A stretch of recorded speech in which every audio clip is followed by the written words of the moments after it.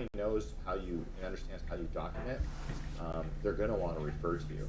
Because right now, how many of you have talked to attorneys since last month and discussed some of this information we went over? Have any? Okay. What was your experience with that? First of all, walking into the meeting before conference. Mm-hmm. Important factor. Absolutely. Yeah. And sorry, morning voice here. I would say the other thing, I took a couple out to lunch, Mm-hmm. and it was like an old acquaintance that kind of faded away during COVID, Mm-hmm. and they brought in a new trial lawyer. It was interesting, you know, felt like I was being, sniffed out, checked out. Sure. The sniff test. Does he have the goods? You know, that type of stuff. Yeah. And it was a great meeting. Yeah. Have they referred anyone to you yet? Not yet. Okay, so here's what happens. Your first meeting with an attorney, what I've found in the past is most attorneys don't know what they're doing. Even some of these B-type attorneys that we talked about last month, they see what's going on in the environment and they see the documentation that they're getting and they just think that's normal. And so they don't understand your knowledge level. So literally it takes 2 to 3 get-togethers before the light bulb goes off with them. And one of the things that you can do is probably the best thing you can do is what I like what Dr. Cielo does, and that's audit cases. You know, so if you actually start auditing, you know, all these attorneys have piles of files on their desk that they don't know what to do with because they're getting a lowball offer or no offer because the documentation is so bad. And so if you go in there and you audit a case and you can get the x-rays and you can digitize those x-rays, you know, you can really do a quick interview with the patient and you can hit the 4 corners of a report. Do you guys know what the 4 corners of a report are? Your 4 corners of a report are going to be your diagnosis, your loss of enjoyment of life, duties and address, and your need for future care. That's the 4 corners of a report. You nail that stuff down in your report, it automatically will increase the value of the case in a majority of cases because you guys remember what we said last month, according to the Insurance Institute, what percentage of people have a permanency after an accident? 34% have AOMSI. Like they have that if you're talking the neck, they have that 3.5 millimeter or translational movement, or they have 11-degree angulation, right? So right on there. But 86% have a soft tissue injury that has some form of permanency. Now, it may not be the whole 25% impairment, right? But it is definitely you have to educate the attorneys. They don't know this stuff. So with that calculation of like not quite 3.5 millimeters, you can go 25% down. Exactly. Let's say if someone had a 2 millimeter shift, anything over 1 millimeter is a permanency, right? So from 1 millimeter to 3.5, you can apportion the impairment. Okay. So what was your experience in talking to attorneys? I mostly rekindle old flames, if you will. Yeah. What was just their? reminded that a lot of them I've dealt with before, and they're like, oh yeah, and that's primarily what I've done in the last 4 weeks. Yeah. So one of the things from a marketing standpoint, this is a review from to last time. One of the things that's really important to do is, and really COVID threw a lot of people off doing this type of work, right? Because less people were driving, attorneys were working from home, they weren't in their offices, they didn't want face-to-face meetings.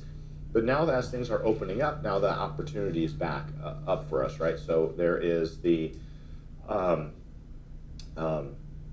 what I would recommend is like you set up a continuing education class and or you take people to lunch, and you can literally there's the form that had the 12 steps to like audit a case. That form I gave you last month. If you literally just say, hey, give me educate them on Aaron DeShaw's, which we're going to review again, of how you should be documenting a case in that lunch. And when the close of that lunch is, hey, just give me 2 files. I'm going to audit 2 files for you, and audit those cases, and send it back to him. Show him what they're missing in their documentation, And what this is going to do is going to do two things. One is you could start a second business basically just auditing cases and charge $1,500 per case.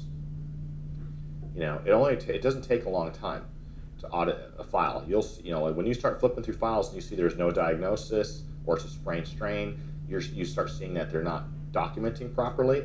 You can quickly go through that 12-step list and go, they don't have this, they don't have this, they don't have this. I mean, can you see how you're leaving money on the table? Because, you know, basically what an adjuster is doing is just taking that documentation and putting it through that digitizing system, and it spits out a number. And what's happening is when you don't have the proper diagnosis, if you don't have an impairment, if there one exists, if you're not documenting a loss of enjoyment of life or duties under duress, if you don't have need for future care in there, you're not opening up in the computer system different areas where you'd get more money. Does that make sense? There's They call it like a Colossus No, or not the software. When they assign that value, they call it a category or something. And then Yeah. getting them to go above that, because your initial notes were really, really important for that reason. Mhm. That's where the fight comes in, because even if you document it, Yeah. 6 visits in. Yeah. I've got a video on here. I'll see if I can play it. I didn't play it last time, but I have a video that I did an interview with an attorney who started getting policy limit awards just from my documentation. See, when you start getting that, that's when, you know, you want to market to attorneys in the area where you practice, obviously. In my area, it's a little more challenging because I'm downtown Denver. Yeah, typically attorneys want to refer close to where people live, you know, but you know, if you're out in the suburbs or a small town, you'll hit it out of the park with this type of education that you're giving to an attorney, because 95% of the providers, I'm talking all providers, ER docs, primary, orthos, chiros, do not document this way.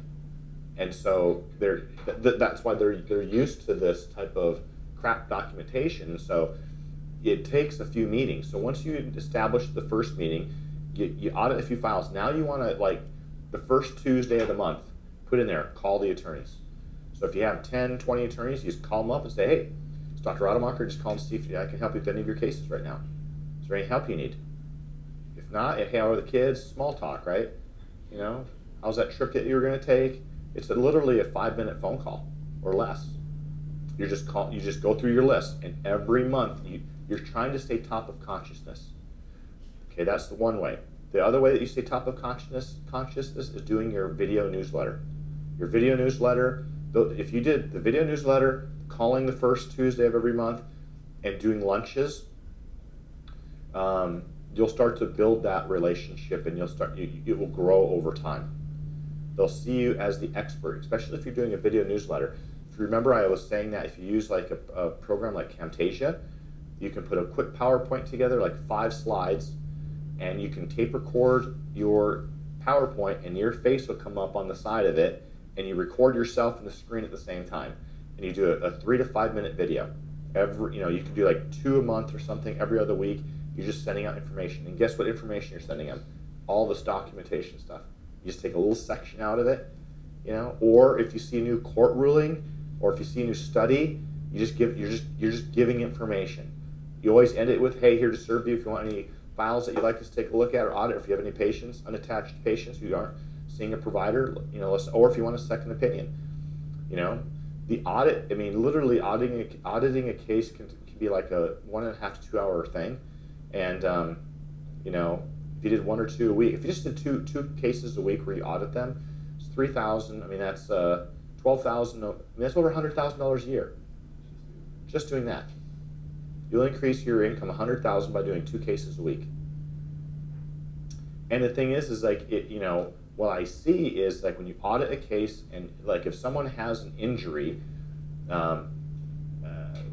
it's going to more than double what they're getting. So it will pay for the audit, but many times you get 4 to 5 times what the initial offer is.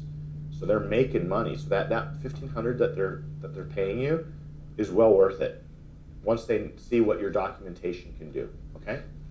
All right. So I want to go over the documentation. Any questions on that? Yes, sir, Gary. You had mentioned the 4 main corners, and here on your slide you have the top 5 corners. I wonder. I missed impairment. Missed impairment? Yeah, impairment is in that as well. So that would be. The top 5 things, we're going to hit them again. Gotcha. So if you look at the screen, this is what you're going to get. So you're going to get on the screen here, this will all be shared with you. So you've got the PI March 22 documents. So you got, I have my current office paperwork in there, so you can go peruse through that. There's example narratives, and there's PI paperwork. So I'm going to look at this PI paperwork first. And what you're going to see here is, like, for instance, authorization to release settlement agreement. Where is that? Gary, how do we access all this? You don't have to follow me now. I just want to show this.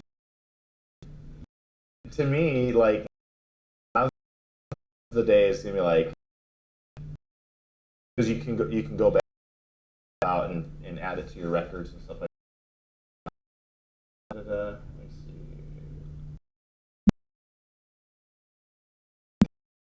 I could just pop this stuff up. Oh, too tiny.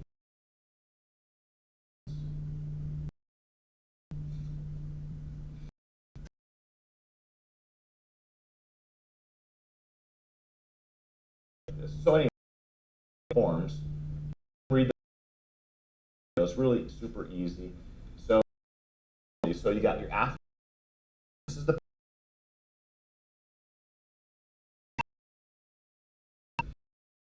really sell. I want to see the if you're 1,000, I wants to give you 1,000. You want attorney say try to cut your bill in half, but yet they your bill, but they collected 50 grand on the case. Do you ever see that? I mean, it happens. It happens. I've seen stories of that. There's some attorneys out there that you do not want to work with. You find out, like, okay, I don't want to work with this. You know, for the marketing. Okay, just a heads up on that too. There's a afternoon care centers and primary care, because once you start educating them on what you unattached PI cases to you, and that as you get unattached PI to you, and obviously as you start referring to the attorneys you like, hey, if I scratch your back, you scratch my back. I want some unattached cases as well, right? So it's a way that you can really build and grow it. That made me think of, to answer the question you asked me about, in the month that I've done since last, I contacted an attorney that we had a really old case on, gave him a bunch of information on it, and he was trying to get a 40 or 50% reduction. He said, no, I'm just going to check it. So I did. There you go. I mean, just your knowledge based on this stuff and educating the attorney, that brings so much value that they're not going to cut your bill. Now, does anyone here have a physical regenerative medicine, like a medical in their office? Or are you guys all just straight chiro? Straight chiro? Okay, so your cases are going to be 5,000 to 6,000, 7,000, if they have a permanency kind of thing. But like with a medical office, you're talking about sometimes they get up to $15,000, $20,000, $25,000 a case because you're adding medical services. And we have attorneys that never ask for a reduction because they know the value of it. Like they're getting $75,000, $100,000 awards. And the patient needs the care. That's the thing. They have a permanent injury. We discussed this. So why would that be though? Is that because of treatment Injections, adding injections, PRP. We do a ton of diagnostics. So your DXD, we do myovision, range of motion dynarams. That stuff just builds up and builds up. And then also, like when you're doing, if you have any other, like a knee issue, shoulder issue, joint injections, yeah. Are you getting reimbursed for that? Mm-hmm. So, you have the attorney settlement agreement. You have an assignment of proceeds and contractual lien. So there's an example lien. There's a duties under duress forms that you. Now remember, and we're going to go over this today. The duty under duress and the loss of enjoyment of life are only filled out at your maximum medical improvement exam, which is your last exam. You don't need to do it at the very beginning. Okay? Because really what you're trying to identify is the case is coming to an end, what are their functional losses at that point in time? Doesn't matter what their functional losses were when they first came into you. Does that make sense? Insurance settlement agreements, loss of joint life prognosis, waiver of attorney-client privilege. Attorneys do not like that one at all. I've had some people upset about that. We also have, let's see here, example narratives. So there are two forms I'm going to go over with you. What I'm seeing now is you don't need a full-blown narrative like you used to. A supplemental report many times is a much easier way to go, and it gives the attorney what you need, and it gives the adjuster what they need. But an example supplemental report, I'll just download it. Gosh, it shouldn't be this difficult.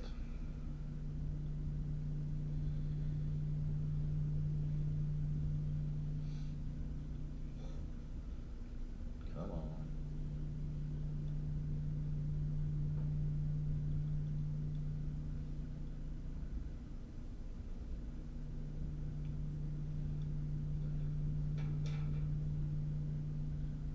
I'm gonna have to get with Cindy on this to make sure you guys can open this up, because it could be that internet connection or something here, but that shouldn't be it.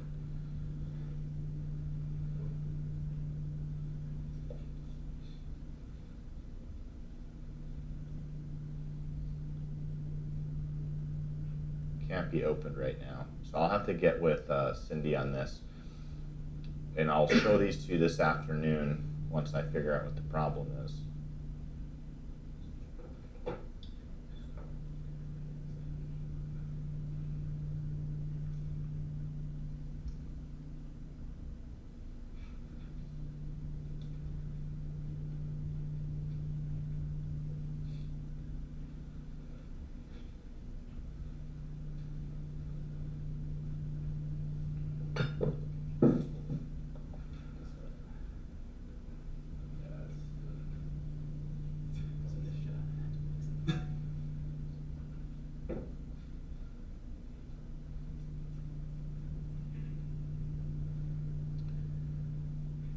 I just opened them up yesterday, that's why it's a little confused why it will not open up right now.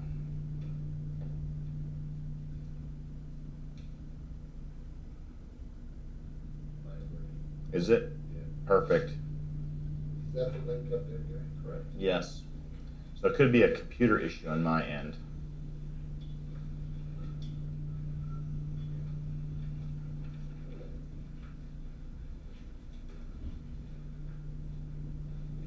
So what we may do, if I can't get this working, I'll do you have a HDMI port on your computer? I have the attachment for HDMI to, yes, I can. You can make it happen. We might just plug your computer in if that's the case.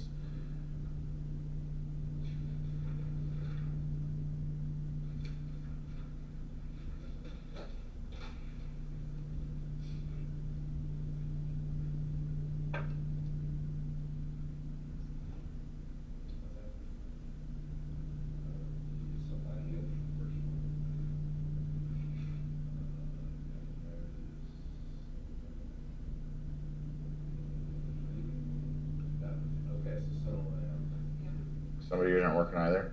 Can you just get Cindy there and just have her pop in here? I can just let her know to work on it, and then is she there? So we're having a problem opening up documents from that link. If you can maybe work on that.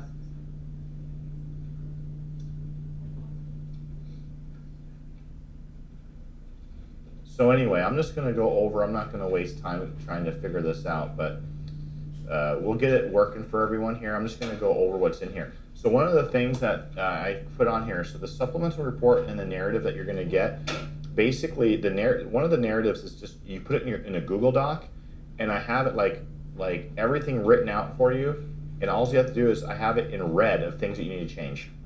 And so I've dumbed down the narrative report to where literally you can just go look at you can just plug and play. You can put the patient's name, the attorney name, you can go to each section of the report and just fill it in on what's going on with the patient. So I have it all lined out for you to make it easy. Okay?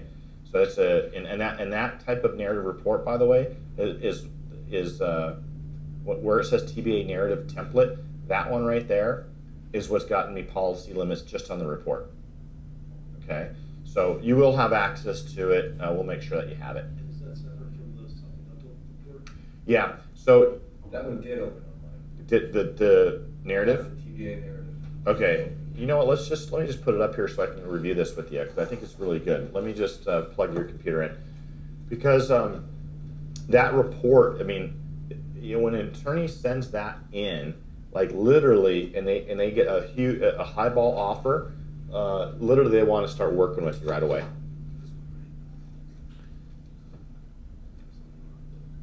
Yep. Yep. Perfect. Here. This. There you go. Voila. Somewhere, I'm doing it blind. Oh, here. I got it for you.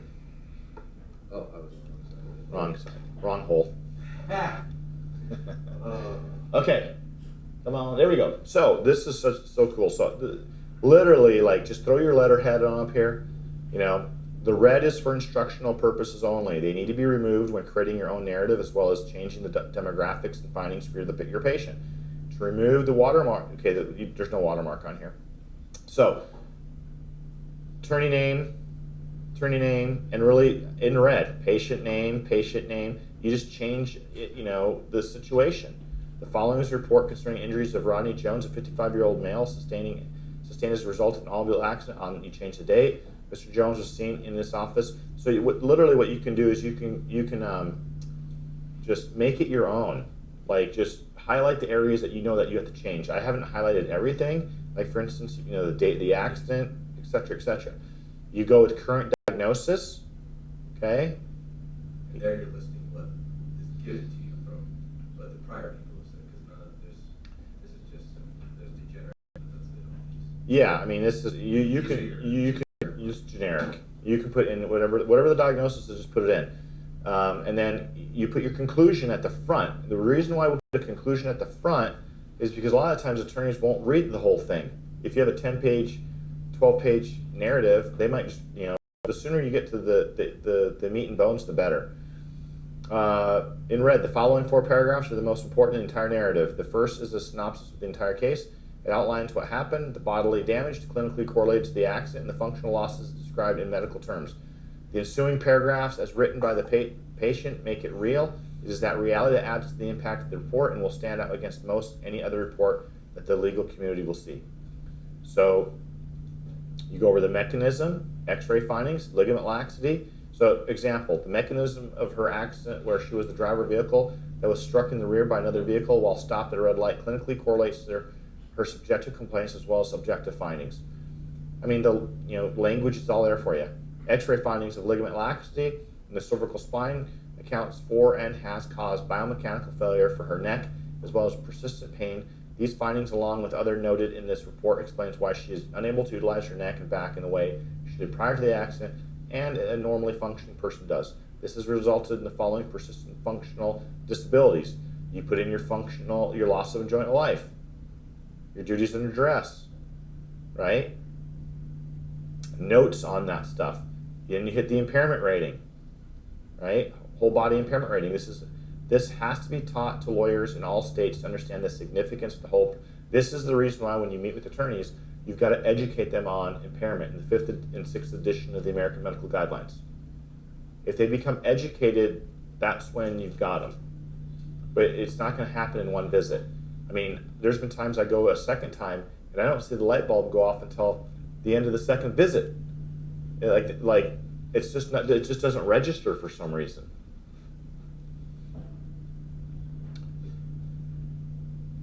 So following the measurement protocols of the AMA guides to the evaluation of permanent impairment, 5th edition, and the patient qualifies for 25% whole person impairment based upon the DRE category 4, alteration of motion segment integrity. The following is the statutory language required in most states.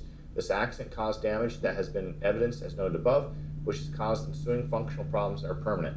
In my opinion, within a reasonable degree of medical chiropractic certainty, that the above objective quantitative findings described above have caused permanent and consequential limitations which are a direct result of the injury caused on blank date. So it's all here. Like, that's the language you'd use. Whether you put 25%, 12%, 18%, you use the same language. Then you, Is that apportionment? Where do you base, is there a document that bases it from the 25% down? yeah, so basically if someone has, if a 25% impairment is at 3.5 millimeter translation, it's a mathematical formula that you can use to where, let's say they were 2.5. You'd take, I think, 2.5, how does that go? Divide it into 3.5. Percentage of 3.5. Yep. And then you multiply it by the percentage of the impairment. Yep. So it's basically, yeah. That comes out of the. Yeah. I may have a slide on that that we're going to go over, but it's really easy, basically. It's 2.5 into 3.5. What is that? So if 3.5 is 100%, like 25%, Yeah. what would 2.5 be? So it's just a mathematical But is equation. there, what I'm wondering though, is that a supposed apportionment process, or is there anything that goes back and says it's okay to apportion this based on the 1 millimeter that you said is significant and anything? Is there? Yeah, there's like 26 pages in, I believe, in the 5th edition that it's in there, and if you just read those, it's like only a handful of pages. I believe that's in the PowerPoint as well. It's not that many pages to look through, and it talks about apportionment in there. Yeah. I can go to the office and grab the 5th edition, and we can review some of that this afternoon. But anything in red, like, is what needs to be done. Like, for instance, accident history. I mean, so it just made it super easy, right? I mean, this is let's see how many pages. 33 pages, but once you take all the red out, it comes down to like 13, 14 pages. Initial history, notes are an integral part of the narrative process. You need to add them as you go along when you determine that your opinion could be otherwise interpreted in any other way other than you intend. Please use them liberally as needed anywhere in the report.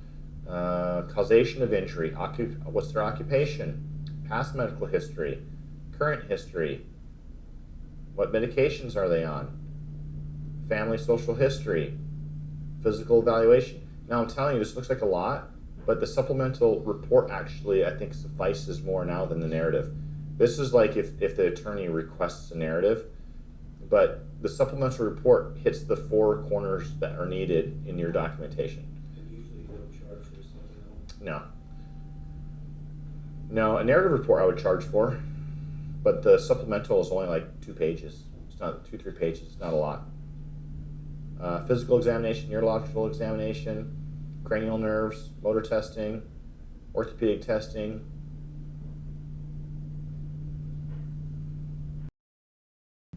Range and motion. So you get, but this time I'll show you a video about this narrative report. It's probably one of the best narrative reports right now. Like some attorneys don't even of it, but if you report, it will increase. So that will do. Treatment goals, control findings. The things that we're adding is we're adding to the Academy website education. You're getting credentials online.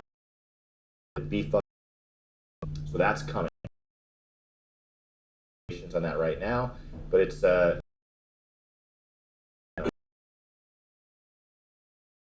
personal injury watch. It's there. Stroke, head trauma, concussion. It actually get really good at reading MRIs, and you can take a 20 hour and actually really understand MRIs because that happen out there in MRI centers. One of the biggest errors is the slices are too, and so you miss the disc. You've got to be able to on that stuff, A good tip is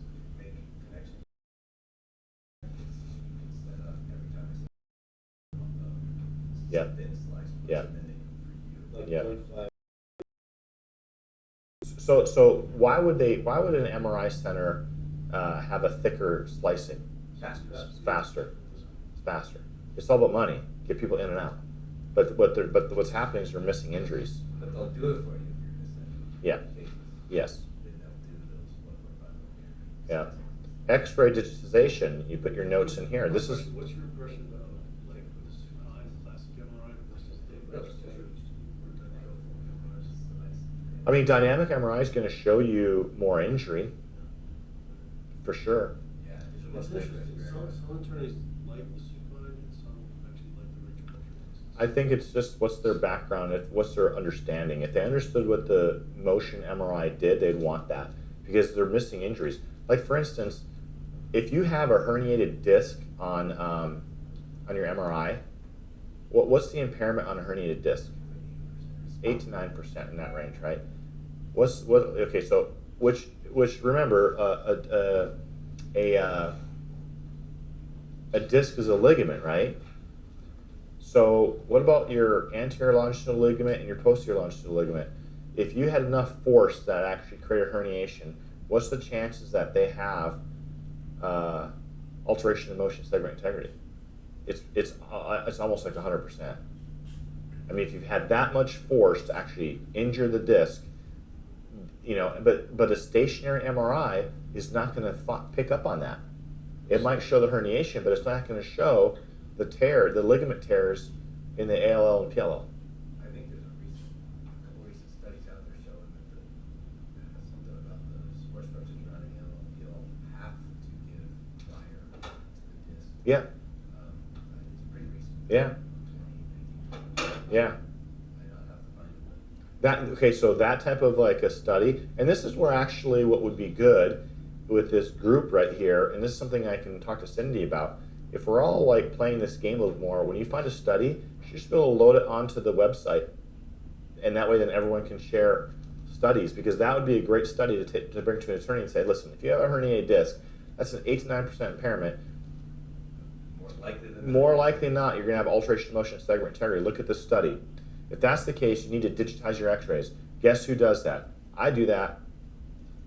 And the thing is, you could charge $1,500 for an audit.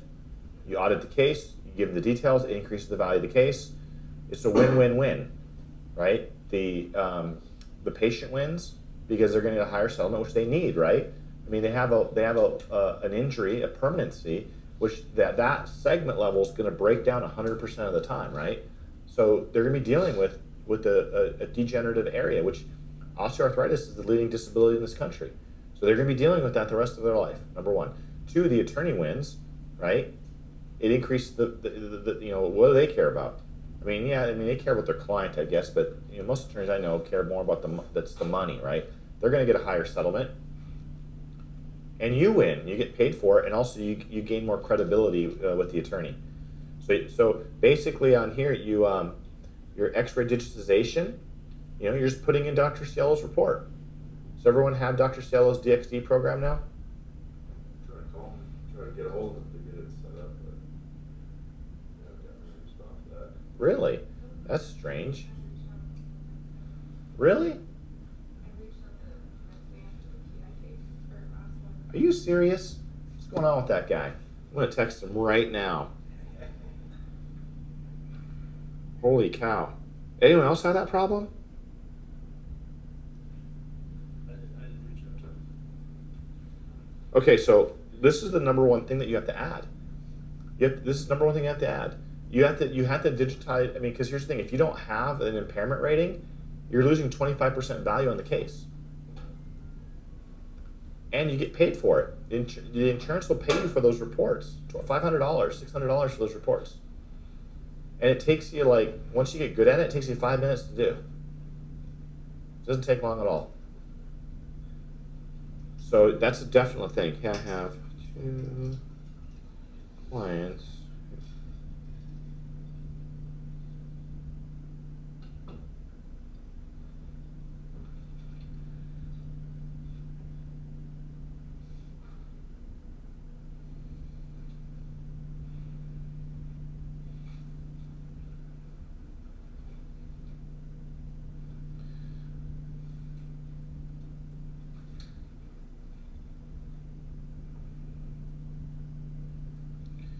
Let's see how long it takes for him to respond.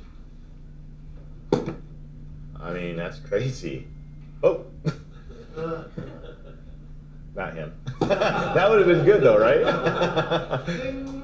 All right. So you definitely need to get this program because, I mean, every time you use it, you get paid. It's like you do it, you don't get charged until you hit print. Okay. The only time you're going to print it is when? Positive. When it's positive or when you're getting paid. So if I'm doing this report for an attorney and they're paying me to do the report, I'll print it out for them so they can see what they got, right? And this, and to an attorney, it's just as valuable to know that they don't have a strong case as much as if they do have a strong case. It's just as valuable to let them know, hey, this isn't worth going to trial for, or this isn't worth pushing the envelope on. You don't have much here.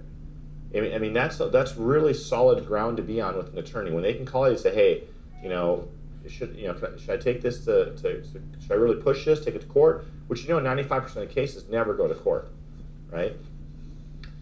So you definitely got to get that pre-existing conditions section, right? Again, all the red is just notes, just things to read through. I'm just going with this prognosis, future care. So now this paragraph right here, has been put together by an attorney, so it's solid. So the causally related injuries are permanent. The patient is now highly susceptible to and will experience exacerbations and aggravations to the above joints moving forward, which he will definitely need chiropractic treatment at a frequency of minimum of 2 times per month with a fee of $150 per treatment, whatever your fees are, in today's dollars or at today's cost of care, for a minimum of $300 per month on an ongoing basis for the remainder of this patient's life. If it were not for this accident, this patient would not need this future treatment. In addition, the patient will definitely need medical supervision, reevaluations at a frequency of 4 times per year at a fee of $250 per evaluation. So you're just putting it out there. So when you calculate it, this is what increases the value of the case. This is the number one value driver. If someone is 40 and the average age is, let's say, 80, if it's $3,600 a year times 40 years, you get into 6 digits very fast. So this is what can trigger a policy limit award very quickly. Now, if someone has a $1 million policy limit, you're not going to get that. But if someone has a $50,000 policy limit, they'll just stroke the pen because they know that it's going to be more than that. So it depends on what the policy limit is. So if someone has a $1 million policy limit, let's say I've had a patient who got hit by a cement truck. It's a company, big company, right? So you know that they have a higher insurance premiums. Dr. Cielo, didn't take too long.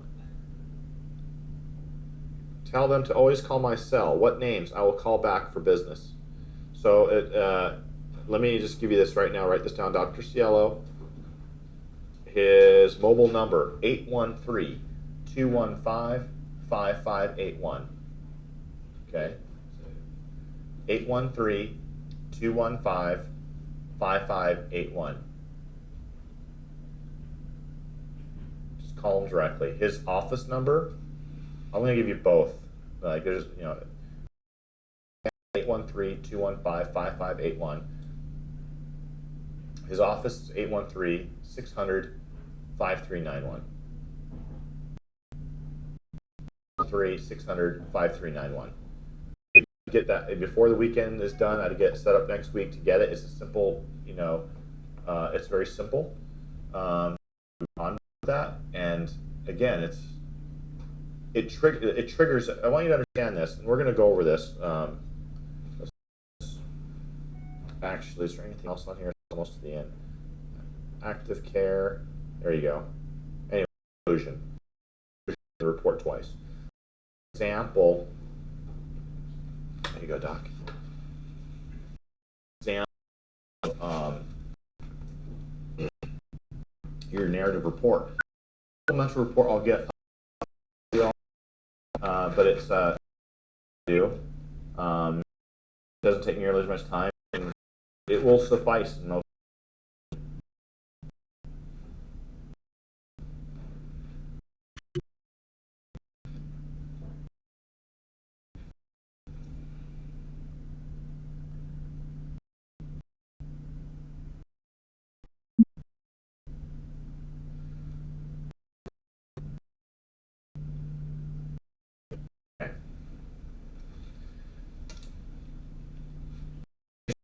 going to be a bit of a review. So the first, one or two attorneys and getting them to refer to you is easy if you're present. One means advice. You have this relationship and delivering what hard part. It's the persistence, and so like I said earlier, I would one day a month you take that couple hour block of time and you call every single attorney, and you just Dr. Otto, see if you need anything right now. Cases you need help with? Do you need cases audited? Do you have any cases where you need that report? They should know what that is. First meeting or two is just to educate them, and then after that, it's just more information. The video newsletter and the calls this month. Okay. Now, this is something I've discussed many times. So when it comes to learning something, this is like when you're training your staff, yourself. When you first hear of something, we're unconscious about what we don't know, and then once we see something for the first time, right, we become consciously incompetent, meaning that now we know we don't know. Right? And then as you train, you become consciously competent, and then when you're unconsciously competent. Yeah, you guys need to become unconsciously competent on this information. You should be able to rattle it off. Like what are the 5 value drivers? Anyone know what the 5 main value drivers are?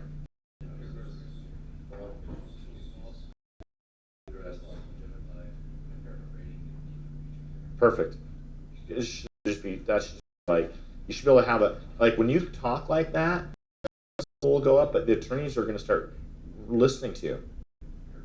The ear, yep.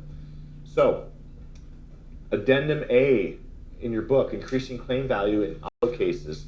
Aaron DeShaw is an attorney and a chiropractor, so he really vetted this whole process out years ago. There's 80 different versions of Colossus, by the way, out there now. So it's just not Colossus. But auto insurers use a variety of programs to limit the claim value. In addition to medical bill review software, medical damage programs, most insurers use software to evaluate bodily injury. The predominant software is the Colossus program, which determines values for all auto claims in the United States. Okay, so actually, let me look at something here real quick.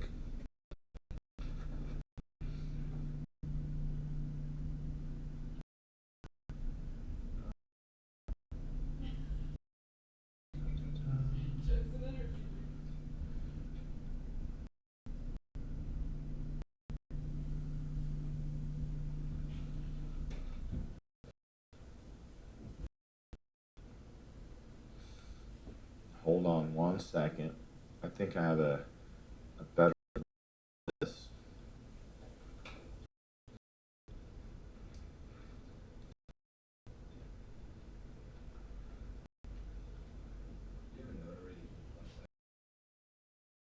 I have all my case managers are trained notary and also my executive director. Yeah.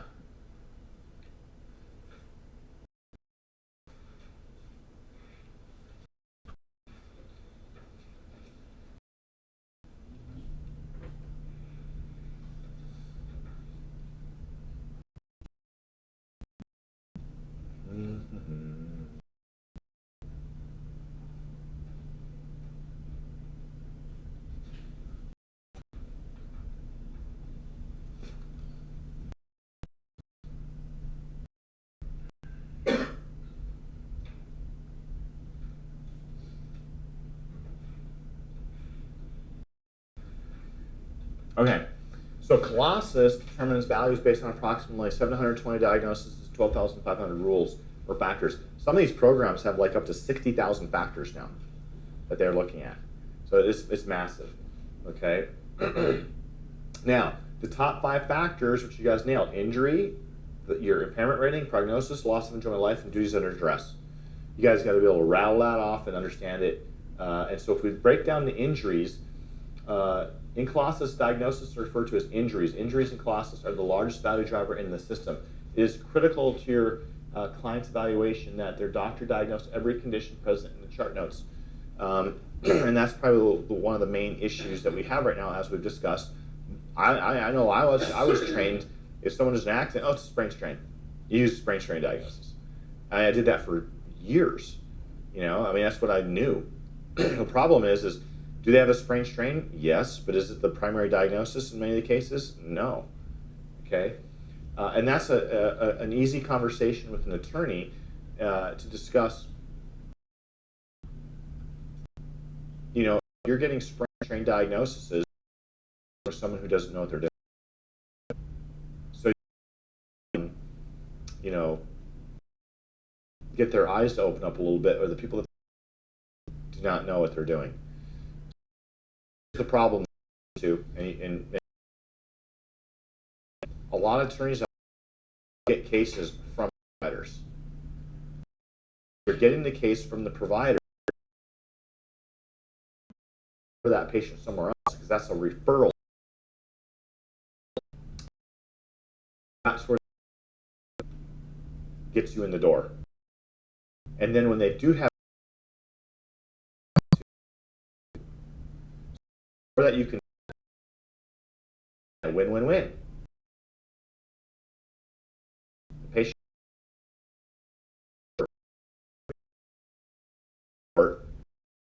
to get a higher settlement and win. Becoming an expert in the area.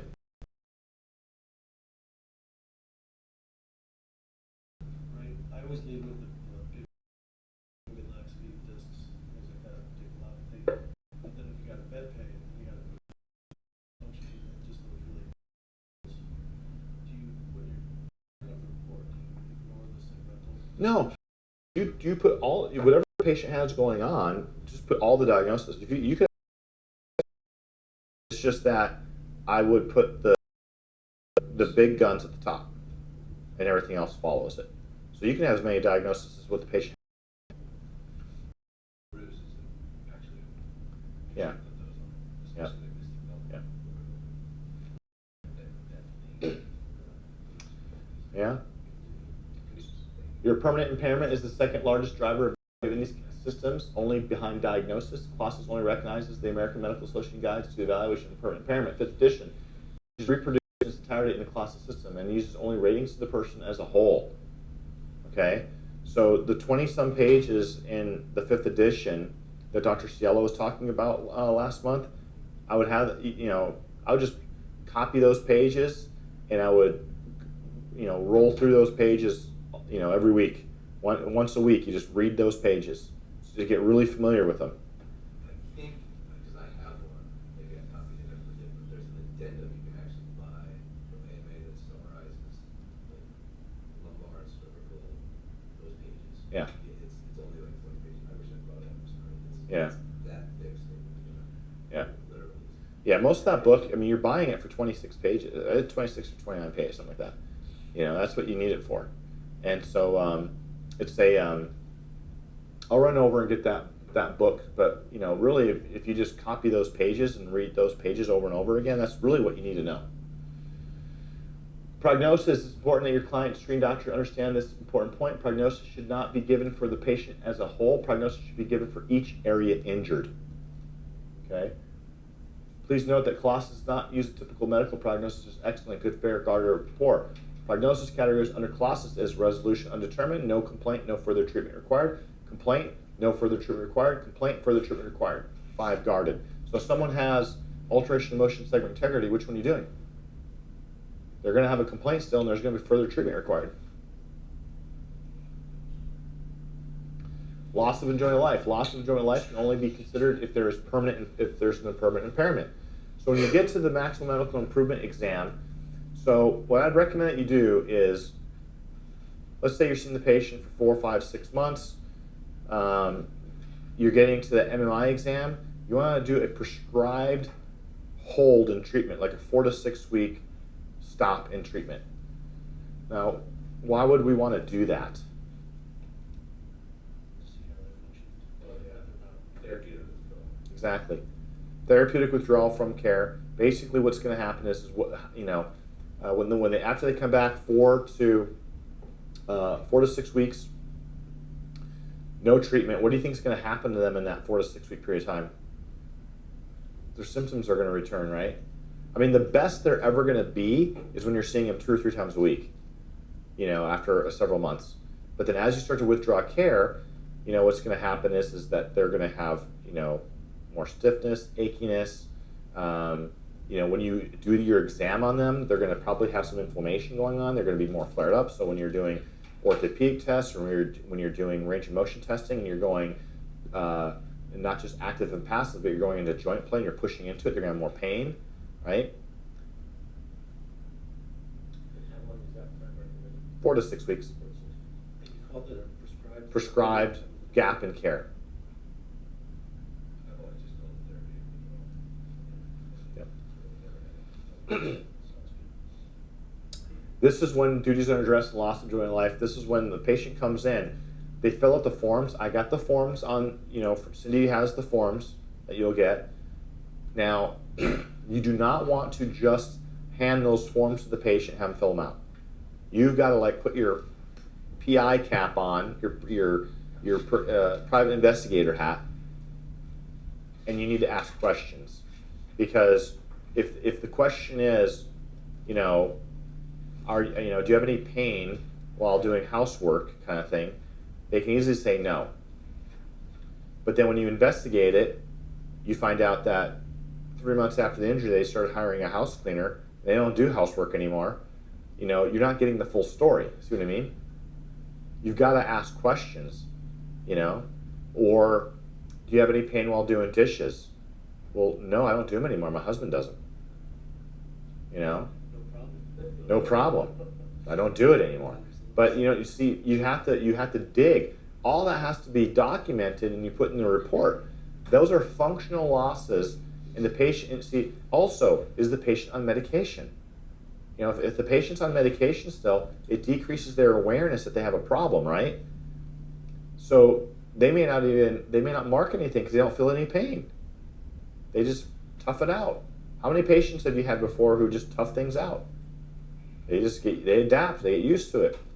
It's kind of like how often do you recognize the pictures hanging in your house after they've been there for a while? Do you even notice them anymore? No. You get used to it. You become numb to it, right? Summary: if any of these are not done, the client will not get credit in the cost analysis, and the claim will be substantially undervalued. There are over 100 factors involved in duties under duress alone, each of which has a value. Again, the legal forms for duties under duress are available. So I have the forms for you, but if you went to this link, you can actually get the forms as well. Okay, disclaimer. It's important to note that Colossus is a cost containment device used by the insurance industry to limit claim payments by forcing adjusters to conform to values that are below that of the company's most conservative adjusters. By the way, how much information have we gone over now that you could create into a video that you send to an attorney? You literally have got 5 videos. You can hit each topic. So you've got, just in all this information you're getting, you have so much information that you can share with an attorney. You don't even have to think about it. All you got to do is get Camtasia, do 3 or 4 PowerPoint slides, record yourself in the PowerPoint at the same time. It's a 3 to 5 minute video. You could literally, on a Saturday or Sunday or on a Friday, whatever, you could make 2, 3, 4 videos, however often you want to be in the attorney's face, and you could literally just do in an hour or two create a bunch of videos that would you could put into a drip campaign. Do you guys have a CRM? Does everyone have a CRM that has a workflow to it? If you don't, getting a CRM that has a workflow to it, you could literally, anytime you onboard a new attorney, you put them in the system and they'll automatically get those emails. Make it simple. Okay? Okay, so this is based on Aaron Desaj's information. What conclusions can be made just on his information, right?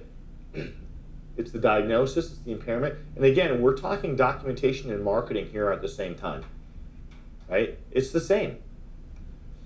We know that you gotta have loss of enjoyment of life. We know that you gotta have duties under duress. You know that you gotta have a need for future care. You know you have to defend the low impact injury because that's what a defense attorney is gonna go after, we'll be going how to document that. Okay. You got to defend the pre-existing condition. We're going to be reviewing this afternoon how to document that.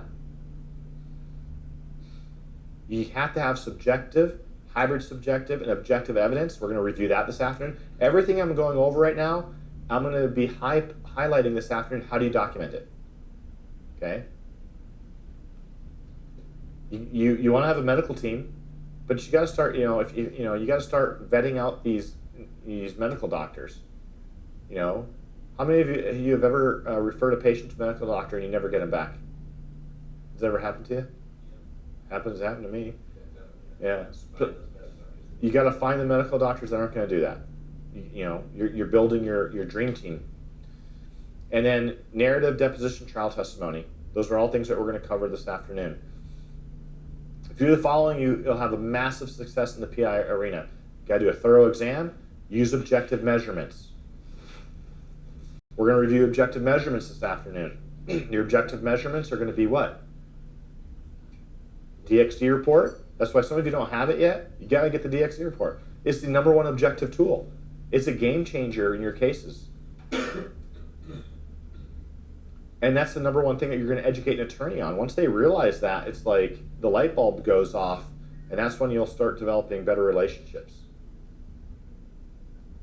Another example of objective measurements could be your dynarom.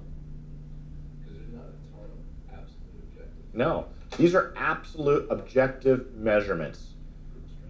Grip strength. You can fake them. You can.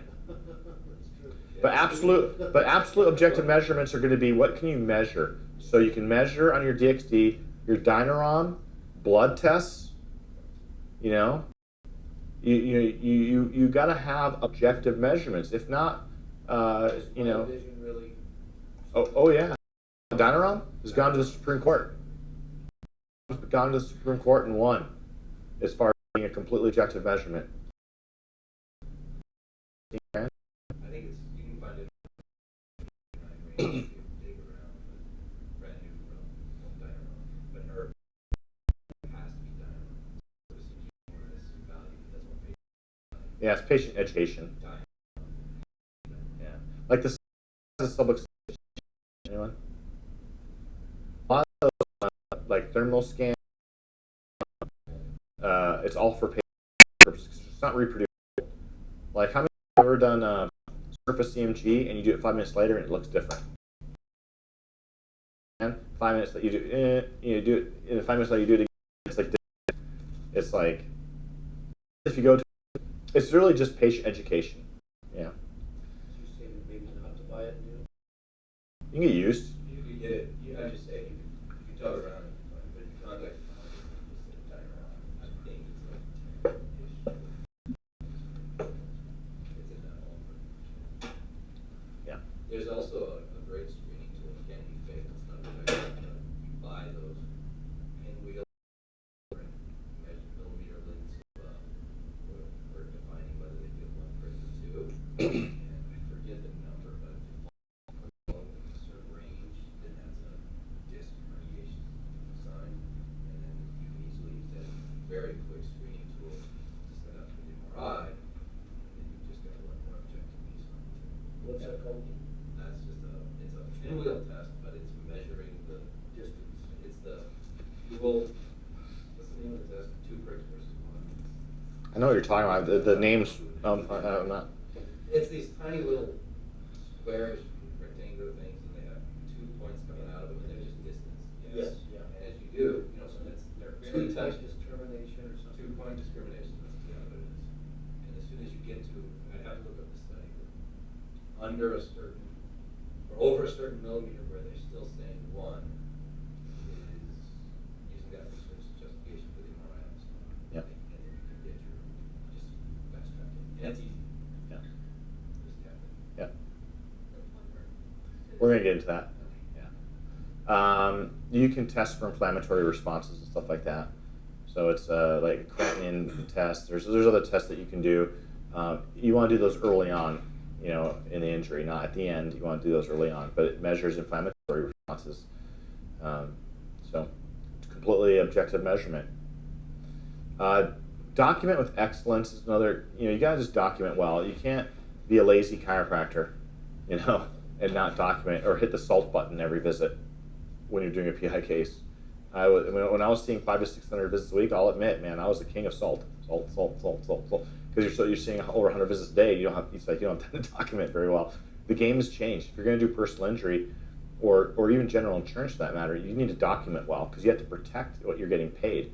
Especially with clawbacks now, you've got to document well. If you're, and even cash patients, you have to document better than years ago, with how things have changed. Communicating with the patient on injuries is critical. We'll review that this afternoon. Your communication with the patient and your communication with the attorney.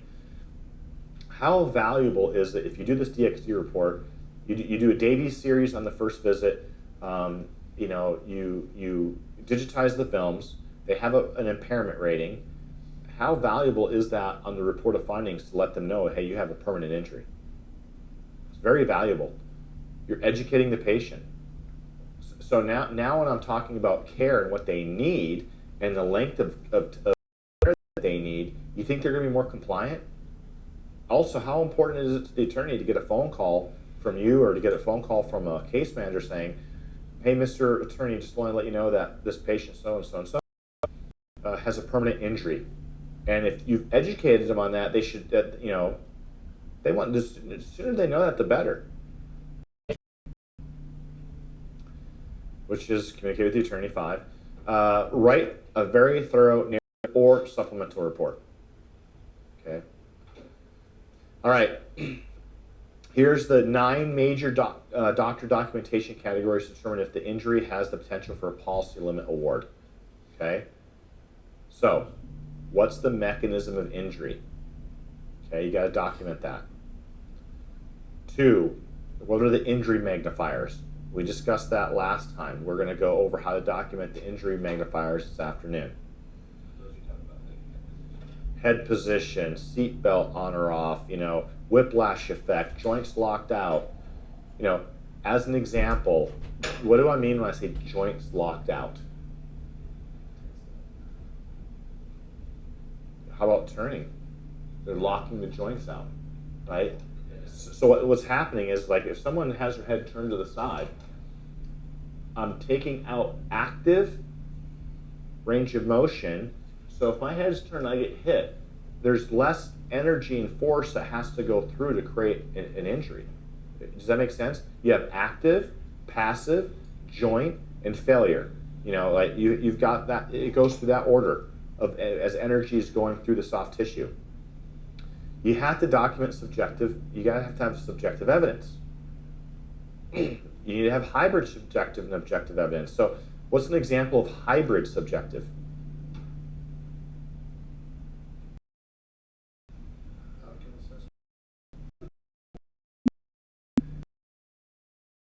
Subjective, doctor-patient interaction, orthopedic tests. Subjective.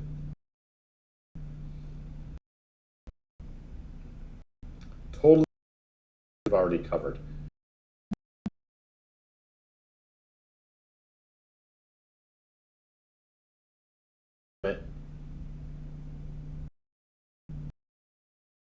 And we should your guy and 3 healing that, and you should have that in your healing. What therapeutic use during what therapy?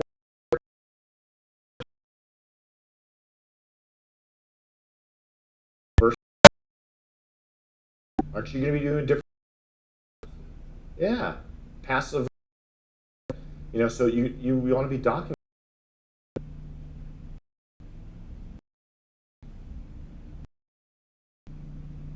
What's the they have an impairment rate, prognosis for future care, and pre-existing injury and apportionment.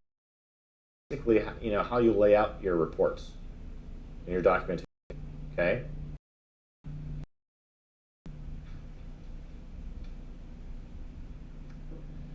Let's hit the standard personal injury patient documentation work. Administrative forms. This will be on the file that you'll be up, and I know I've got Cindy working on that, but you have all this available, so you don't have to worry about it. But forms, insurance information, patient information. So there's intake forms that are on there. Yeah, you have legal forms like assignment of benefits, attorney lien, limited power of attorney. Now, your liens might be different from state to state, so you got to look at your state laws. Like in Colorado, the laws changed last year. Like we have to file with the Secretary of State the lien, and it's the order in which in Colorado, the order in which the lien comes in is the order in which you get paid. You have to file it as soon as possible. May not be like that in different states. I don't know, but this is where you have to do your due diligence and find that stuff out. Limited power of attorney, your clinical forms, patient history, family history, patient questionnaires, right? Accident injury related documents. You have accident injury questionnaires or mechanisms of injury. Pre-existing injury or short form 36 for pre-existing. That form you should have filled out every single evaluation. Low impact injury factors, accident report. You want to get the accident report.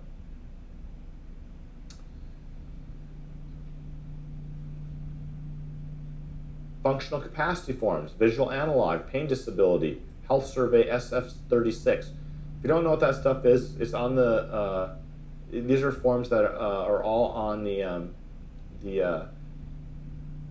bit.ly or on the documents that Cindy will share with you. The SF36, just Google that and look it up. I mean, it'll give you information on that. It's an easy form you fill out every single reevaluation. Neck disability indexes, Oswestry low back pain scales. Those you fill out every single, exam, right? Standard examination procedures. You're doing range of motion testing, yes, sir. Use the board mounts at all? You can use those, yeah. All that stuff is beneficial to have. Range of motion, you're testing active range of motion and passive range of motion. You're muscle testing, you're doing reflexes, cranial nerves, orthopedic testing, compression tests, extension tests, x-ray, static versus dynamic, blood analysis, sedimentation rate, high reactive C protein. Yeah. On the outcome assessments, I've usually had the patient fill them out as how they were before the accident as well. Uh-huh. So I have that as a standard of what we're trying to get them back to previous status. Yep. Yeah, explaining that's important. Additional testing is needed, MRI. Listen, if I can tell you this right now, if you have alteration of motion segment integrity, get an MRI. You just order it right away. Good chance you'll see a herniation. It doesn't have to be even a complete, it doesn't have to be the 25, even if it's just like a 2 millimeter. If you have that much force to damage the ligaments, you may have damaged the disc as well. So, there's your justification for an MRI, right? It's not the standard, like, how insurance, general insurance says, hey, treat the patient 4 to 6 weeks before you get an MRI. That's not how it is with your license is on the line. You have someone who's coming in with an injury. Who are they going to blame if symptoms come on? I mean, listen, they may have a herniation, they may sneeze, pushes that disc up further, encroaches the nerve or the cord, and they have more symptoms. Who are they going to blame if you adjust into an area and their symptom, and later on they sneeze that night, and then the next morning they wake up and they have more symptoms? Who are they blaming? They're blaming the adjustment. Yeah. Okay? You're playing a game to where you've got to get the objective measurements. You got to get the MRI as fast as possible. NCV or EMG, if you got radiculopathy, if you're getting those radicular symptoms, want to get that. Refer to the medical team for a consult as necessary and with pain management. So, do they need pain medications early on? Do they need muscle relaxers, anti-anxiety medication, trigger point injections? I mean, listen, I'm not a medication person, but, there's a time and place for it. There's a time and place for it.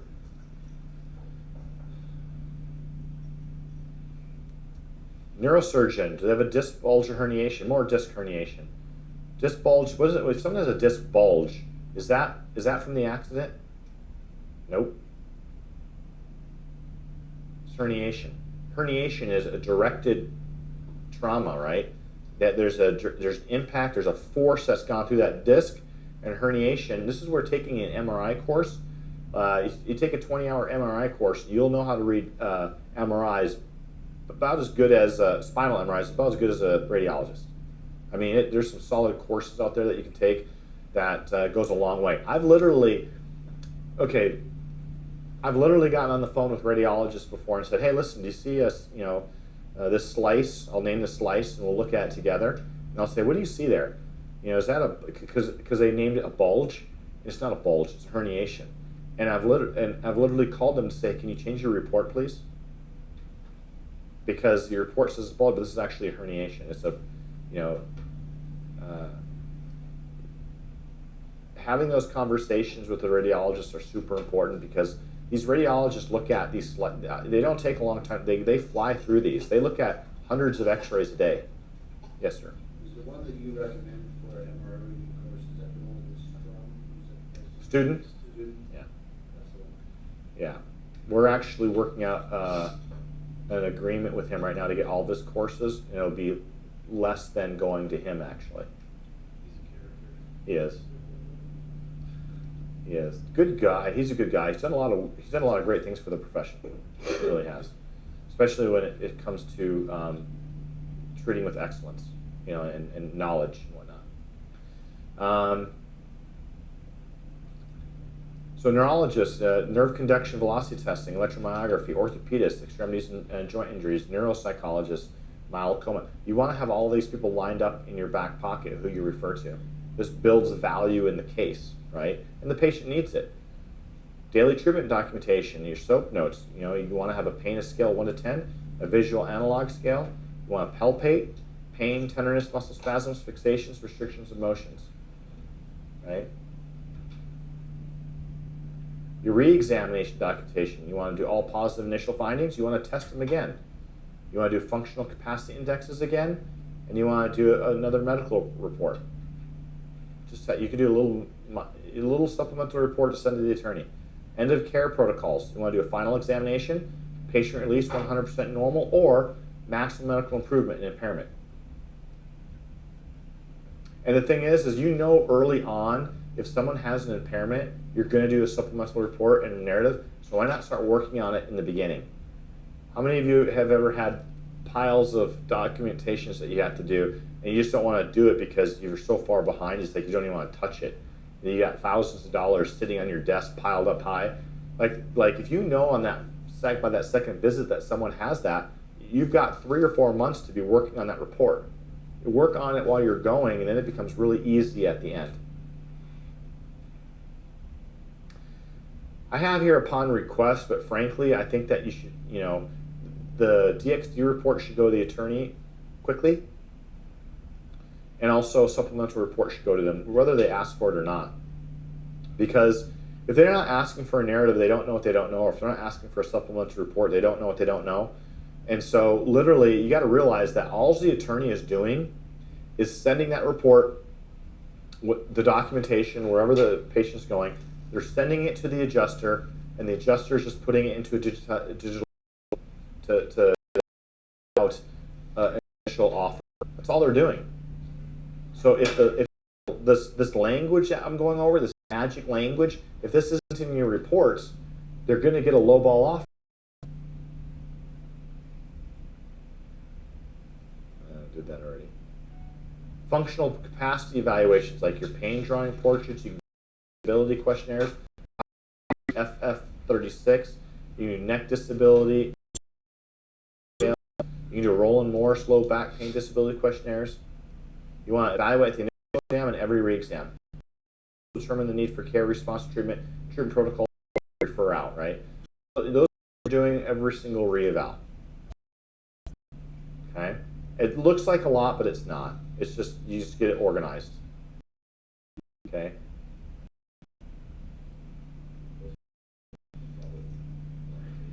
Yeah.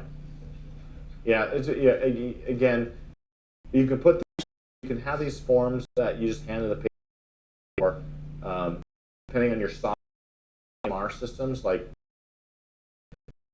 EMR system where all this stuff, What do you use? Carotid. Yeah, carotid you can do every 8 days or so. Initial date. So initial date, I give them one every 28 days. Big difference. Appointments. Delta. The value of the loss of value. Yeah. That's automatic. We just schedule those re-exams for the exam so that we do them on the days or as close as possible. Yeah. Good. Which is a question of the exams. Through all the range of motion and whatever. So it should be much faster. So let's say say for instance, you only had 2 positive orthopedic tests. All of them, I just do those 2. If they had like numbness and tingling down their arm, I'd recheck it. I'd do, whether it's vibrational testing or pinprick testing and, muscle testing. I mean, whatever was positive is what you will retest. Your impairment indexes, duties under duress index, loss of enjoyment life index, those are evaluated at MMA for the exit exam, as we discussed earlier. Helps determine impairments in lifestyle. So you're hitting the ADLs, right? Activities of daily living, how does their condition bother them at home or work? I do those getting those. I use them as subjective, but I use them as problems. The duties under duress and loss of enjoyment life? ADLs. Yeah, ADLs is fine. I'm talking about specifically duties and loss of enjoyment just at the end. It's not needed, throughout. I used to do them throughout, and I realized what they're for. It's like, you only need them at the end.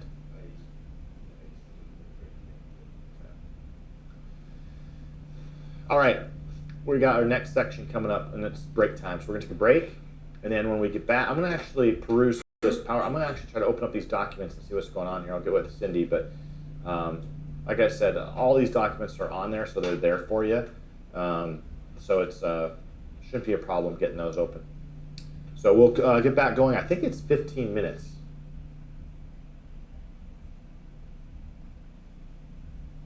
I'm just going to show you a short clip of talking to an attorney after I started working with him, did a couple cases. So this is just a couple of cases and working with him.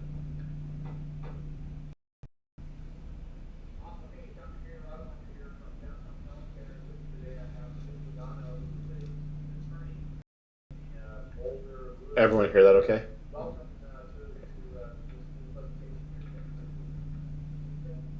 Yeah.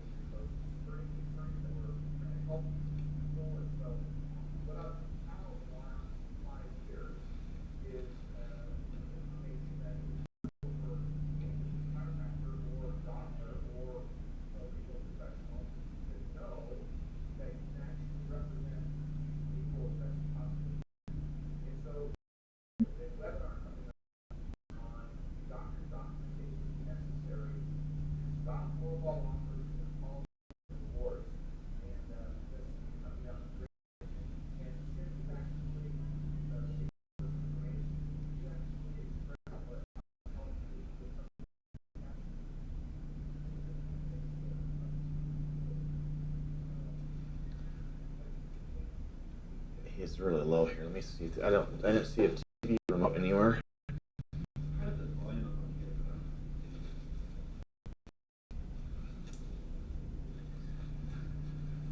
Yeah, I have my computer turned all the way up. Oh, there we go. Let's see.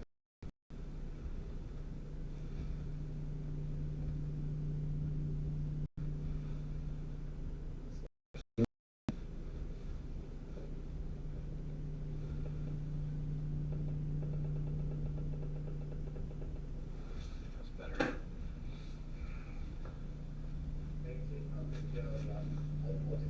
The first one is the runner, because it was an ultra marathon runner. She had about 8 weeks of chiropractic treatment in a different facility, then an 18-month treatment gap. Then she came to downtown health. So let's check it out. So this is a case where 8 weeks of chiro care and 18 months of a gap. That's a huge gap in care. And it came to our office. And this is how powerful the reporting can be. Downtown health clinic. And probably had much more accelerated care, more significant care, more directed that made people better. But it's 18 months after the fact. You guys sent the case over. There were enough troubles with it that I thought, well, if we can just make it to where the client doesn't owe any money when she gets out of this, that 18-month treatment typically fatal. Some conversation with her about it. Told her that, well, before the 18-month gap, you got to take it miles.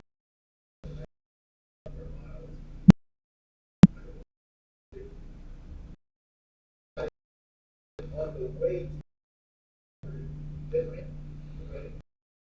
So many things are getting in the way of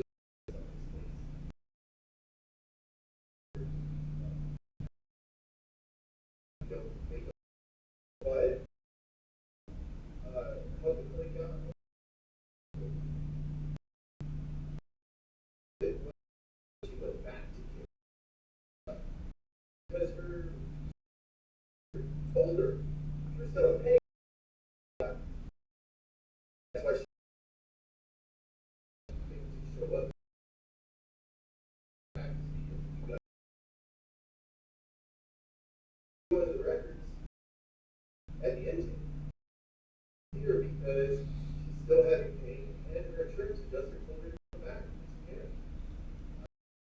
Now, that explains the, but how can we be successful? Well, the key is the why and how you were able to take that injury back is so clearly in records and not just a matter of opinion, but with objective tests and objective information.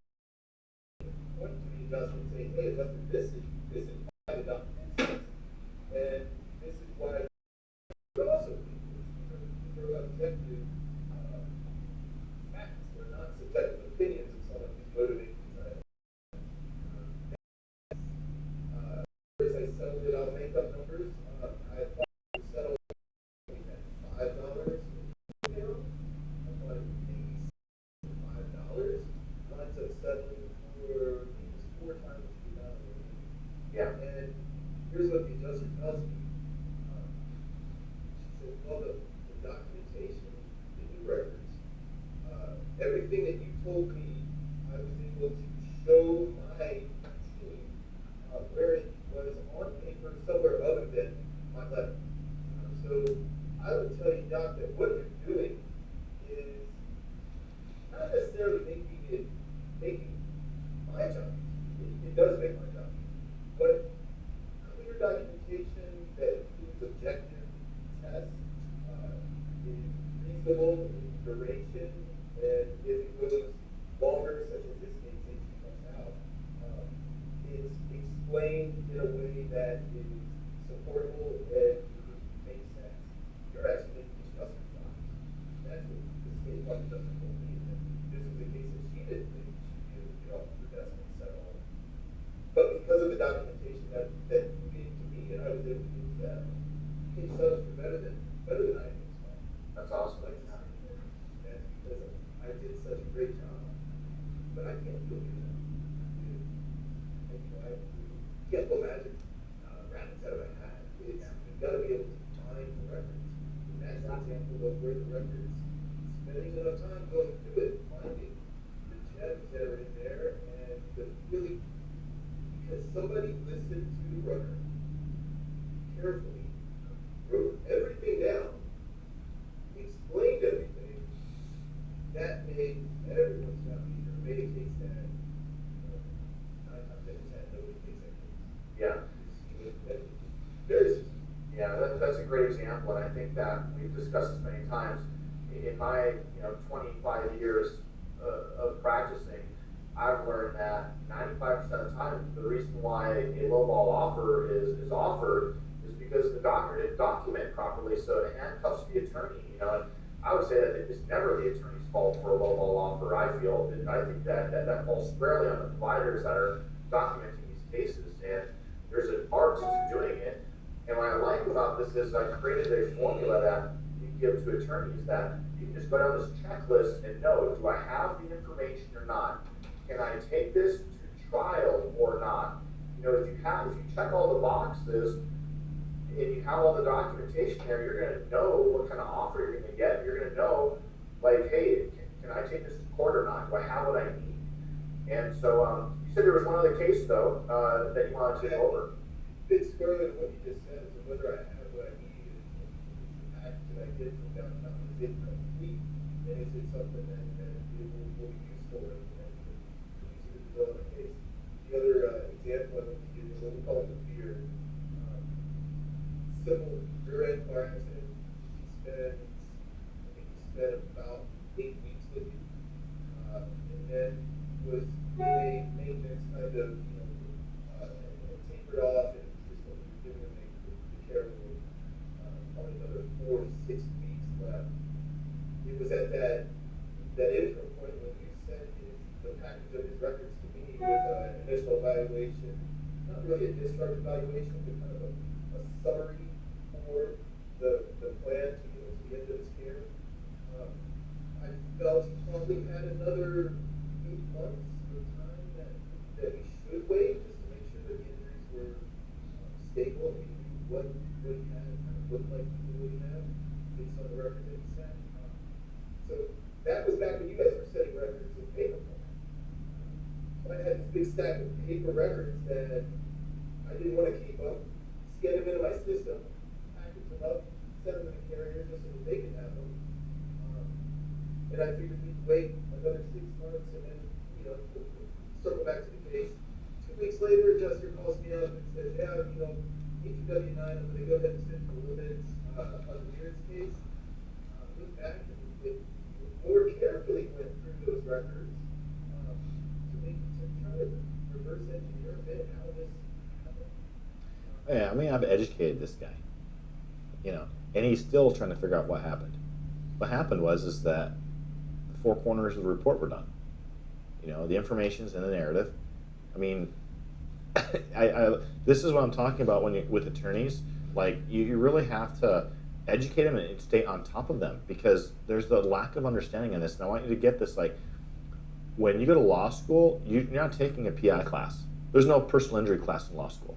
Just like in chiropractic school, there's no class on personal injury. It's all postgraduate work, right? And so a lot of times people a lot of these attorneys get into personal injury thinking it's easy, quick money, and they don't understand the game very well. Even these high-profile attorneys, they want to just churn and burn. Like, they just want to get as many cases as they can, settle them for 4 or 5 grand, lowball everyone, keep as much money for themselves as they possibly can, and that's the game that they're in. And if they would really understand the amount of money that's being left on the table, and that's probably the best way to educate your attorney, is showing them how much money they're leaving on the table. Because what I found is that the average case that these attorneys are losing out on is 7 to 10 grand. If it's just $7,000 and they close 2 cases a month, that's $14,000 a month. They're leaving on the table.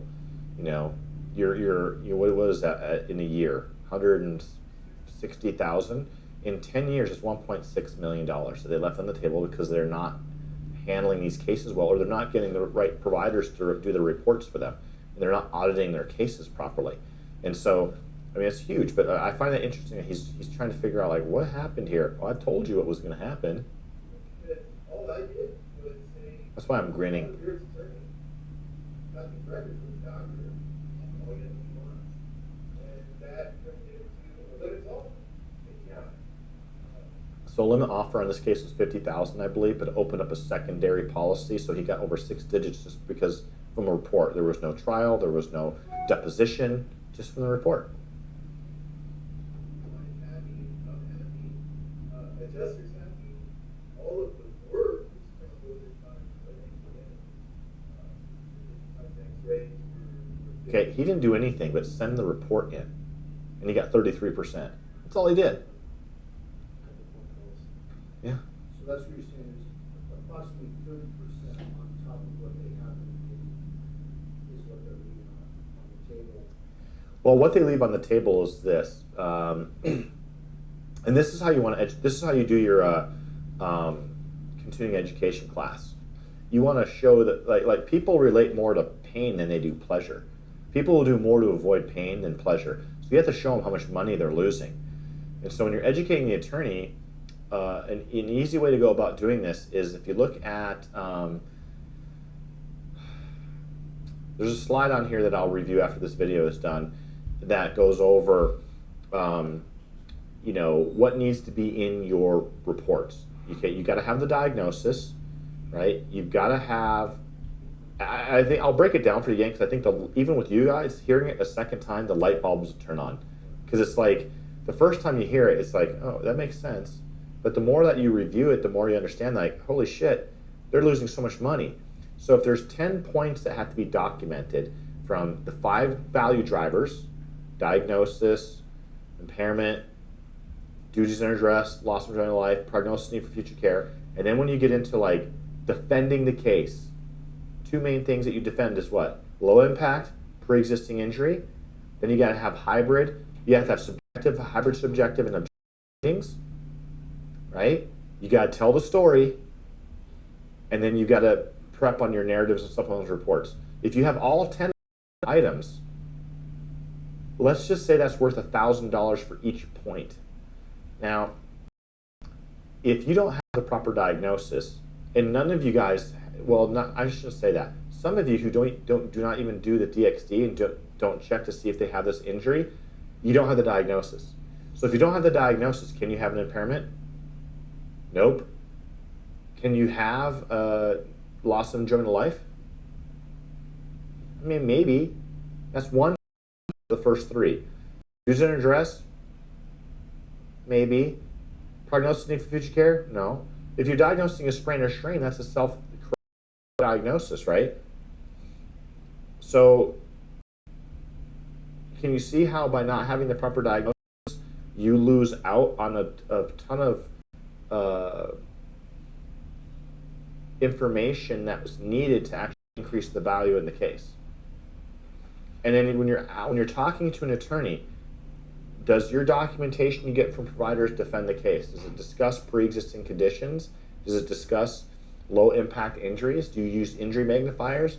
Do you see, as you're going through all this, guess what the attorney's doing? They're just like slumping and they come in very confident, but then by the time you get done with educating them, they're feeling beat up because they know that their documentation isn't giving them what they need. And then you can start going over, if you can get their agreement when you're communicating with them, can we agree that each one of these educational points or documentation points is worth $1,000? Oh, sure, okay. The average person, when they look at their documentation they're getting, the average attorney is only getting 3 out of 10. So that's $3,000. They're losing $7,000. So when you look at that and you multiply that out by the number of cases they close a month, you show them how much money they're losing, they start to listen. Does that make sense, Doc? Okay.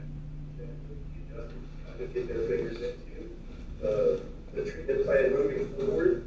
Very reasonable, made a lot of sense, was kind of, it was a continuation of what was already happening. It just looked like it was just a bunch of cut and pasted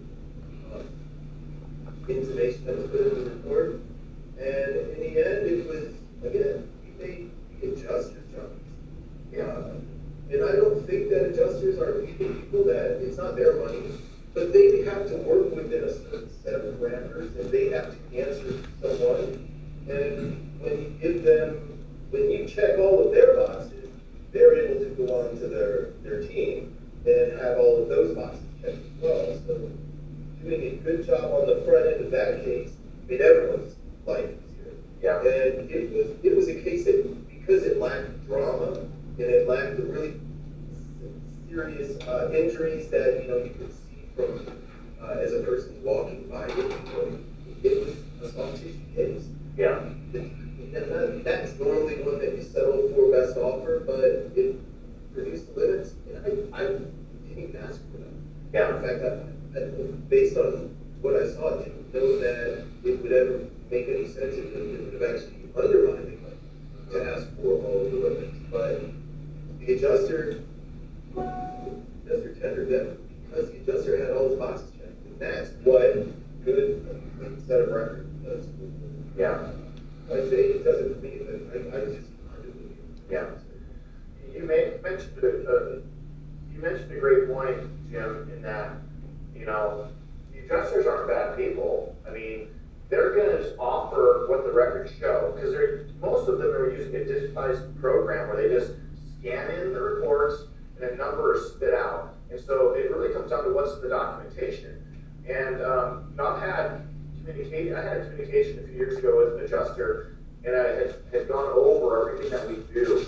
And literally this adjuster teared up and was like, you know, can you please, you know, teach other providers how to do this? Because it would make my job so much easier. Because I want to give money, but I can't based on what I'm getting most of the time. And that was one of the reasons why I decided to like package this up and actually start educating not only providers but attorneys on this, because we're on the same team here to try to help this individual. And when you look at the National Insurance Institute, some of their studies coming out are showing that 80% of the people involved in car accidents, minor car accidents, have a soft tissue injury and a permanent injury. The question is how bad. That's where your objective measurements come into play, where you really have to actually objectify the injury so that it's not my opinion. It's all based on third party on what's going on with that individual. So I really appreciate your time, Jim. Is there anything else in closing that you'd like to say? You know, thanks for the opportunity, Doug. What you guys have to say? Yeah, same here. You know. So anyway, it was interesting. I had to work on him for a while before like the light bulb went off with him. You know, in the beginning it wasn't like that, but you know, a couple cases in that we started working for him, and all of a sudden he's getting policy limit awards for just the report, no deposition, no trial. That's what this type of documentation will do for you. Okay, let's actually, Gary, I was going to show you.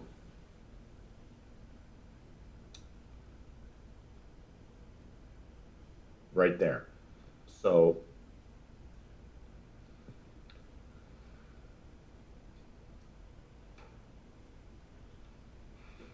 this is what you educate the attorney on during your continuing education class, is this stuff right here.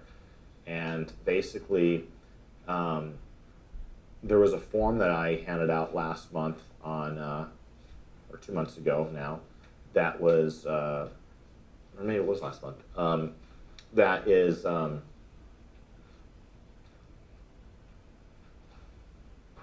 you know, when you go over each of these points and they realize that they're not getting this from their other providers, that's how you're educating them on documenting. Really stress the loss of money.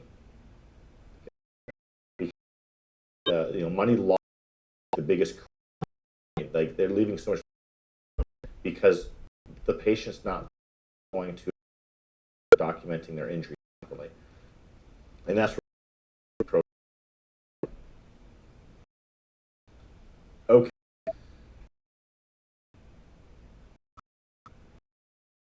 So what we're going to do, by the way, is over how, okay, and it examples of the narratives. If, you know, you can really. Okay. Let's hit.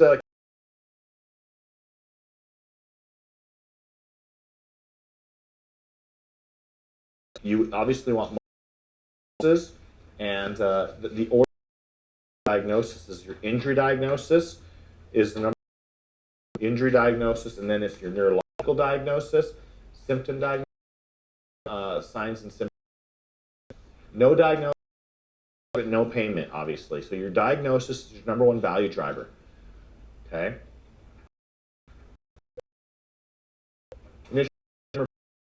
diagnosis and findings, therapy. What are the physiological effects you're trying to accomplish as it relates to the diagnosis and the 3 phases of healing? So there's a section, we'll get to it, but it's in your books on the 3 phases of healing. This makes it very you have to do a deposition or trial is if you're related to the 3 phases of healing, because 3 phases of healing, that goes back to your gut. Your members are trained up in this as well, right? So as a quick review, and hopefully we get to this afternoon, but if not, like I said, it's in your binder. But if you look at the 3 phases of healing, what are they? Inflammatory phase. How long is the inflammatory phase? 72 hours, right? Roughly. What treatment? What's your therapeutic protocol during that time frame, right? You want to document that, right? What's your goals and objectives during that time? What's the next phase of healing? Repair phase. How long is that? Yep, upwards of 12 weeks. So now what's your goals to treatment during that time? Do you see how your goals change? And you need to reflect that in your documentation. And then you get into what? The remodel phase, right? How long is the remodel phase? Up to a year, right? So, I mean, like, the science says that we should be taking care of a patient for up to a year after an injury.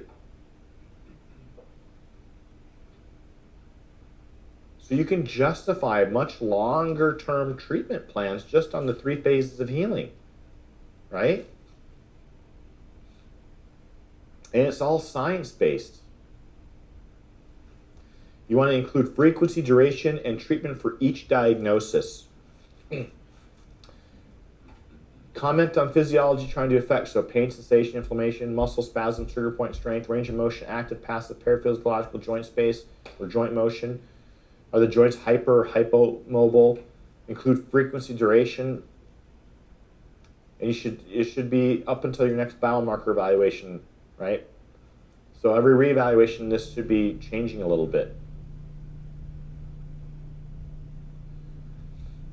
What are your SOAP notes looking like from a subjective standpoint? Common areas of consideration. Do they have pain? What's the range of motion like? Do they have nerve issues, muscle issues? What are the orthopedic tests or specific movements that are problems? What's a scale of 1 to 10? Is there issues mild, moderate, severe? Is there mobility increase or decrease? Sensation? Is it increase or decrease? So these are all things that we should be putting in our SOAP note. And again, your reevaluations are more important than your SOAP notes. They're going to look at those more. Is the patient progressing through care or not with what you're doing?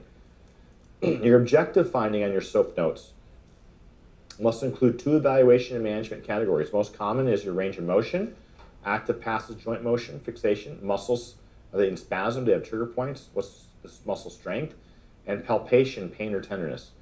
You need to be hitting at least 2 of those areas. I remember when I first got out of school, someone saying to me like, "Hey, listen, all you need is 1 positive ortho test, pain on tenderness, or tenderness to touch for pain, and you're good to go." You have to document, at least line those things up. That was years ago. Your assessment or diagnosis, most common, same as before. Like that's what usually your assessment on the diagnosis is going to be same as before. It hasn't changed. It's not going to change right away, right? Especially if someone has alteration of motion, segment integrity, is that ever going to change? It's going to be it's going to be the same. Your diagnosis isn't going to change. Some diagnoses will fall off, like bruising. Like your initial evaluation, you could easily have 15, 20 different diagnoses. By the time you get to your 2nd, 3rd, 4th re-eval, you should see some of those other diagnoses falling off, right? The bruising should fall off. What are other example of diagnoses that you might have initially that will fall off? Headaches might fall off. Radicular symptoms might fall off. If it's always the same, what's that look like to an adjuster? Patient's not getting better. Why would we continue to pay for care? Your plan, most common, is same as before. Your plan's not changing much, but it will change once your plan of care should change based on the 3 phases of healing, right? Some considerations. Limits or re-exacerbations due to work, lifestyle, pre-existing or age, organic, such as diabetes, or missed appointments. Those are all things that can affect your plan and your goals on care, right? Your re-examination, you update the subjective, you update the biomarkers, you update the diagnosis, you update the treatment plan, you update the treatment frequency, you update the functional capacity indexes, and you update the goal. Just think of those things are what you're updating on every time you do a re-exam. When you're using, let's just say, you're doing chiropractic, is this more or less, because I know that's what we use, is this more or less in your template of a PI case? Mm-hmm. And you've already Yeah. customized it for a PI case? A lot of it is in there. Who has ChiraTouch in here? Oh, guess what is in the documentation notes? All the macros. You can just download them and put them into ChiraTouch. Yeah. It's in the document file that Cindy's going to give you. Okay. It's password protected. It is. What was the password? Do you remember? I had my associate do it, so it is password protected. Shoot, I'll get yeah. I'll make sure I get that to you, or just get a hold of me and I'll get that to you. But did you utilize any of those macros, Doc? You probably updated them for you a little bit more, yeah. But they were good. They're great stuff. Yeah. We've since moved away from ChiraTouch because we're integrated, and I'm doing multiple offices. We're opening up our third office next month, so it's like I needed to have something that was cloud-based for my management team to be able to just go into each location like that. If you have to log into it's so difficult, it's so hard. They've been saying that for 5 years. I've heard that for a long time. RxNT. Yeah, there's like 36,000 providers on it across the country. But I mean, its debate is out on them still right now too. We'll see. But I did it more for, I like ChiraTouch and how I had created it for my office, but I moved away from it just because of the multiple locations.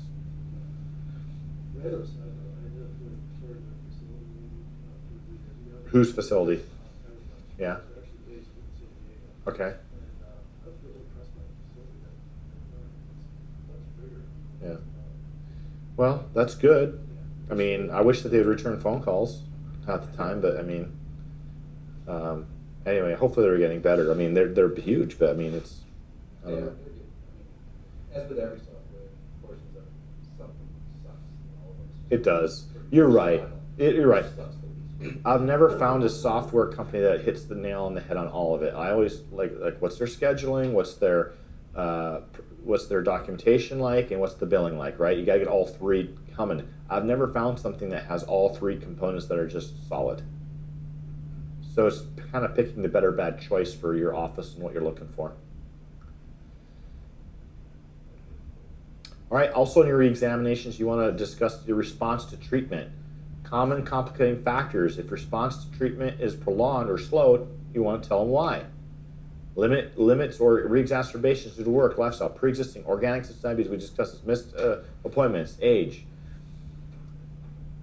New treatment plan, therapies as they relate to diagnosis, relates to treatment in the 3 phases of healing. What's the frequency, what's the duration, or is there a second opinion? Are you sending the patient out for a second opinion? You know, so you really want to use that 3 phases of healing. Treatment should end with back to normal. The patient's either back to normal, permanent injury MMI, or you're referring them out. That's the only 3 things that are ever going to happen with a patient, right? They're back to normal, and the only way that they get back to normal is they don't have an impairment, right? And you should know within the first few visits, do they have any permanency from a spinal standpoint?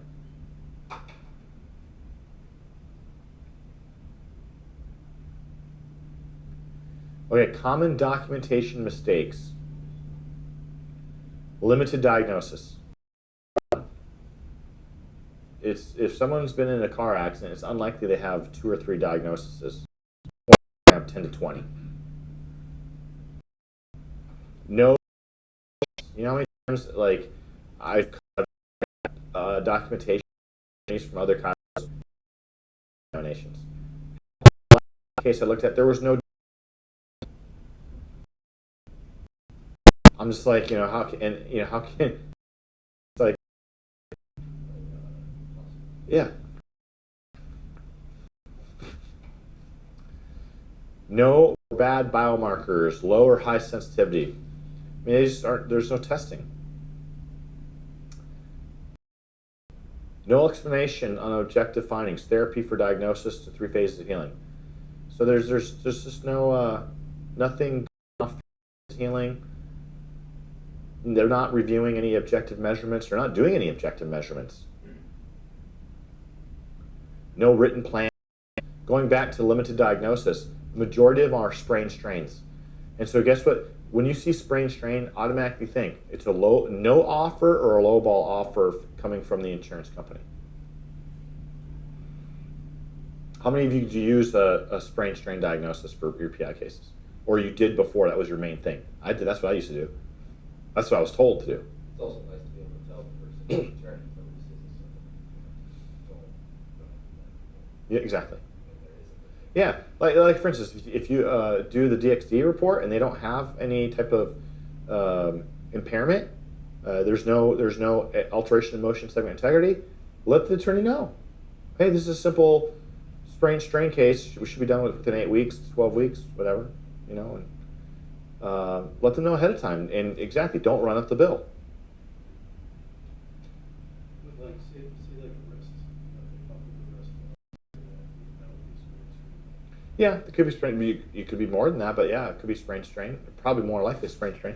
You can have sprain strain your diagnosis, just don't have it as your number one diagnosis. It needs to be down lower. And after 12 weeks, it should fall off.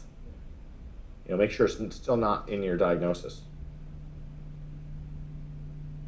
No change in plan over time. Something has to change. Subjective, objective. I mean, the patient's going through the 3 phases of healing. Something's got to change. So you got to make sure you're changing the plan based on the 3 phases of healing. No second consult. No medical team members are asked to comment on your findings. Okay. Now this is hard to read. This is a simple flow chart. You can see it actually better up here. So this is what I created, and this is a long time ago. This may not even relate anymore, but this is what I used to do in my office. I had this flow chart: patient's name, date, auto accident. Who's at fault? Patient or other party? If it's the patient, there is no lien, right? Med pay is primary. Do they have med pay? Yes or no? If it was a yes, file the claim. Med pay exhausted, okay? If med pay is primary, no, you use health insurance or cash. It was an easy template just to train my case managers on, right? Again, who's at fault? Patient, we're not doing a lien. Do they have med pay? Yes or no? If they don't have it, we're doing health insurance or cash. If they do have it, we file the claim and we bill it out to med pay until it's exhausted. Then we go back to health insurance or cash. If it's the other party, does the patient have an attorney? Yes or no? If it's a no, give patient attorney info. Patient hires the attorney. If they have an attorney, med pay is primary, yes or no? If it's a yes, med pay exhausted, right? Continued financing options, right? Lien, health insurance. Is attorney trustworthy? Yes. In-house lien, fax patient signed lien to attorney. No or not sure, medical financing company. Is this in your forms too? I don't know. Can you see it on there, or is it too small? Okay. I think it is. If it's not, you can always contact me, Gary, and I'll get that to you. But I mean, it was a great flow chart just to how do you handle a PI case in your office. And again, every state's a little different. Liens can be different. Just put your own flow chart together to help, think through, how you're going to handle that person. Okay. Here's just a quick little example on just reviewing some of the forms at the after the report of findings and their onboarding.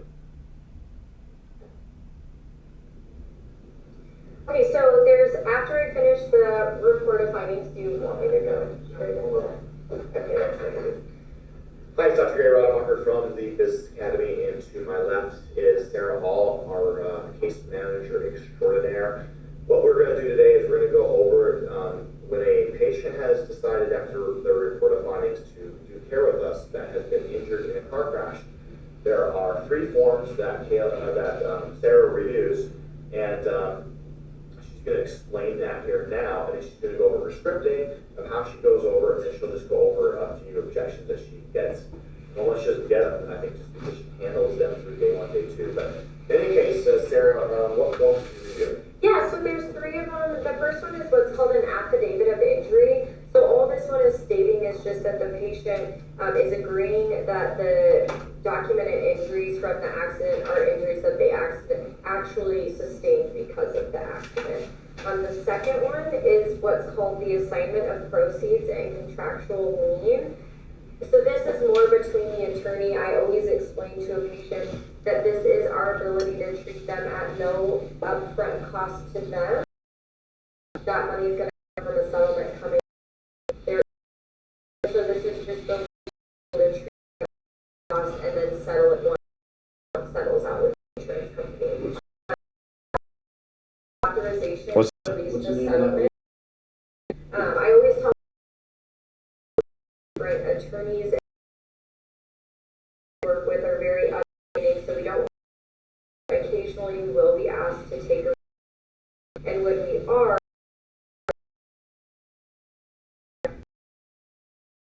with how the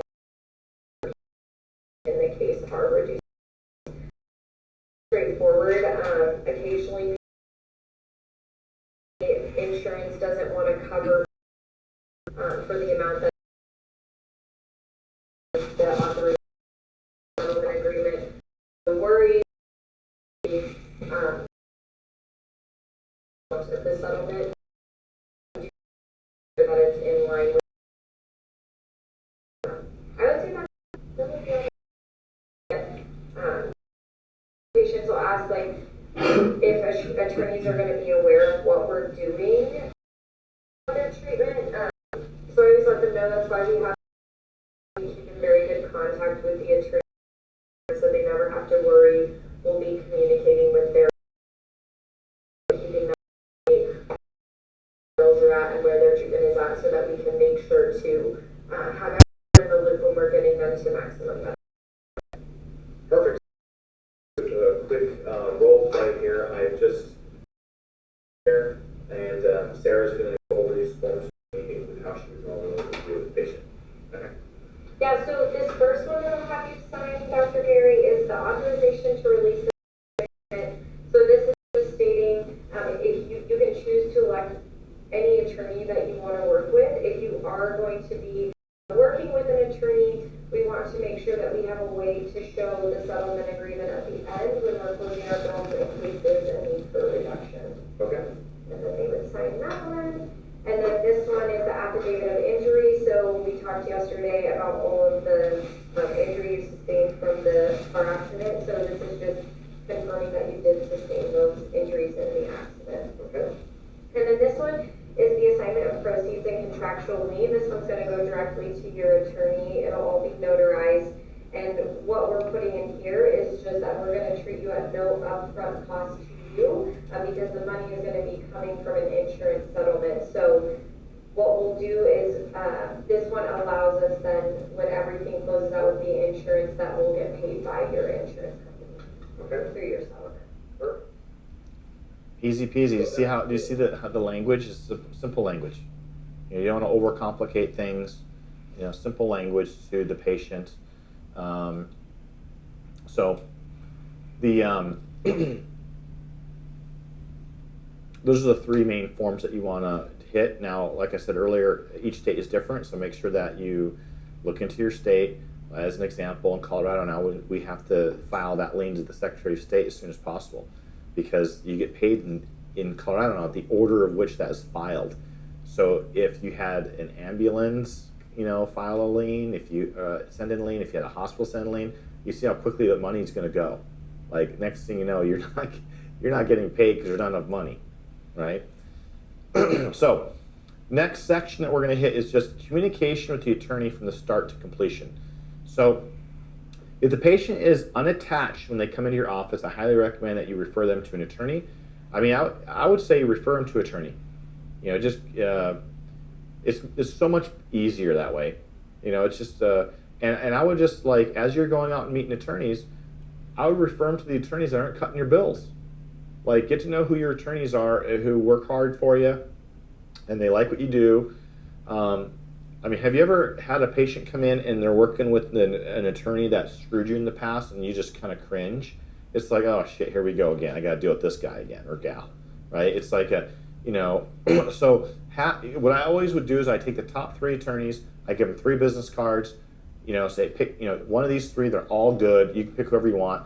But I always have like a stack of like 3 good attorneys that work well with me, and I just give them the patient the cards and let them choose who they want to see. If they say anything like, well, who would you go to? I'll just say, well, the top card in the pile. That's who I'd recommend. But yeah. As long as they work well with you, right? Once the patient has representation, communication is critical to have with the attorney every step of the way. Communication points. After the initial exam, so what you want to have in your do you all have routing forms built in your office when you're dealing with a personal injury patient? So your routing forms are like, it's a course that you can take that in creating routing forms. You want to have routing. I mean, we have like 60 different routing forms in our office for different things. Like you want to have a routing form for a regular day 1, day 2 patient. What are all the things that need to happen with that patient so you don't miss anything? In your routing forms, you want to have it listed to where after the initial exam, you call the attorney and inform them of the plan. What's the plan? Let the attorney know so they're not guessing, right? Is it MRI? Do they have a ligament injury? You want to find out from the attorney, hey, what kind of coverages does the patient have? You want to find out as quickly as possible. Like, what are their coverages? Do they have a $25,000 underinsured motorist policy and that's all they got? That's not a lot of treatment when you're looking at a third, right? $8,333 is the max that you're going to get in this case if they only see you. Another thing that Sarah pointed out in that video, you want to have a policy in your office that you never take a third of the settlement. You never take more than a third. So you always work with them. Like if they're going to if you have that disbursement sheet filled out, and if they go to the disbursement, let's say that there was only a $10,000 settlement. It wasn't a great case, or they have limited coverages. This is why you need to know early on, like, what are the coverages on the case? Because you don't want to overtreat. I mean, you can if you want to, but then that's your choice. You're not going to get paid for it. If that's your policy, that you want to help that patient as much as possible, but you're only going to get paid a third of your bill or half of your bill, then that's a policy decision in your office and how you want to handle those cases. But let's say that the settlement is $10,000 and your bill is $5,000. Well, attorney comes at you wanting a reduction, and they explain what happened, like, hey, they only had $10,000 limit here. You have a general rule with the attorney, hey, we never take more than a third, so we'll take $3,333.33.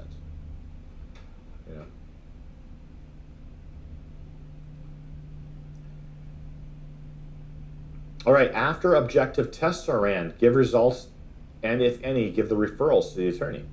So you do that DXD, or you get the MRI report back to the attorney what's going on.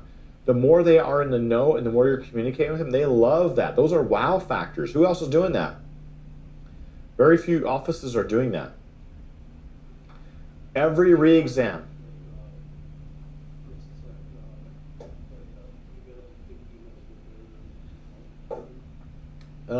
You can do both, either or. I mean, emails. I mean, here, I would actually rather. I don't want something documented. I would rather verbally discuss it than have something on, like have an email out there of discussing money and stuff like that. Like or discuss like I don't want an email like, hey, what are the policies? I want a verbal. I'd rather do verbal on this. You don't want a paper trail. No, I totally get that. So I just sometimes think they're so busy. Yeah. Yeah, you know, I understand. After objective tests are ran, right? So DXD report, MRI report, you're communicating with the attorney. And again, if you have a case manager, train them to do this. You don't have to do this. Train your case manager to do this, or your patient educator to do this. Sarah, who was on the screen earlier, she used to do all the attorney communication. You just have a liaison in your office that communicates with the attorney. Every re-exam, give updates. When are you scheduling a final exam? Let them know, hey, we're doing a scheduled gap in care. Let them know, and let them know why you're doing that. And then communicating after the final exam. Narrative and or supplemental report should be sent to an attorney within 2 weeks of care ending. So at the end of the MMI exam, you should have that final report to them within 2 weeks. Okay? Any questions on that? Pretty self-explanatory, right? I'm going to roll through 3 phases of healing real quickly. Inflammation phase, 72 hours after injury. During this phase, damaged and dead cells are cleared out along with bacteria and other pathogens or debris. This happens through the process of phagocytosis. We're sending you back to anatomy physiology, where white blood cells eat debris by engulfing it, right? Platelet-derived growth factors are released into the wound that causes the migration and division of cells during the proliferation phase. Again, I'm just giving you data, you know, just giving you information. During the repair or proliferation phase, 6 to 12 weeks after the injury. In this phase, angiogenesis, collagen deposition, granulation tissue formation, epithelialization, and wound, supposed to be wound, not wood, wound contraction occur. In angiogenesis, vascular endothelial cells form new blood vessels. In fibroplasia, in granulation tissue formation, fibroblasts grow and form a new provisional extracellular matrix by excreting collagen and fibronectin. Concurrently, a re-epithelialization of the epidermal occurs, in which epithelial cells proliferate and crawl atop the wound bed, providing cover to the new tissue. Repair continued. In wound contraction, fibroblasts decrease the size of the wound by gripping the wound edges and contracting using a mechanism that resembles smooth muscle cells. When the cell rolls are close to complete, unneeded cells undergo apoptosis or cell death. Repair collagen or type 3. So your type 3 collagen has its lower threshold, more sensitive, increases the number of peripheral nerves entangled, only 70% as strong as type 1. This is the reason why you've heard before, scar tissue. What happens when you have scar? It's not as good as regular tissue, right? It's only 70% strong and it's only 70% as elastic. Remember what happens when you have an injury. Collagen is laid down. What is not being laid down that you had in the original tissue? It's elastin. Elastin is not laid down. When you get past puberty, you're no longer producing elastin. Only collagen is laid down. And that's the reason why tissue is only 70% as strong as 70% as elastic. So remodel or maturation, 12 weeks to 12 months. During maturation and remodeling, collagen is realigned along tension lines, and cells that are no longer needed are removed by programmed cell death. So this is where it's important to be doing active care, because we're trying to realign the fibers, the scar tissue. What you see on here is you see how scar tissue looks, and that's what normal tissue looks. It's, you know, the best way I like to look at it is like, think of a mop. You put a mop in a bucket and you take it out and you just on the floor, and the strands of the mop are everywhere. That's what scar tissue looks like, right? The 3 degrees of an injury and anatomical failure. First degree of injury, subthreshold. The quantity or quality of injured cells do not affect signs, symptoms, or functional capacity. Mostly no need for care. Sensitivity biomarkers are important. Second degree injury, functional capacity. Quantity or quality of injured cells affect functional capacity. It's going to affect range of motion, strength, sensation. Biomarkers, you're going to have subjective, objective, positive findings. sensitivity of testing is important, right? So when you look at the third degree,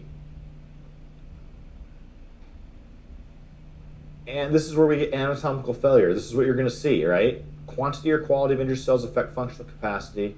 You're going to have range of motion problems, strength problems, sensation issues, biomarkers are there, right? Sensitive testing is important. Again, mostly requires treatment.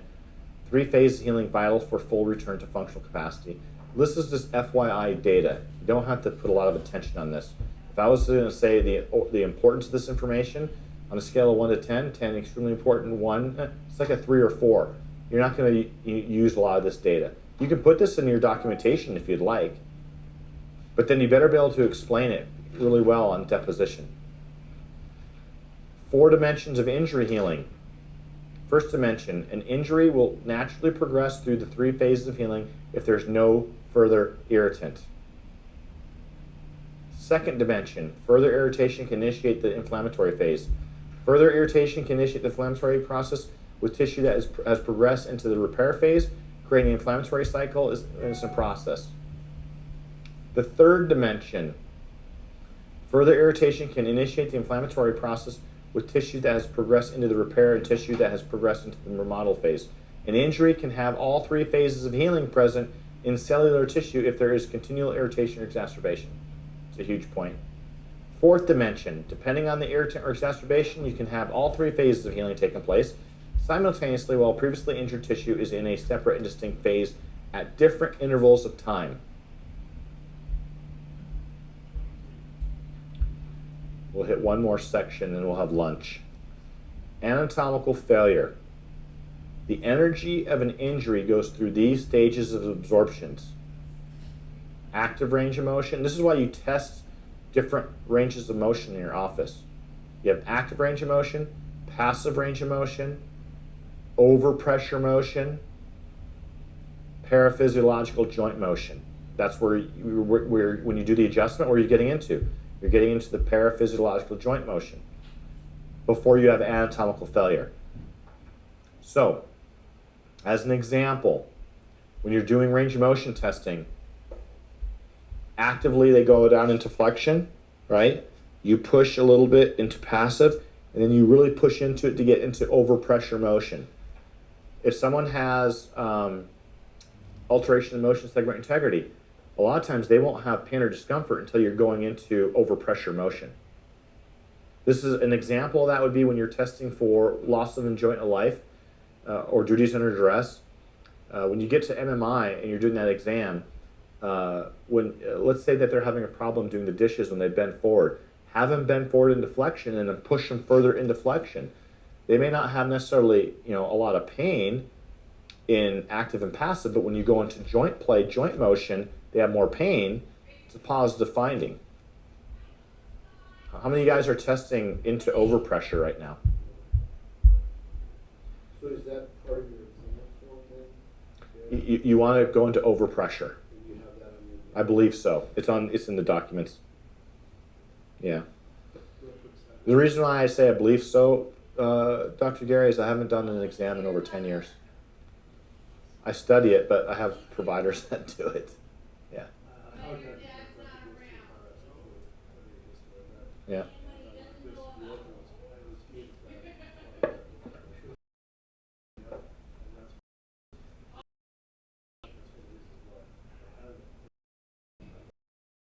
Yeah, you someone, but the thing is so you want to change motion into overpressure. You're missing a lot. You're when you're not doing it, that's where they're having problems. That's the reason why I gave the example of the person who hires someone to do it, and they're no longer going into overpressure because they hire stuff that used to cause pain to them. Dish, doing yard work. I mean, you got a doc, or what's happening? They're on meds, and because their numbers went that. On your exam form, overpressure.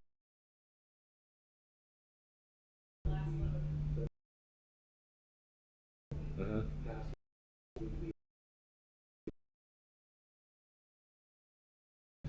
Well, what it was, how it's listed on the form, to be frank. Does anybody else know what?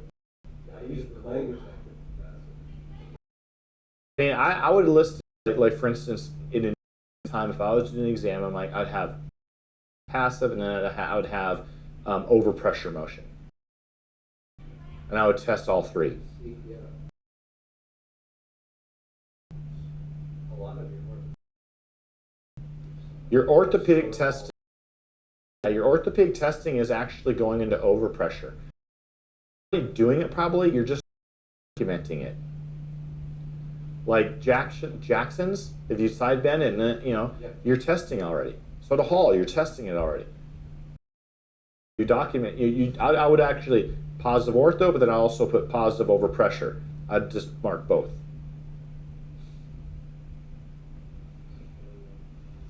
Yeah. Shoulder pressure. Yeah. So this goes back to, like, when we talked about, like, in your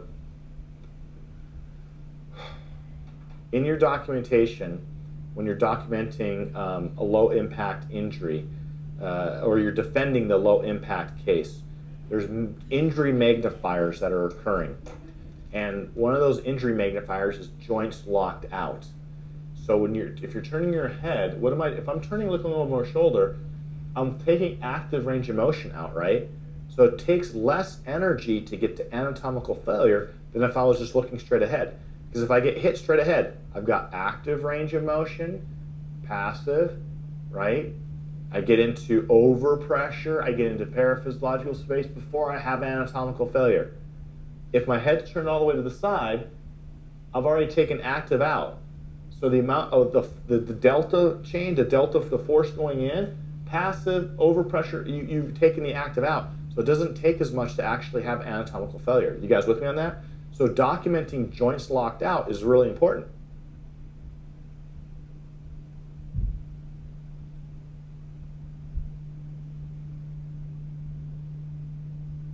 Impairments are only relevant when anatomical restrictions or anatomical failure affect activities of daily living.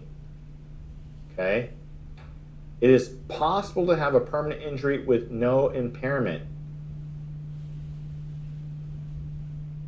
If you're not, if you have, well, let me see if it says it. If the injury does not affect lifestyle or ADLs, there is no impairment. This is why loss of enjoyment of life and duties under duress are so important. They're part of the four corners, right, of a report. So just having, your DXD being positive for, ligamentous injury or alteration of motion segment integrity, just having that with not documenting loss of enjoyment of life or duties under duress, there's no impairment. It's not impairing their ability to do stuff. That's how important that documentation is at the MMI exam. The overwhelming chiropractic soft tissue spinal injuries do not come from anatomical failure. The majority of chiropractic soft tissue injuries result from anatomical adhesions and restrictions. The number of cells injured and the quality of cells injured will determine an impairment.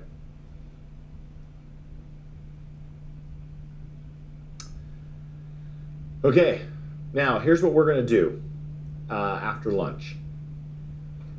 By the way, how's this going so far? You guys with me on it? Is this good information? Okay, this is all your marketing. This is, if you're marketing this kind of stuff, this is what's going to get the attorney's eye, right? So here's what we're going to do. We're going to go over how to document all 10 of those areas after lunch.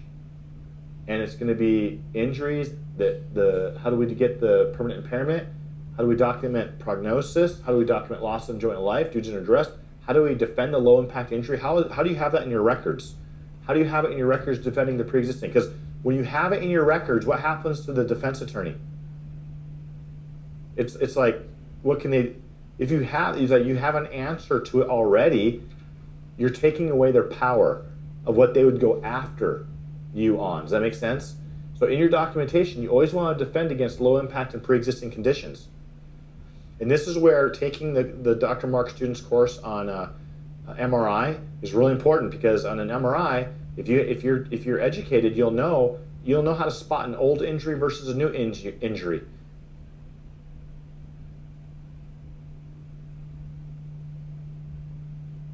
You know, okay, what if you have this? What if you have at C4, C5, you have arthritis and degeneration, you have bone spurs, desiccation on C4, C5 at that level? What do we know at that level? Lost range of motion, but is it an old or new injury? It's old, but it could also be injured again, right? But we know that's old. So let's say on your DXD, the level above, you have 3.5 millimeter shift or more, right? You know that's a new injury. If there's no bone spurs or disc desiccations, you know that's a new injury. Because we know that arthritis and breakdown comes from Wolff's Law, piezoelectric effect comes from if you have an injury to an area, if you have too much movement, you have shearing forces, that's going to desiccate the disc, and what's going to happen? The piezoelectric effect takes off, you have bone spurs that are going to start to form, right? On MRI, do you have modic 1 or modic 2 changes? See what I'm saying? Like that's how important that MRI course is. If you're going to dabble in personal injury more, take that course. You get your continuing education hours out of the way for the year. It's 20 hours. Take the course. You do 1 or 2 hours a day or something. You get it done in like 2 to 4 weeks. And your knowledge of MRI will go through the roof. And just looking at modic changes on MRI, you know if it's a new injury or an old injury. What's it looking like in there, you know? Any questions on just the stuff that we've gone over so far this morning? So the rest of the day is going to be just on how do we document those 10 items. And then you already have the narrative report, you have the supplemental report. All you got to do, put it in a Google Drive, put it in a Google, just copy and paste it, type it in, it will save a lot of time. You have a template that you can operate off of. Okay? Any questions from this morning?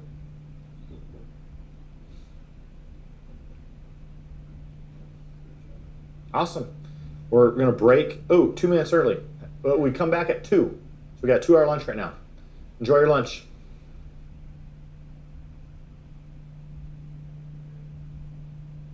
We're going to be going over the personal injury documentation pillars. Like, what are the pillars that we need to document?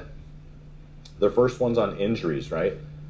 So over this afternoon, for the next 3 hours, which I think we go to what, 2:30 right now, and then that's your break, or no, I'm sorry, 3:30, right? Okay. So we're going to hit injuries, diagnosis first. So let's take a look at this. So diagnostic testing guidelines is we need objective. We need to get as objective as possible, right? Subjective isn't going to cut it. You know, hybrid subjective is not going to cut it.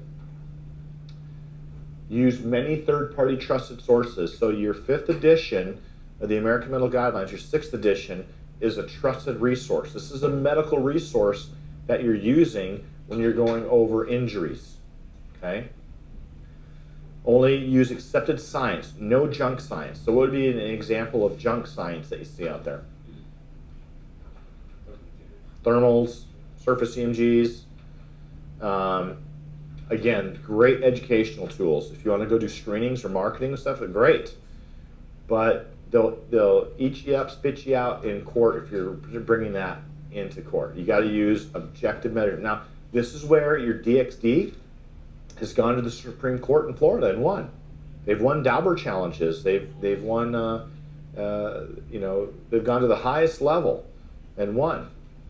You know, your MyoVision, your Dynarom, gone to the highest level and won.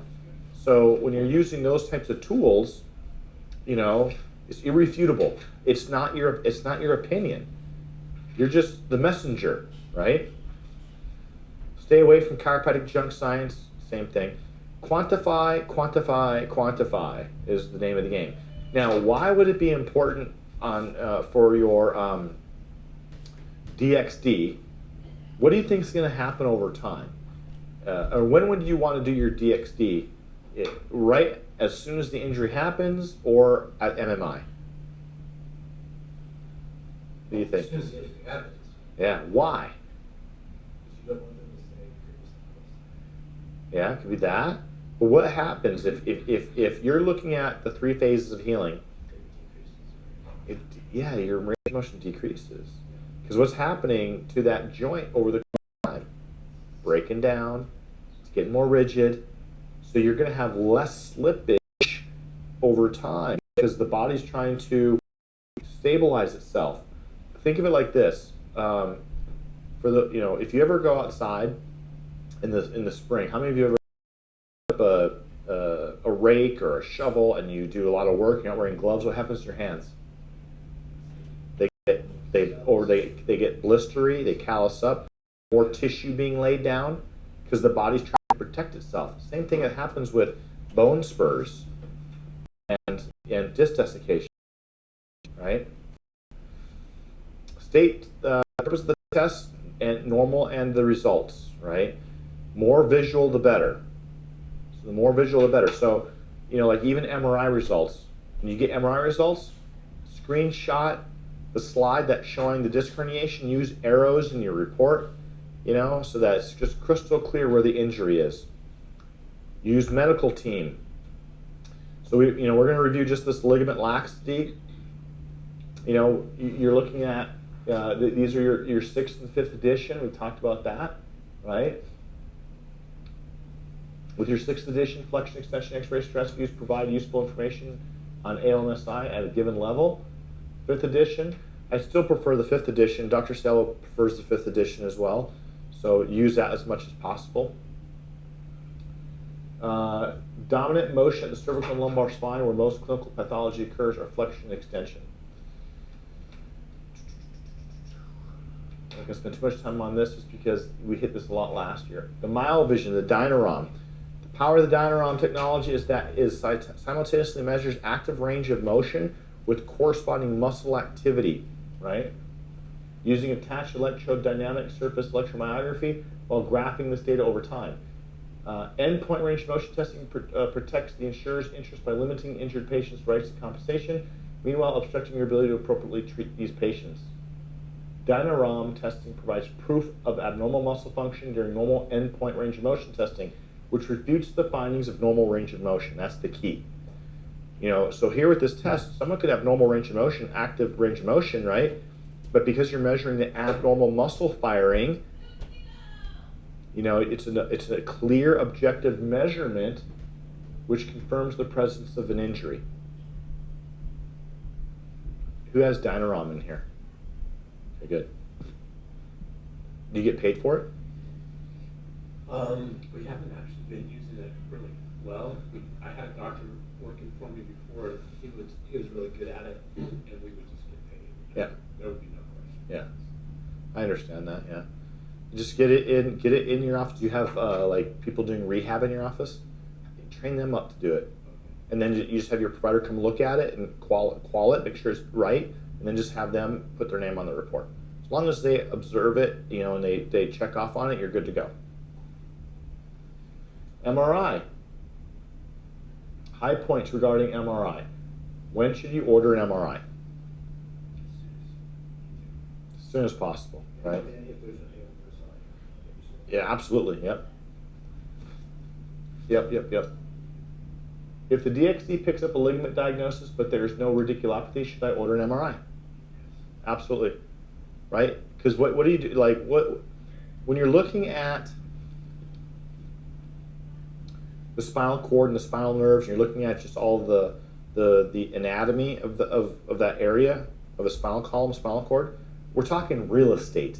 You can have a herniation that's not abutting up against the cord or a nerve root. You're not going to have radiculopathy. You can have chemical radiculopathy, but you may not have radiculopathy from the standpoint of putting pressure up against the nerve. And so if you still have real estate there, you may not have the normal radicular signs and symptoms where you say, hey, I'm going to order an MRI.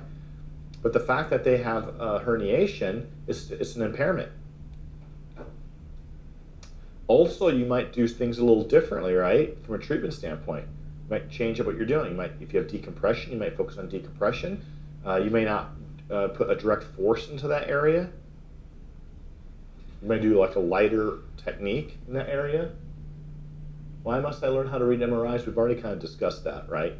I mean, a lot of things are missed from the slicing, from radiologists looking at the MRIs, you know, very quickly and missing things, misnaming things.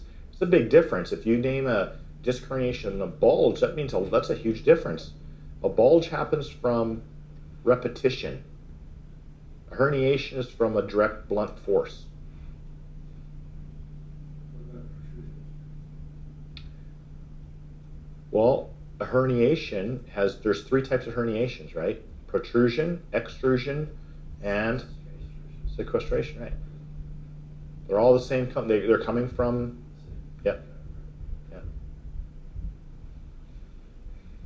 Now, can you develop a herniation over years of repetitive stresses? Yes. But a bulge happens from years. A bulge doesn't happen from trauma. It's not macro trauma. It's micro trauma.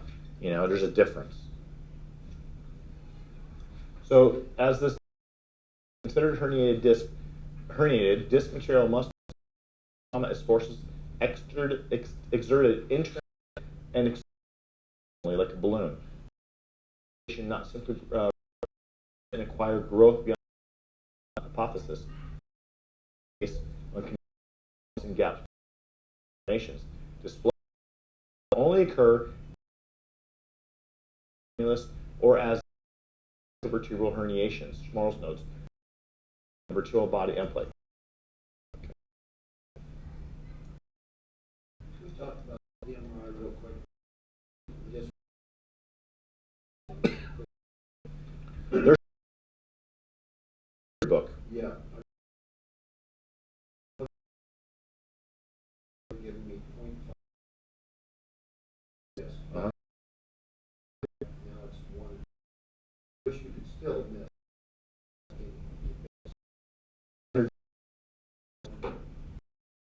No more than 1. And then you want to make sure they're angular, because you also properly, they only catch a part, so you got to make sure they're angulating through the disc. You want to hit the end plates and you want to hit the middle of the disc. All pertinent diagnoses need third-party insurance. It didn't happen when it's not expressly stated. So if it's written down, it's not true.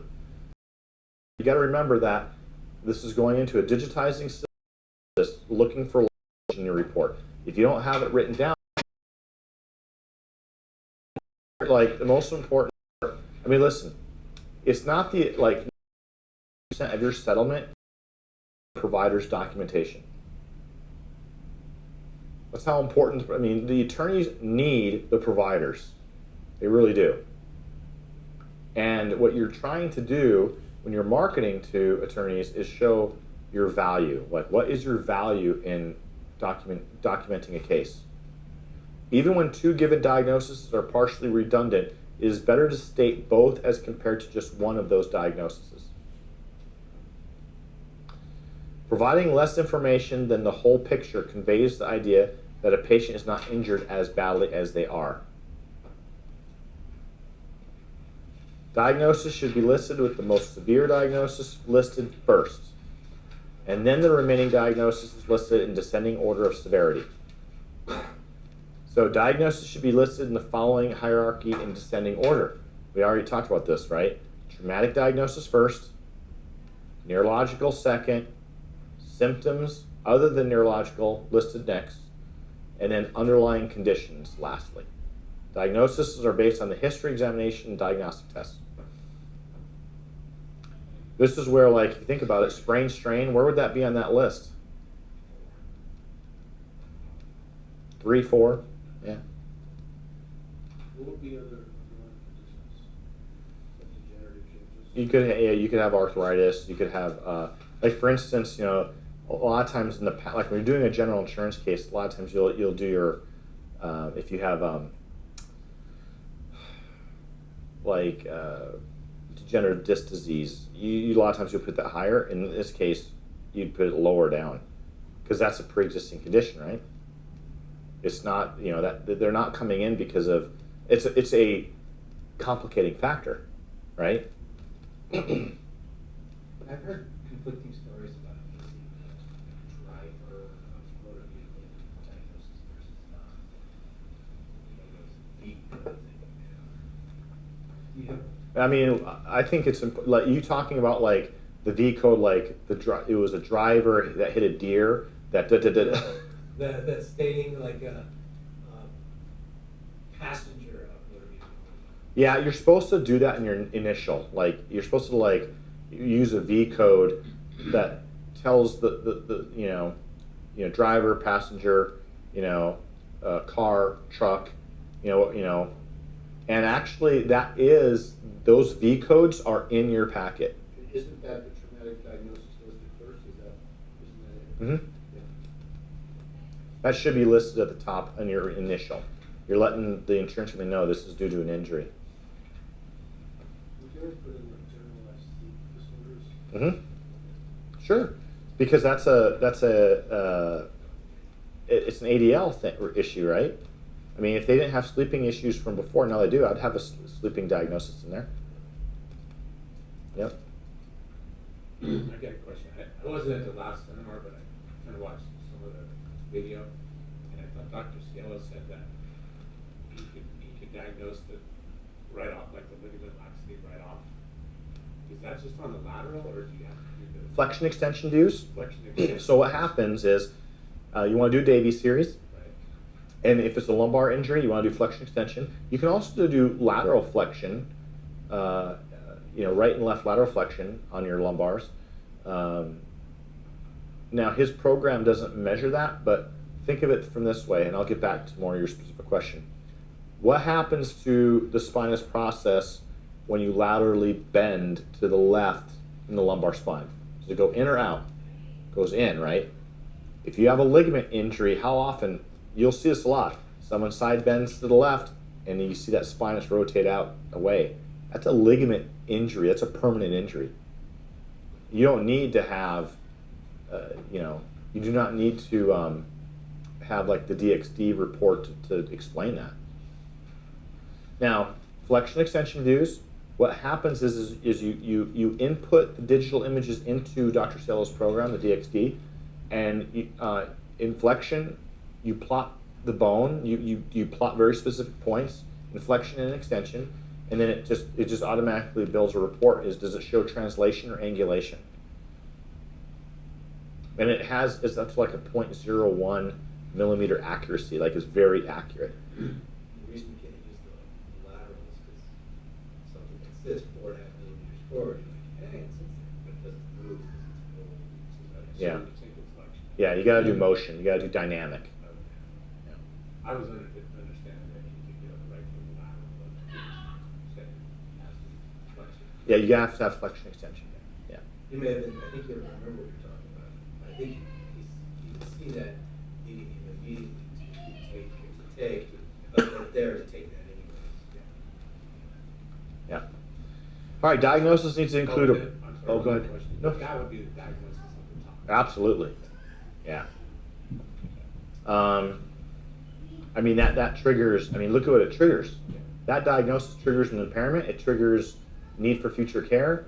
I mean, all of a sudden you're going from a no offer, low ball offer to a high ball offer, then it's just up to the attorney. The only way that you're going to get a policy limit that's really high is for the attorney to take the case out of Colossus and go to trial. Because Colossus is designed for what? Or any of those reporting systems is to have a low offer, right?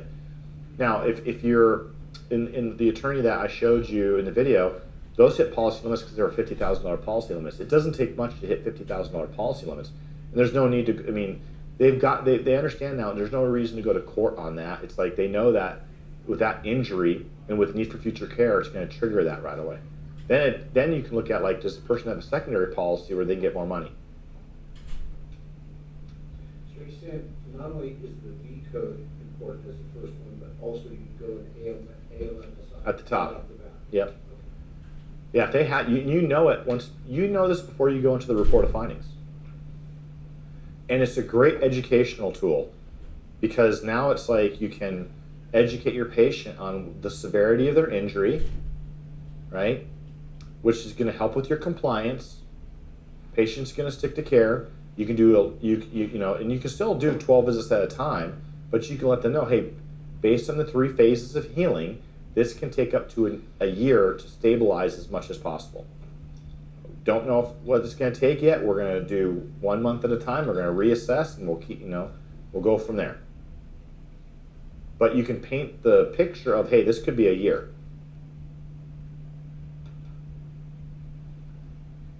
You know, and then also, like, by giving the attorney this information, the attorney now knows that, hey, we have a case here that's going to require a lot more attention, and it's going to be a higher dollar value case.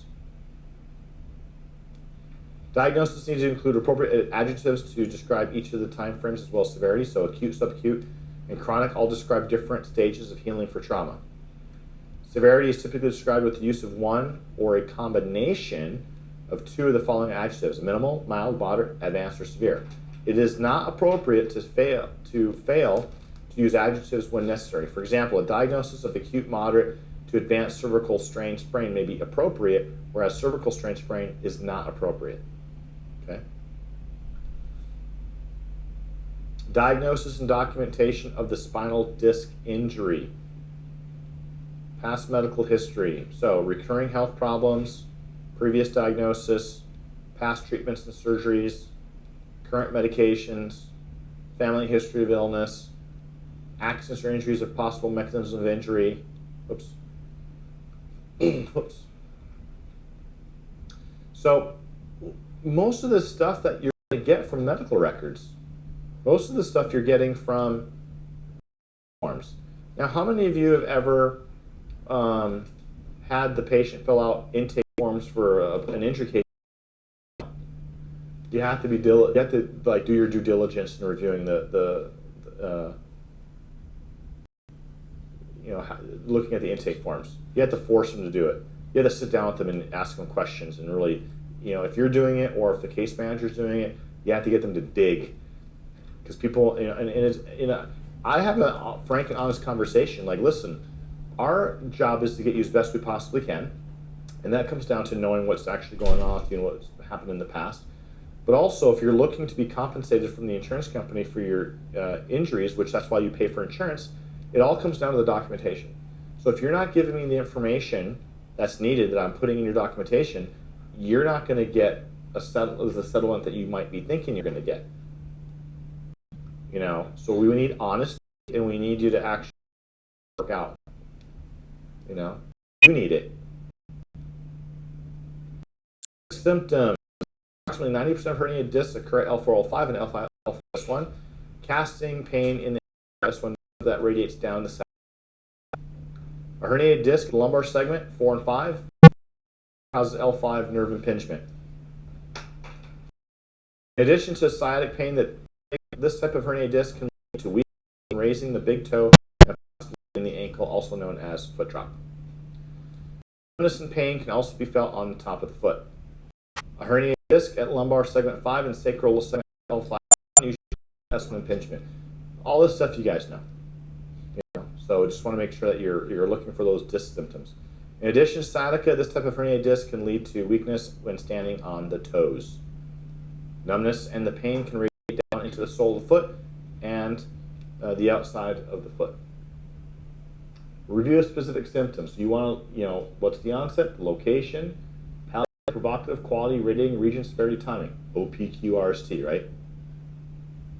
Basic stuff. Physical examination. Got to check range of motion, all 3. Check reflexes, dermatomes, muscle strength, palpation, orthopedic tests.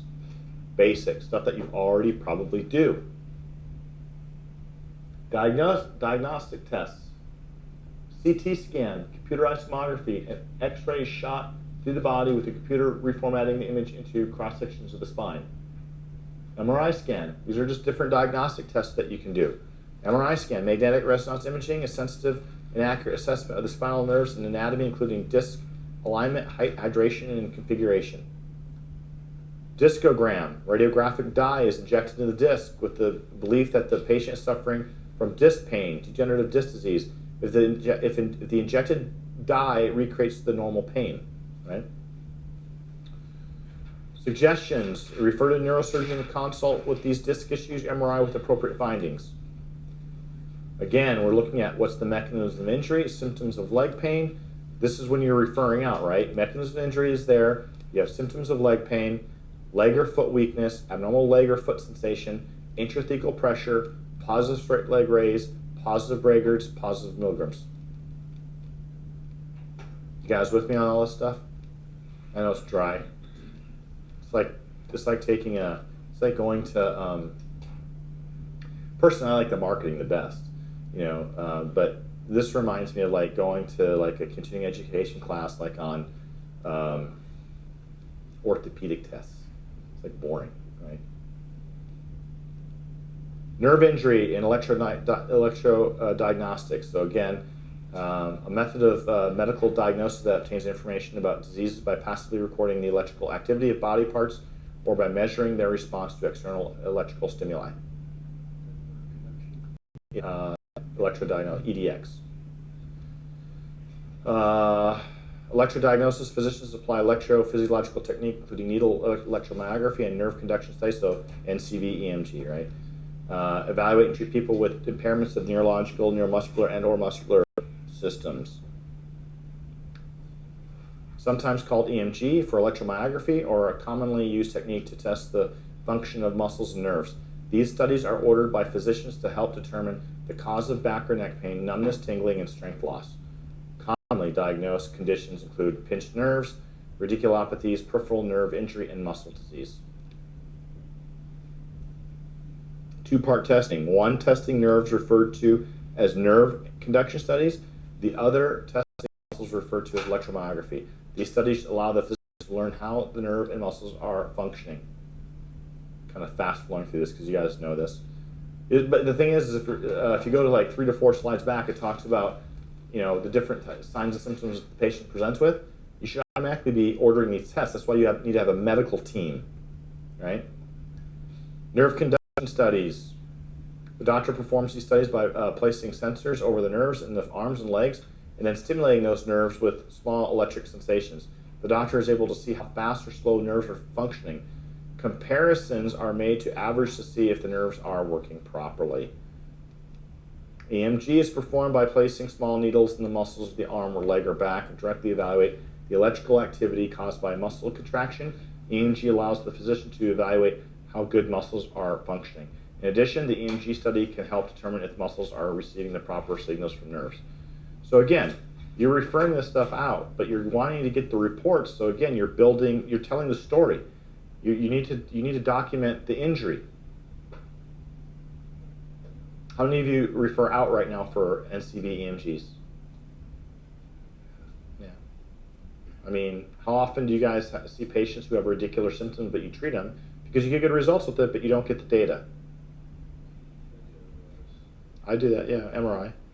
Yeah, but you see what I'm saying? It's like, again, you know it. Like, from a chiropractic standpoint, you guys, you know, can do an exam and you know that they probably have a positive NCV EMG, but you also have techniques that you use that help patients, right, over time. And so, but you have to understand that you're telling a story. You need to get the proper diagnosis, which triggers the impairment. That's why you're doing it. You're not doing it, you know, it's like you just have to document the injury. If you document golden with personal injury, do not document if the patient has it going on. If you don't, if it's not in the records, it's not true. That's why you have a medical. Just the NCS is a lot more. It's not fun. It's not fun. Electromyogram is a test. The muscle is muscle. Several aspects of the muscle functions are tested. First, the muscle is tested at rest. The patient relaxes while the needle is gently muscles tested. Had this done before? It's not comfortable. Usually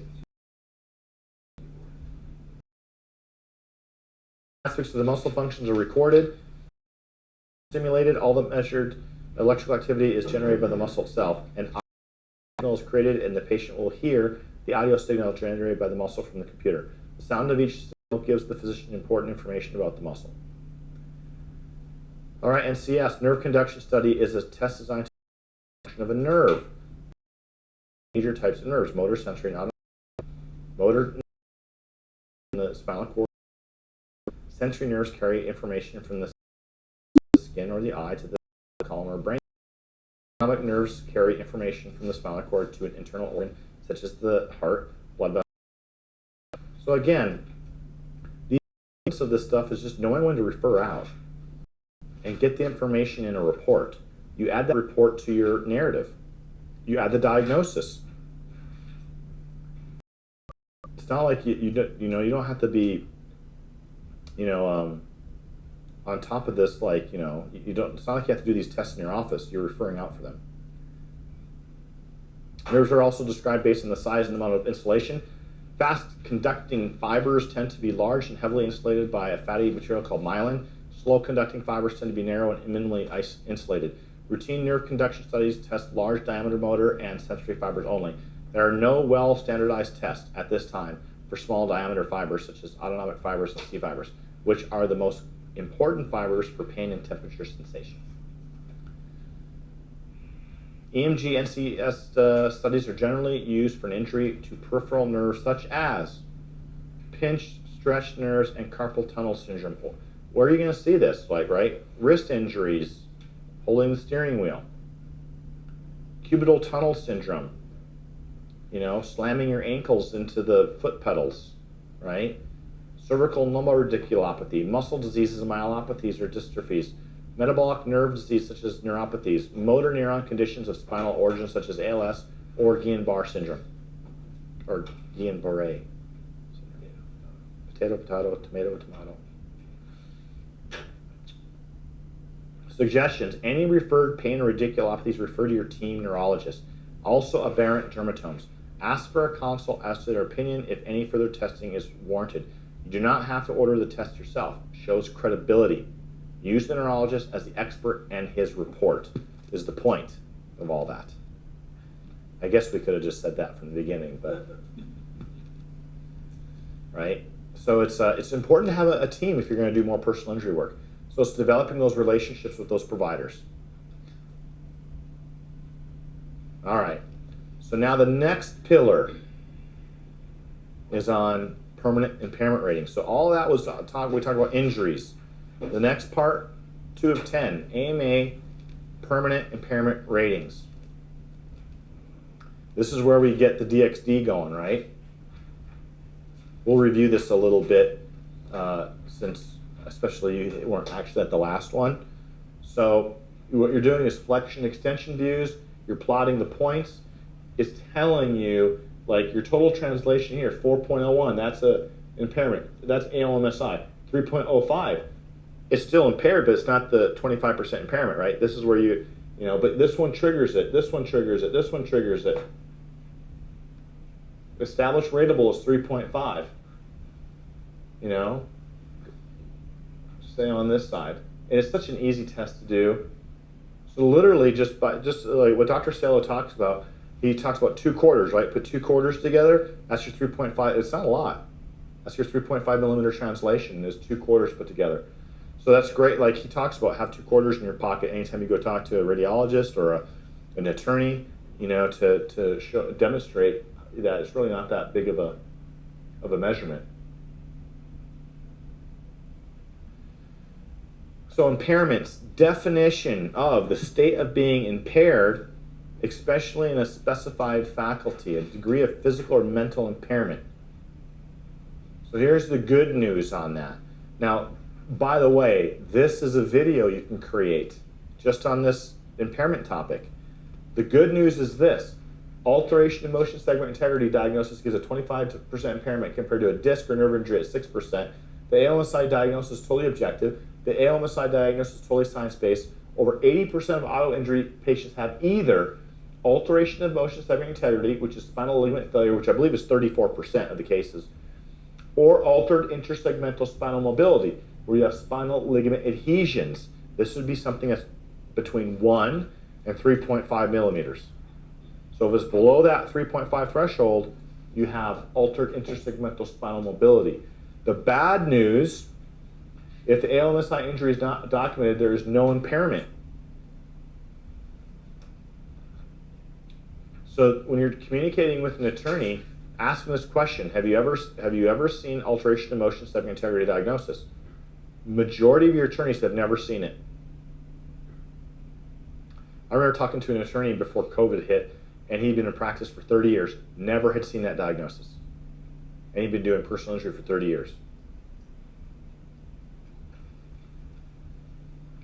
To be fair, first 15 years I was in practice, I didn't know what that was.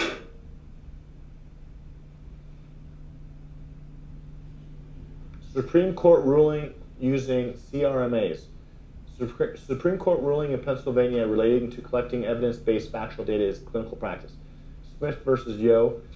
If a physician, as an aid to his diagnosis, his judgment, does not avail himself of the scientific means and facilities open to him for the collection of the best factual data upon which to arrive at his diagnosis, the result is not an error of judgment, but negligence in failing to secure an adequate factual basis upon which to support his diagnosis or judgment.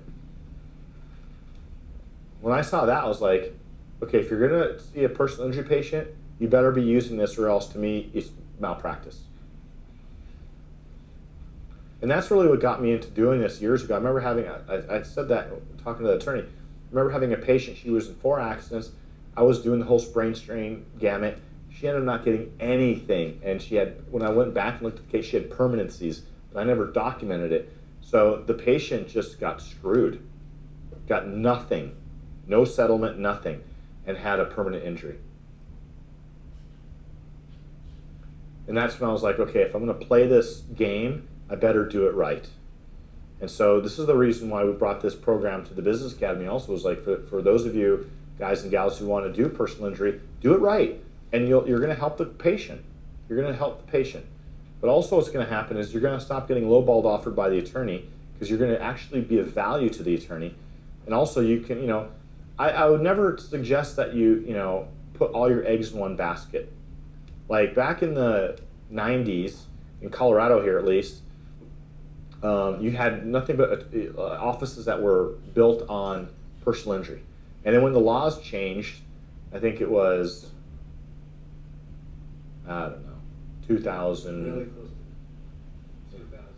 Yeah, 2000, 2001. Laws changed, and offices closed overnight because they no longer, they didn't know how to play. The game changed. So I've always said, like, hey, have multiple streams of getting patients in your door. Do different things. Like, you should be having, like, Dr. Bobby Palmer used to talk about, having like 10 to 12 different Legos of how you get a new patient in the door. Personal injury is just one of them. And if you were to do like 20% personal injury, you would drastically increase your overall collections. Because if you were to bring in like 10 PI patients a month consistently, just 10, and let's say it's a $5,000, maybe you make $5,000 on a case, it's $50,000 a month. After about a year, you'd be getting in 50 grand a month in personal injury on a consistent basis. How much would that help you guys? If you had a consistent flow of $50,000 a month, right? So it's just establishing those relationships. It's a long-term game. This is not a short-term thing. This is a long-term game in establishing relationships. This is why I had mentioned, this is what you're educating the attorney on. If you're continually educating the attorney, you become the go-to person. And if you start doing audits, and you start doing like if they're working with chiropractors who are doing sprain strain, like I'd be telling them, like, every single one of those cases, you should be referring to me for an audit. And the sooner you send me those X-rays earlier in the case, whether you're doing a Davy series, I can let you know what kind of case you have, and they can use you as a second opinion.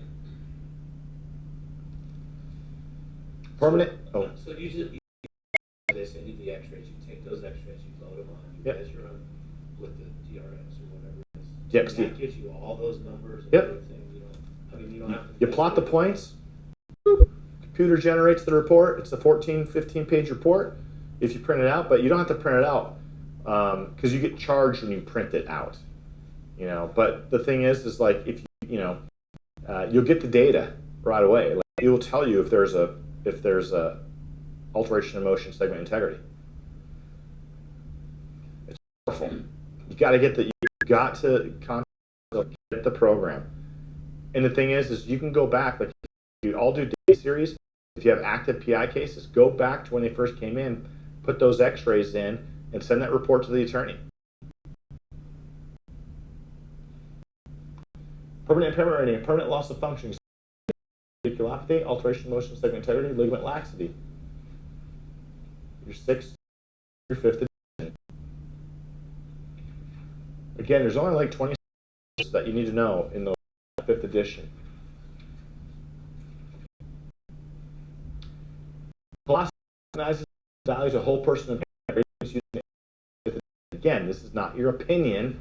You're using third-party data. It's not your information. Don't show messenger. This is not. You didn't make this up. This is written by medical providers.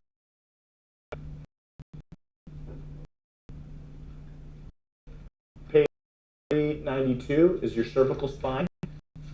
DRE cervical category 4, all segment integrity, or bilateral multilevel radiculopathy, alteration of motion segment integrity, is defined flexion extension radiograph as at least 3.5 millimeters translation of one vertebra on another, or angulation motion more than 11 degree greater than at each adjacent level.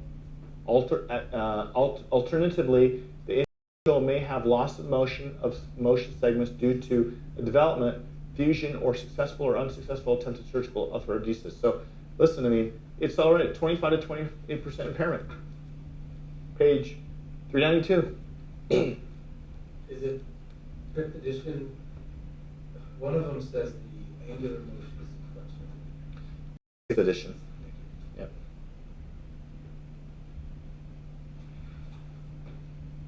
The lumbar, page 384, is 4.5 millimeters of translation and 15 degree angulation. It's a little different in the lumbar spine. Also double. That's what I'm Permanent impairment rating. Include the rating in a table format. So this is the reason why on the DXT report, it's in a table format. Include the rating in a table format for easy review for an adjuster. The value of the impairment is based on credibility. Highest level of credibility comes from objective studies performed by a non-interested third-party provider. So MRI center, CRMA, neurologist. So you can do this yourself, but it's even better if you have a third party doing it for you.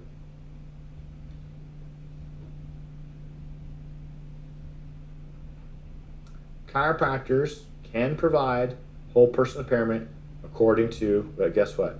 AMA guidelines. It's actually in there. Best scenario, multiple providers, DC specialists echoing the same whole person impairment when the same objective data is used. Resulting whole impairment must be the same.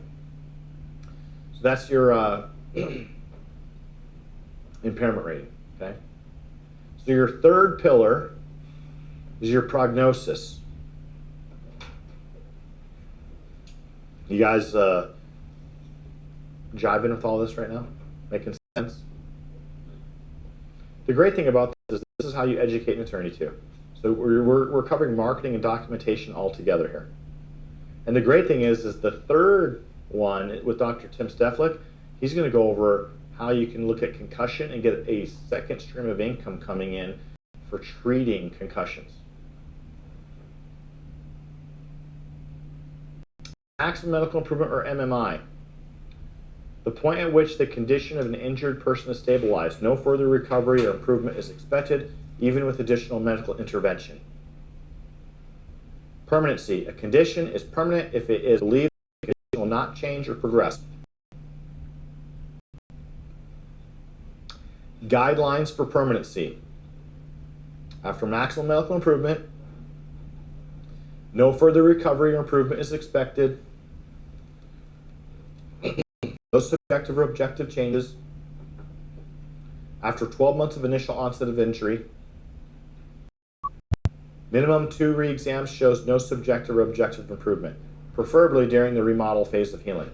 So that, you know, what I tell my providers in the office is basically, if you have 3 evaluations in a row where you see no improvement, subjectively or objectively, you may be sitting at MMI. And like I said, you want this in the remodel phase, so it should be post 12 weeks, between 12 weeks and 12 months. Impairment is based on the history, the diagnosis and or other specific criteria, functional history, the assessment, physical examination findings, clinical studies, objective test results, no history or physical findings, no impairments. Okay? Prognosis, need for future care now. So the prognosis, MMI is reached, you have an impairment rating, prognosis related to the 3 phases of healing, altered arthrokinematic pathology, precursors to osteoarthritis. Arthritis is #1 disability in the U.S. And you have some data, just a summary of precursors to osteoarthritis. Is there anything that's brief and a summary? Wolfslot, piezoelectric. I don't have any of that stuff in here. But you know what, that stuff is so easy to just, I mean, DuckDuckGo, Google. I don't know. Google. I don't know if I believe.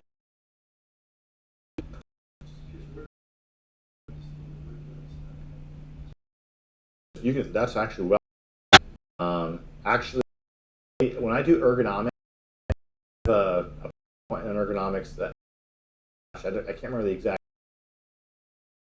98% of are 80 years of osteoarthritis. 98%. 10%, 8% of 8. Okay, it's 8% have osteoarthritis, and it's everything in between. In this country.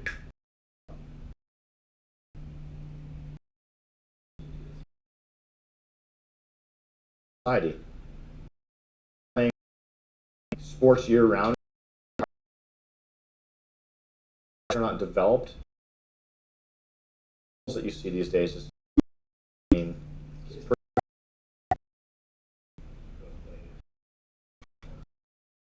the other thing that happens too is I've seen. How many of you have seen? Well, hopefully you've seen this before, where you know you have a teenager who had a sports injury and they get prescribed opioids, and then it's. Have you guys seen that before?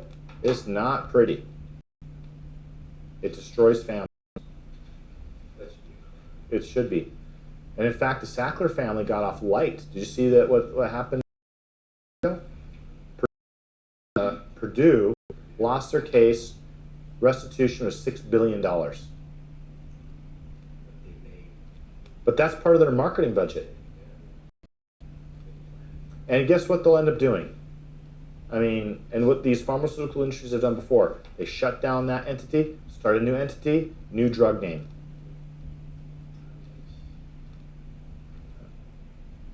I had a 19-year-old boy who already had a massive anterior bone spur at C5 because he was in a car accident with his boys on the big spur. Yep. Listen, if someone is spurring and they have disc degenerate, it's trauma. Yeah. It's trauma, 100% of the time. Something's happened, right? It's either macro or micro trauma. You have to substantiate the need for future care, right? Need for care includes type of treatment and frequency, in your opinion. Past subjective response, 3 phases of healing, symptomatic relief, functional relief. How to determine the need for future care? Age, life expectancy, treatment required for palliative care. I've already created the paragraph that you need to use for need for future care. It's in the narrative report. No need to think, just use that paragraph, okay? Cost of treatment, frequency of treatment, right? So anyway, that's how you determine the need for future care. That's what you want in your report. And it happens at the MMI exam. There's several of you guys use Touch. There's a way to point it to the age of the macro. You create it to point it to the age, to point it to the diagnosis, to point all those. So all you're really good to be doing is putting in like actually based on the therapies you do, that they probably the only thing you have to fill in on the macro. Yeah. Say that one more time. So Touch, you could point it to the person's age, so that autofills.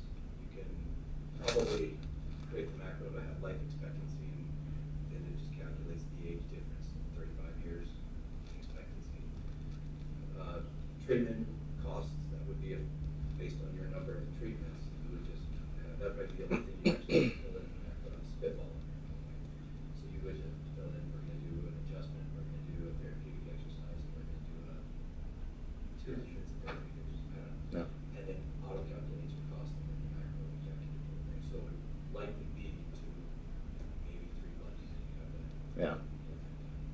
For those meetings. Yeah. So an example of the language, the causality related injuries are permanent. The patient is now highly susceptible to and will experience exacerbations and aggravations to the above joints moving forward, which he will definitely need chiropractic treatment at a frequency of a minimum of 2 times per month at a fee of $150 per treatment in today's dollars, or at today's cost of care, for a minimum of $300 per month on an ongoing basis for the remainder of the patient's life. In addition, this patient will definitely need medical supervision. So it's the same paragraph that I had in the narrative report. This is gold to an attorney. Prognosis. Guarded. Have an MD, specialist neurologist, spinal surgeon evaluate the patient and echo the prognosis. Call them and speak with them if you need to.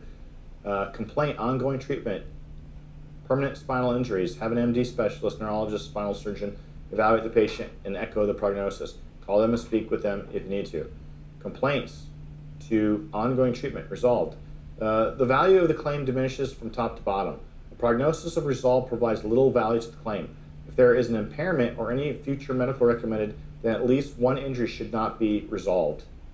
So again, it's just, you got to list your prognosis per injury.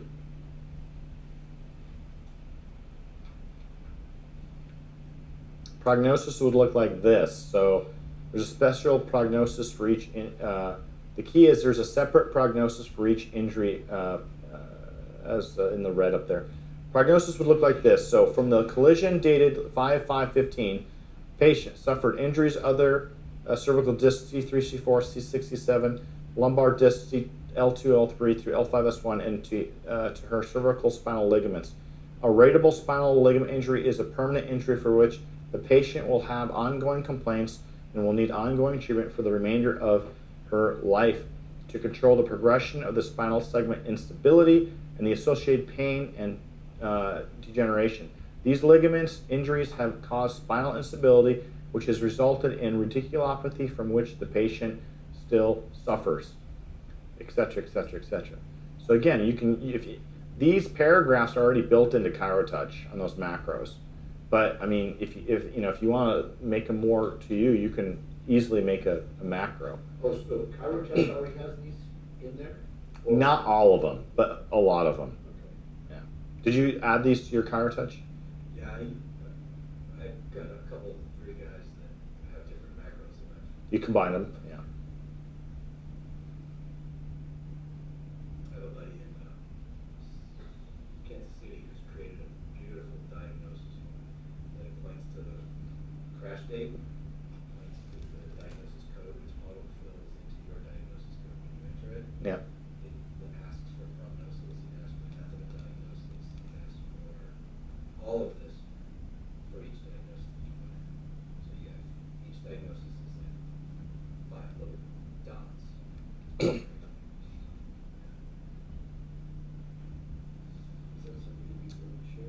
That's the first thing I was going to ask, Gary. I can probably talk you through how to make that one. He spent a ton of time making these. He specifically asked me not to, but I can probably show you how to do it pretty quickly. I can maybe finagle a little bit for you too. I don't know, let me find out. He's got DMX on site. He's been Who's the doc? Kevin. I was going for his last name. Okay. All right, future medical must be reasonable, right? If an injury is at static MMI, prognosis is the complaints ongoing, treatment necessary, permanent, causing ongoing duties under duress, loss of enjoyment of life, then future medical care is reasonable. Perfect scenario, multiple providers are recommending further medical. So again, this is developing your team and just being on the same page. Do you need the team? I think you need the team, but you don't have to have a team, you know, but like if you're going to dabble in personal injury more and start getting attorney referrals, you're going to start getting more people who have, you know, substantial injuries. So you're going to want to have different players in the game. And it just strengthens the case. So future medical, again, must be reasonable. Future chiropractic treatment, future physical therapy, and future evaluations and diagnostic studies with specialists. Use specific number of visits and cost for each visit. Must give a total amount of future medical expected in dollars.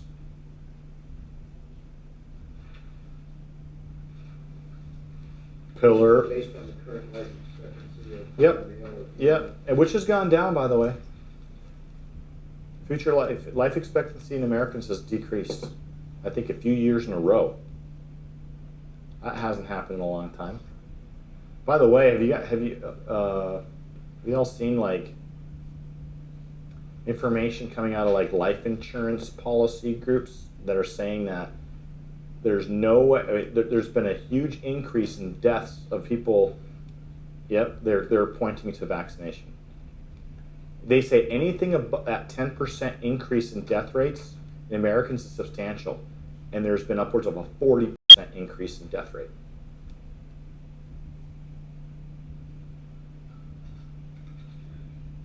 All right, next pillar. Loss of enjoyment of life, duties under duress.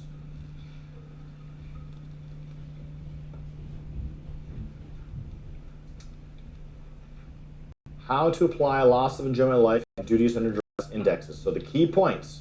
Impairment indexes, not functional indexes. Given only after MMI, maximum medical improvement. Given at final termination to determine permanency. Again, these forms are on that document folder. But I'm going to remind everyone that you want to interview the patient and not just have them fill out the forms, because if you just have them fill out the forms, you're going to miss stuff. You know, this MMI exam, it's like an hour. Like you need to really spend time with them to get this information. Review the patient at time of last. It's amazing what you're going to find. You'll actually laugh about this, because when you start digging and asking for the accident to now, what you'll find is that they didn't write anything down on these forms.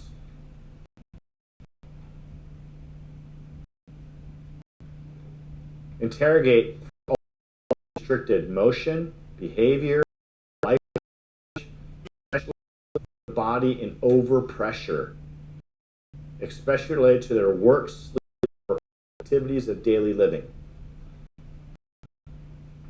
It's not hard to find this stuff. And again, you have emotion segment integrity, but if you don't have the loss of enjoyment of life, and if you don't have the duties under duress, you do not have an impairment. You have to have both of these. So just getting the alteration of emotion segment integrity it does not mean that they, until you can change their life, does it really become an impairment. Focused medications affect healing. So pain medications, muscle relaxers, non-steroidal anti-inflammatories, prescriptions are over the counter. You gotta, how many times have you guys seen patients and you get to the end of their care and it's a personal injury and they still have symptoms? Just think of all the patients you had in the past that probably had this condition, but it was not diagnosed, and they have a permanency. It's pretty common. Look at the stats. The Insurance Institute says 86% have a soft tissue injury, 34% have alteration in motion segment integrity.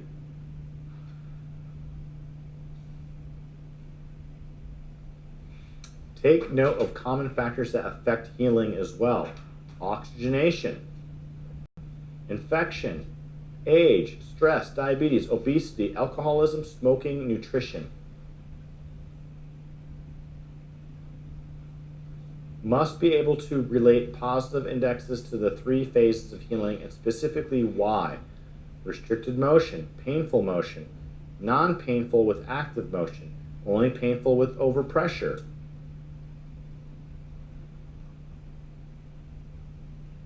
It's very common to measure someone's range of motion at the end of their care, active, and it's normal, but they have positive findings in overpressure.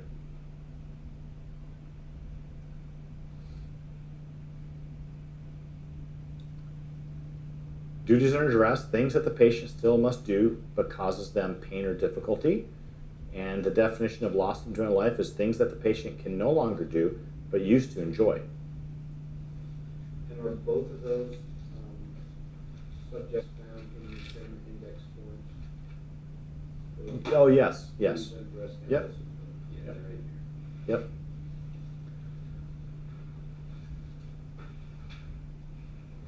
So there's 3 parts to this test. It's the patient tells the provider documents the limited activity, attorney makes a specific DUD-LEL claim in the demand and lists the limited activity. The value of the DUD-LEL claim is based on credibility. So that's another thing is like, you know, have you guys ever had a patient that you wouldn't trust putting them on the stand? You got to be able to have those conversations with the attorney, right? Highest level of credibility comes from the limited activity being described in the patient's own. Ever seen where the insurance companies will send a private investigator and they'll record the patient out doing stuff? Have you ever seen that before? Just to see if they're lying about their condition.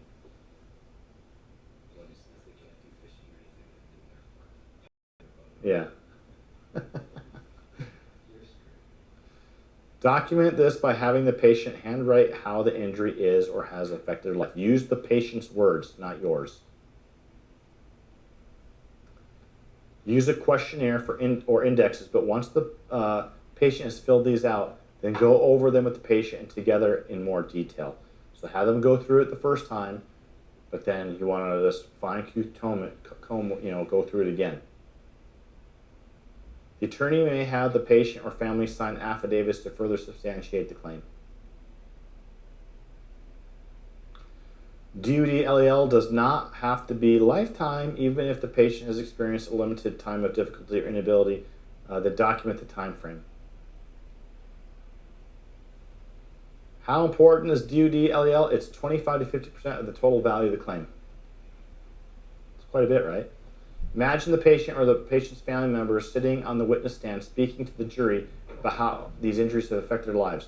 The DUD-LEL value drivers are the factors that make juries award large amounts of money for injury claims.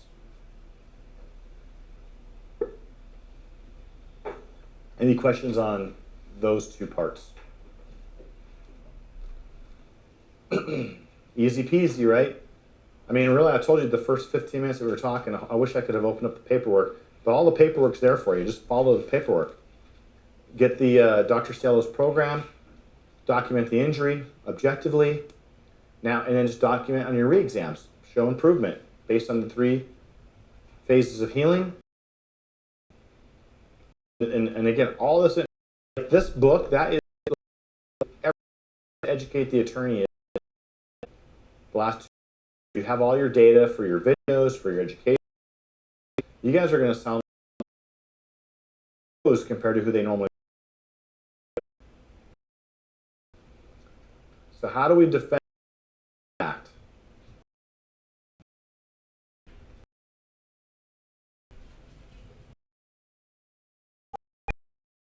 Financial by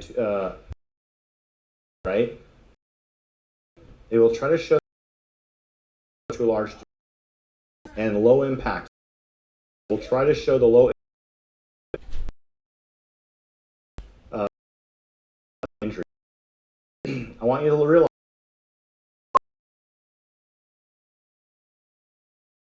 the 5 values. Now, most people do not put in mental or documentation anywhere. If you're adding this in, what you're doing right now is you're doing attorney. Okay? No one does. You're handling the objections before you get the objection. There are 9 major the insurance attorneys claim that the low injury or the magnitude of the injury. Their allegations, it is to minimize their allegations and support your testimony. Discover and apply the information is key to supporting your patient's personal injury case. The discovery of information to defend or support a pre-existing injury or low impact injury happens in the initial consultation. You essentially defeat the insurance attorney's claims at the beginning of the case in the consultation. So guess what? You're getting all this data from intake paperwork and talking about the accident initially in your first visit.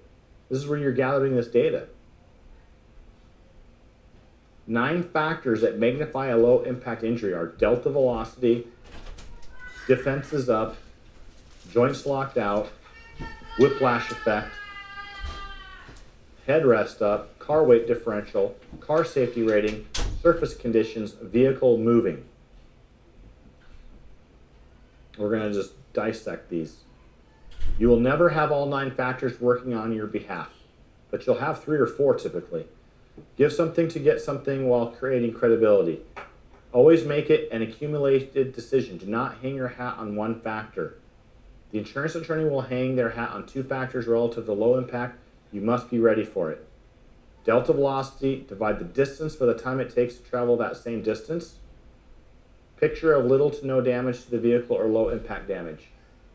That's what they're going to go after. So let's talk delta velocity. Change in velocity, they will try to show it was small.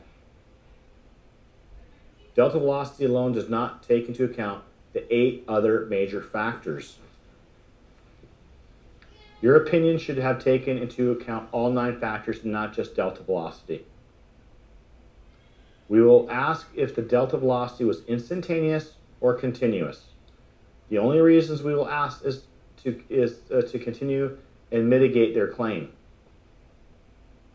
Continuous takes into account the full spectrum of the change of velocity. Injuries do not occur over the full spectrum. Think it in terms of slow motion. Instantaneous is an unknown unless they were present in recording. It is at the exact point of injury. Even if the insurance attorney knew it was instantaneous, they would have to explain how they know. Were they at the accident scene? So you can really kind of mess with the defense's credibility by going over these things. The insurance attorneys typically does not know the difference, and so in part, we are trying to show indirectly that they do not know what they're talking about and it hurts their credibility. So this is where you want to, the plaintiff attorney, you want to educate them on delta velocity and is it continuous or instantaneous, or, and give them this data so they can really pull this out. And again, remember, we're going to go over testimony a little bit, but 95% of your cases will never even go to get a deposition. It's just based on your documentation. Are you trying to actually calculate delta V? You may not have all the data you need. Because the distance. You don't have the disc. Depends. Police report. Did they mark the skid marks? Did they you may not have the data that you need. Now, some cars have the little black box recorders in there where they can give you the measurements and stuff, but not every car has that. So what are you documenting in those? What if, in your notes, when you mention delta V, what are you trying to say? You're actually mainly, whoops, oh shit.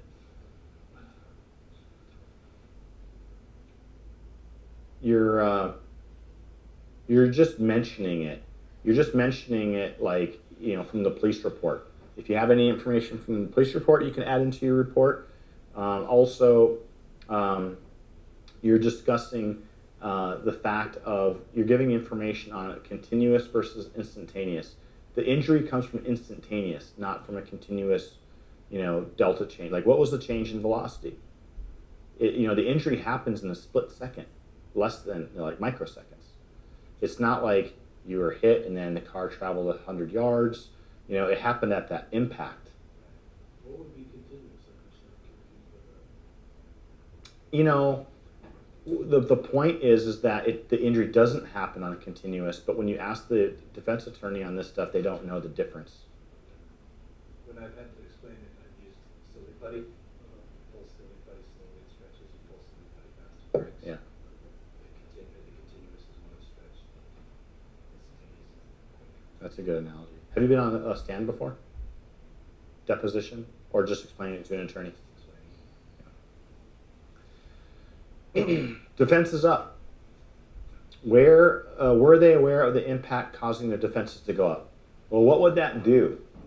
If you know the accident is coming, what happens? Are you going to be less injured or more injured if you tense up? It's actually less. It's less.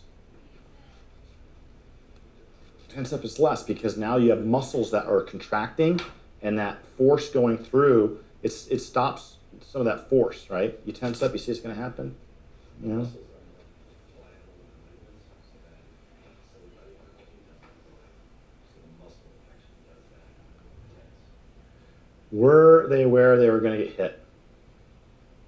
Energy absorption differs for contracted versus non-contracted state.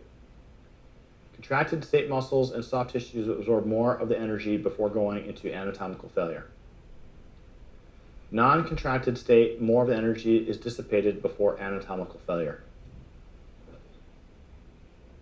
Remember, energy goes through these stages and absorbed or lessened in this order: active range of motion, passive range of motion and overpressure, paraphysiological joint motion, then anatomical failure.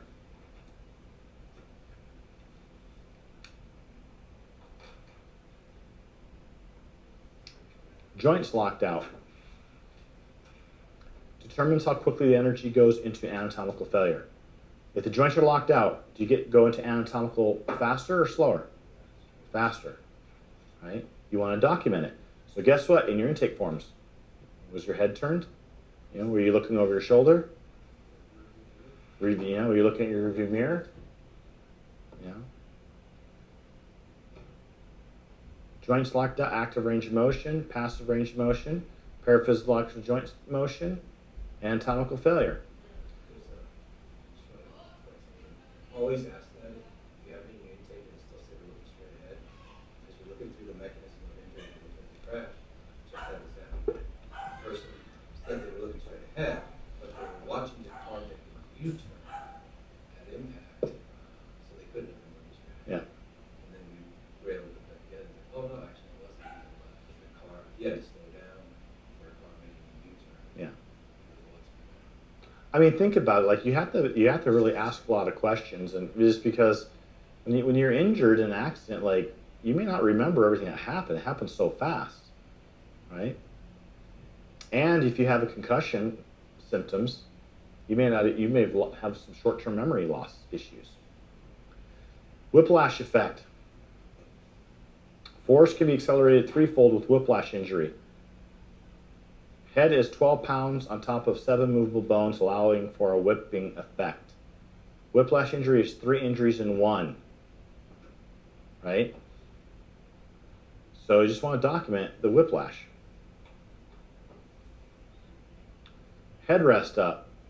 Was the headrest up and level to the head? Did the headrest stop extension? This is where you want,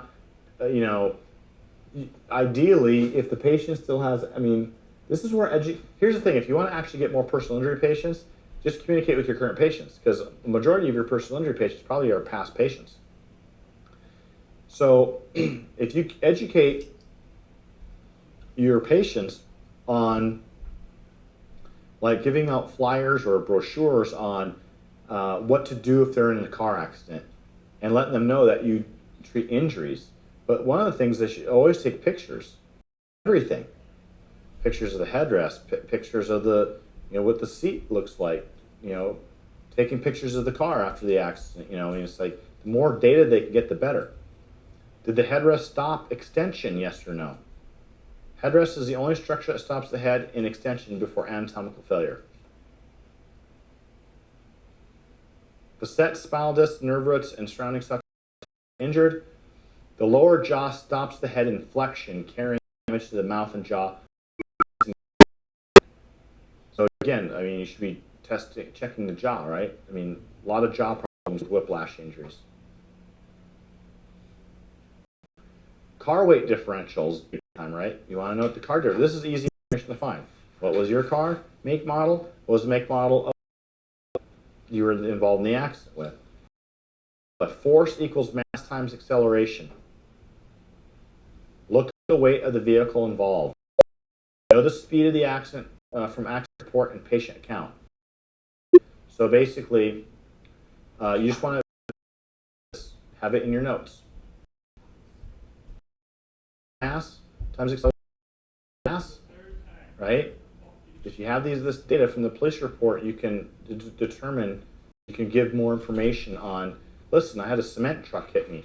The cement truck is, here's the mass, here's how fast they were going, here's the amount of force that entered the body, right? Same thing with when you look at the difference in cars, there's a difference in car, right? What if you have an old Cadillac versus a newer Mercedes or BMW? Did the car crumple? A Jeep, for instance, do you think a Jeep is safer to be in or not? It's bigger, but they don't crumple. So you actually have more injuries in vehicles that don't crumple, right? What's happening? That's energy. Where does the energy go? The skid goes into the skid marks, goes into the crumpling of the car, goes into where energy goes. But if you have, this is why, just because, and we'll talk into this a little bit, just because a car doesn't have a lot of damage to it doesn't mean that the occupant wasn't injured. Yeah, trailer hitch. Yeah. Car safety rating, you can look this up as well. Higher safety rating potentially shows more energy absorbed by the vehicle and less to the occupant, meaning less potential injury. But what if they have a low safety rating? Again, you're showing that the person could have been injured more because of the poor safety rating of the vehicle, like a Jeep, or a vehicle that has a trailer hitch, or a 77, Cadillac. Those things are like bullets. I remember in one PS seminar they were saying that most of the bumpers now have a spring motion so that it doesn't injure the car as much, but it increases the G-force on the patient's neck. How does that get put in here? Just document it. And that would come from the specs on the vehicle. There's a good website, it's National Highway Safety Center, whatever, it's one of those, and you can get every rating of the car you look at, inside, back, front, back, rear, back, seat, brakes, all the See, what you're doing by documenting this, remember, what are we trying to do? We're trying to defend against the low impact by documenting all this stuff. It just takes away part of the defensive strategy to state that, hey, there's no way that this person could have been injured in a 10-mile-per-hour collision.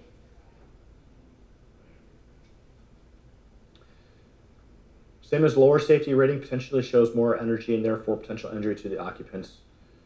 Google safety rating factors for websites that show each car safety rating. Surface conditions.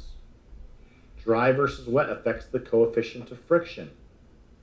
The more friction, the more energy is absorbed to overcome the friction before going into the occupant, thereby decreasing the likelihood of injury. So who gets injured more? Dry conditions or snowy conditions?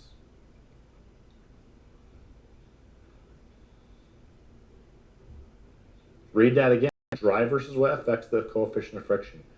The more friction, the more energy is being absorbed to overcome the friction before going into the occupant. So if you have dry road conditions and you're hit and you got your foot on the brake, energy is going through the rubber of the tire into the pavement. That's absorbing energy. If you're on a snowy or icy condition, where's the energy has to go somewhere. We're talking about Newton's laws, right? Energy has to go somewhere. So if you're hit and you're on icy conditions, more of the energy of that impact is going to the occupant than the road itself. You guys with me on that? Yeah, basically faster tempo. Yes. In dry conditions, the coefficient of friction will be absorbed into the car before occupant due to the amount of energy needed to move the car. Wet conditions cause an increased amount of force to be distributed into the patient as the energy travels through the car into the patient. Okay? Lastly, vehicle moving. If the vehicle is stationary, it absorbs more of the energy to move the car. Therefore, the energy into the possible injury of the occupant. In contrast, if the vehicle is moving, more of the energy is transferred into the occupant, allowing for more likelihood of injury. So this is why you ask, how fast were you going? If they're completely stopped, it absorbs more of the energy to move the car, right? Therefore, the energy into the possible injury of the occupant. If the vehicle is moving, more of the energy is transferred into the occupant, allowing for more likelihood of injury. So it's just, again, this is why you're documenting these things, right? So here's an example. General Patton's accident and death. Good analogy of low impact injury. Well-known person, right? He was a general in World War II. General Patton's fatal broken neck. Quick anatomical failure due to the seat. They were in a limousine Cadillac hit by a troop passenger truck. There was a huge weight differential. Relatively low impact, estimating at 30 miles per hour. Upon impact, General Patton's head suffered a scissors motion by hitting the front seat. General Patton suffers dislocation, spine compression. Patton's driver and passengers suffered no remarkable injuries. The truck suffered no discernible injuries. The facts weren't up. He was not aware. He was going to road conditions, snow, more energy transferred into the occupants.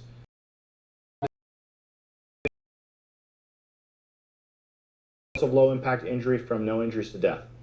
So you had 2 passengers in the vehicle. He died a few days later. But he had more of these factors going on in the accident, right? Common make an accident, don't need to. Only if you're going to be an expert. Expert witness is when you have the patient. As a practicing chiropractor, you will never get that involved. All right. We're going to start the after break. We have half hour. We're going to get into defending the pre-existing. We only have, what do we have left? We have 7, 8, 9, 10. We're going to go over pre-existing. We're going to go subjective and objective measurements, how you're documenting those. We're going to go over your medical team, and we're going to go over deposition, trial type like stuff. Questions? Pretty dry stuff. Yep. I have a question. So thinking about the bottom line on these motivated, if we're incorporating all these tests and do all this, and $50,000. First of all, that $50,000 is usually higher than what you get. Doesn't that take all that? You really make at the end. I mean, we said 30. Are you talking about you as the provider? Yes. Yeah. So basically, whatever the objective is like whatever you want your medical bills paid, right? So basically, what you're looking at is you want to have conversations with the attorney right from the get-go on what are the policy limits and what kind of money is there to be made. This is going to prevent you from over-treating the patient, or like for instance, if they have a $25,000 limit for underinsured motorists or something, like listen, your bills better not get more than $8,300, or else you're going to end up giving care away, unless you're okay with that, right? And so when you're communicating with an attorney, it's like you'll never take more than a third of the case. So if you keep, you want to try to keep your bills low, but sometimes you can't help it, especially if they have a permanency, you're going to be treating them for a while. Could go on for a whole year. Could go on for a If year. you're treating them that long. Yeah. So your bill's going to be a lot higher, right? Yeah. And so, but the thing is this is where having good communication with the attorney is really important, right? Because what kind of money is sitting there on it? You know, just good communication. So like you said, that should probably be that should be the first of the case. Should know that right away Right away. by communicating with the attorney. Doesn't it usually take them a couple weeks to figure this out? Sometimes, but you want to be in communication right from the get-go. Like you want to know, you know, because the last thing that I can tell you, an attorney, the thing that they hate the most, even though they don't act like it, they hate asking providers to take a cut. It's not a fun conversation. Some of them like it, but you know. You're doing $8,300 in the first couple of 3 weeks. I mean, if you're integrated, you might, but that's, by the time you find out the policy limits, you can usually find out where you are before that. You're usually under that number. But yeah, if you were integrated, then You could have a couple in there. I mean, that's why, like for instance, I've had, you know, where I get checks for $30,000-$40,000 because of the integration, but also they're getting policy limits and they're well over 6 digits. Would you mind explaining the policy limits? So you have the insurance and you have the limits, and usually they'll just go up to those limits. Yeah. And if you go with like a different diagnosis or more impairment or whatever, then it skips over that. No, your policy limits are based on your insurance coverage. Like who hit you? If you're not at fault, like, you know, first off, they look at like what kind of policy limits on the person that hit you. Do you have underinsured motorist coverage, right? Do you have med pay? Like it depends what state you're in and what kind of laws that you're going off of. So, you know, there's money to be had in different areas. Like for instance, med pay. If you're a passenger in a car, you know, you can use the med pay of the person who is the driver and your med pay. Yes.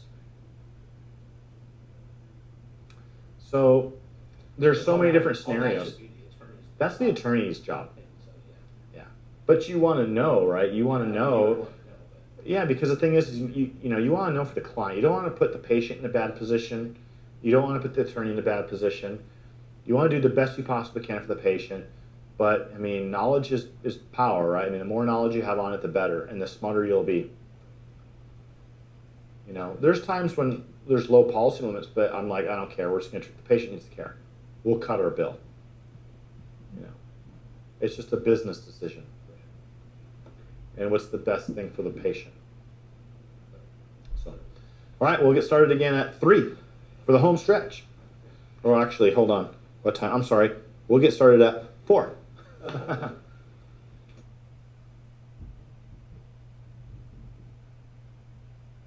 All right, so home stretch, we got defending the pre-existing, subjective hybrid, subjective objective medical team, and trial testimony. I know Cindy's working on the document folder, so all that should be up and going.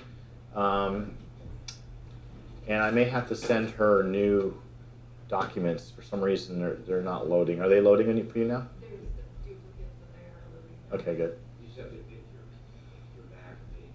Yeah, exactly. Yeah, okay. Yeah, everyone works on a Mac, or I work on a Mac, everyone else is on a PC.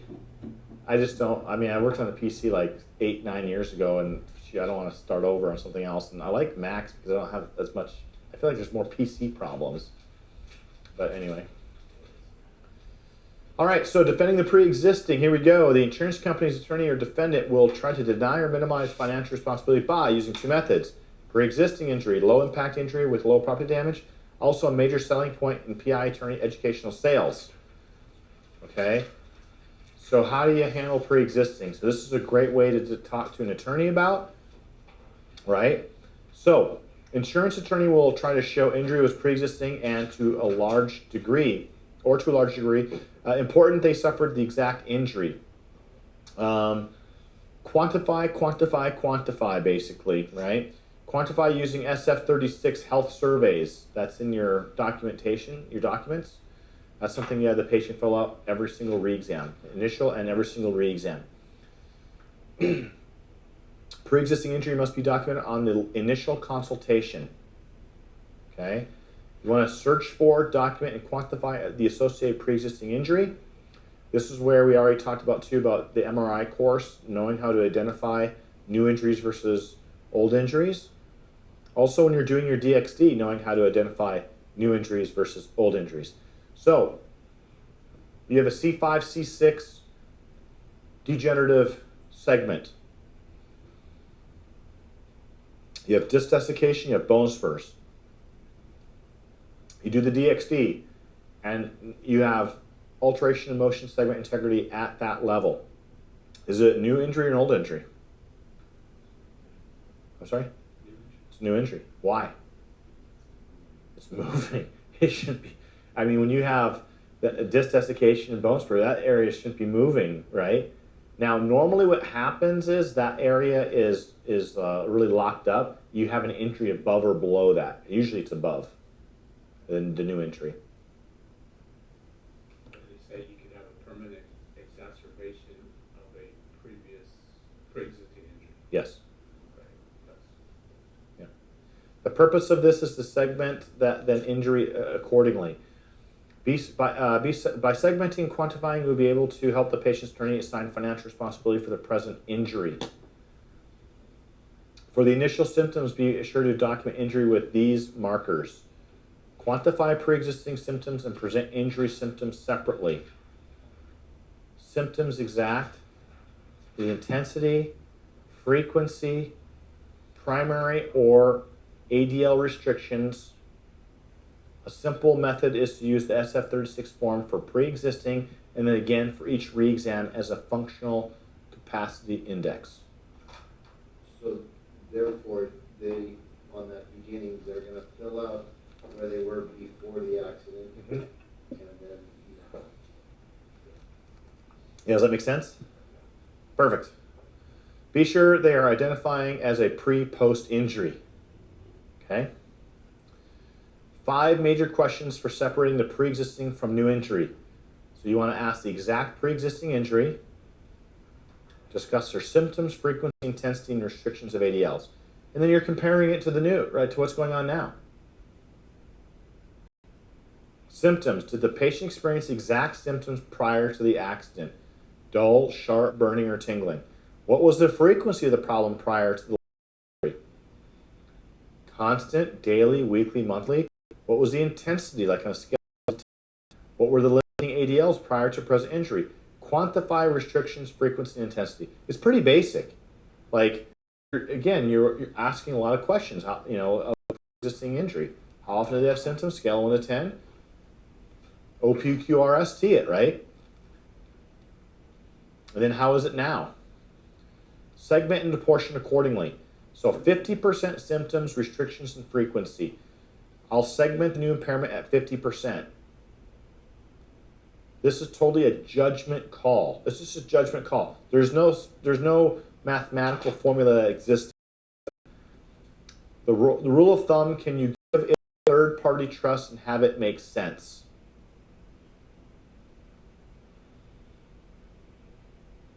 Consider at 100 units prior to 10, 20, or 25% of that 100. Opinion alone will not include diagnostic tests which are positive, yet the patient does not have any symptoms or restrictions to the new injury. Always try to find, acknowledge, and quantify the pre-existing injury. The worst thing you can do is not acknowledge and document them and they come up in the deposition or court. So it's way better to actually discuss it in your documentation than to ignore it. Does anyone, when you first started doing the practicing, you just ignore I'm not going to talk about the pre-existing because I want to get paid. No pre-existing. In the last 12 months preceding new injury, based on the science of 3 phases of healing, no symptoms, no signs, no restrictions, no medical care, no home care. So if the patient says that they've had no symptoms, no signs, no restrictions, medical care, or home care in 12 months, it's a new injury. So would you still document that there was an injury? I'd still have it in the notes, but I would explain your rationale. How would you evaluate a wellness patient? I mean, assuming that you're good documenting no symptoms, it might be easier, but. You know, if you have a wellness patient, you're talking about if you have a wellness patient that gets into an accident, well, it depends on how you've been documenting it. That's what I figured you'd say that. Yeah, because if you have a wellness, if it's a true wellness patient, I probably would just document it as it's a wellness visit and they don't have any symptoms. Unless they don't have any symptoms because they're on wellness care and you're keeping up on them, but you still document no symptoms, but maybe you document the diagnosis, maybe they have a degenerative disc disease, but because you've been keeping up on them, right, they have no symptoms. But there's been, see what it says here, no medical care. You're treating them, so it's like you'd have to apportion it then. I usually do something like that, and I'll just describe what the type of care they were in, because I have a lot of chronic recurrent patients, and I'll just document the exacerbation. Yeah. Yep. All right, subjective, hybrid subjective, objective.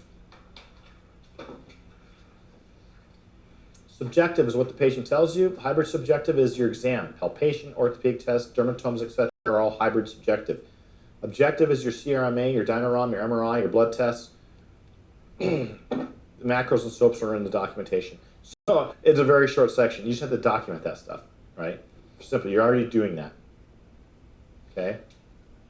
Probably the biggest thing that you should know, just based on this group, you got to make sure you're doing the CRMA. Get the DXD program.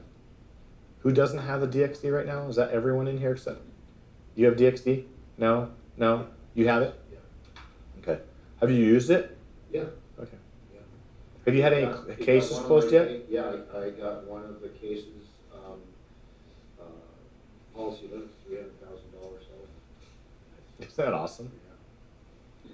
What did the attorney say? Did the attorney give you a good steak dinner on that at least? No, he didn't. But I mean, and plus they had given it off to my main guy who never reduces my bills. For some reason, he really missed this one.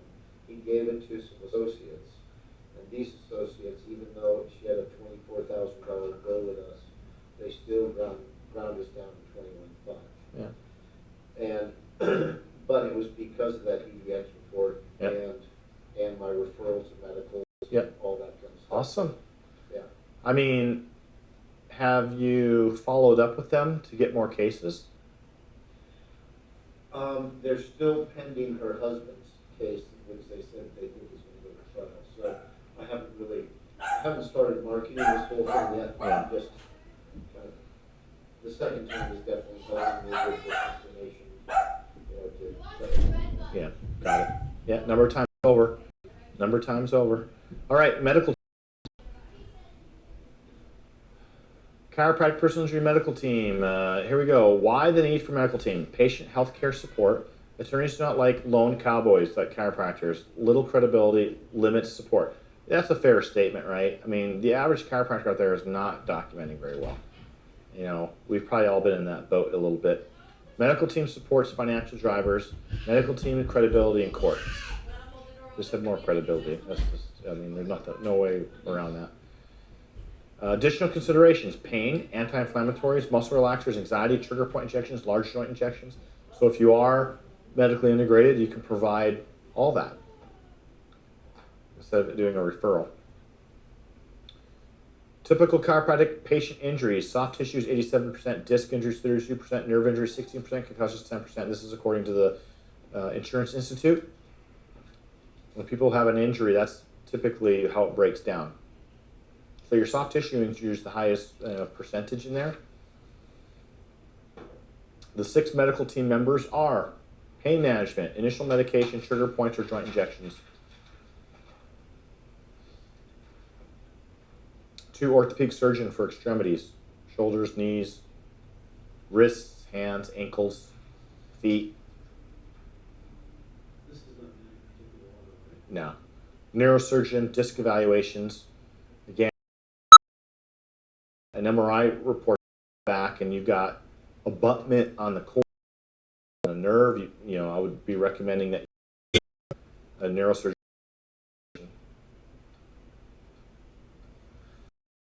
You know, and in conversations with other chiropractors, like, and they're like, hardcore like, oh, but we can it's about getting it in the, it's about who has ability, a neurosurgeon or a chiropractor.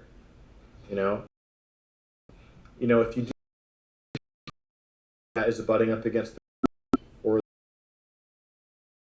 man, I'll tell you, if they sneeze, like, look at stroke patients. It happens when they their head an extension, right? Getting their at at a hair salon. Blaming anything the chiropractor. It's protecting your neurologist, nerve evaluations, neuropsychologist if you have a concussion, medical radiologist.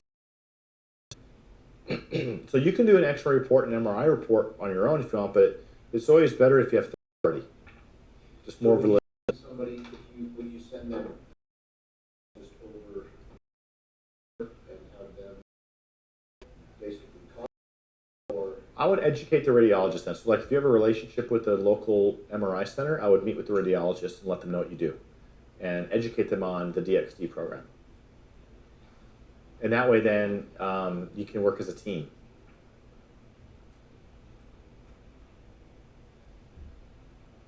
How to select your medical team. How you get in. We are interested in referring you patients. That's the statement. Like, we are interested in referring you patients. You meet at their office. Meeting is only to introduce yourself. Meeting only lasts 10 to 15 minutes. Do not ask for a long meeting. Do not ask for lunch. You would only like to stop by and introduce yourself. Have all your doctors and marketing assistant attend. They are not employees or subcontractors. They just safe referral sources. Ask 3 big questions to get them to play ball. 1, what have you heard about chiropractic? 2, agree not to say anything negative. 3, agree not to take them off my treatment schedule. You need to have those agreements before you start referring to them.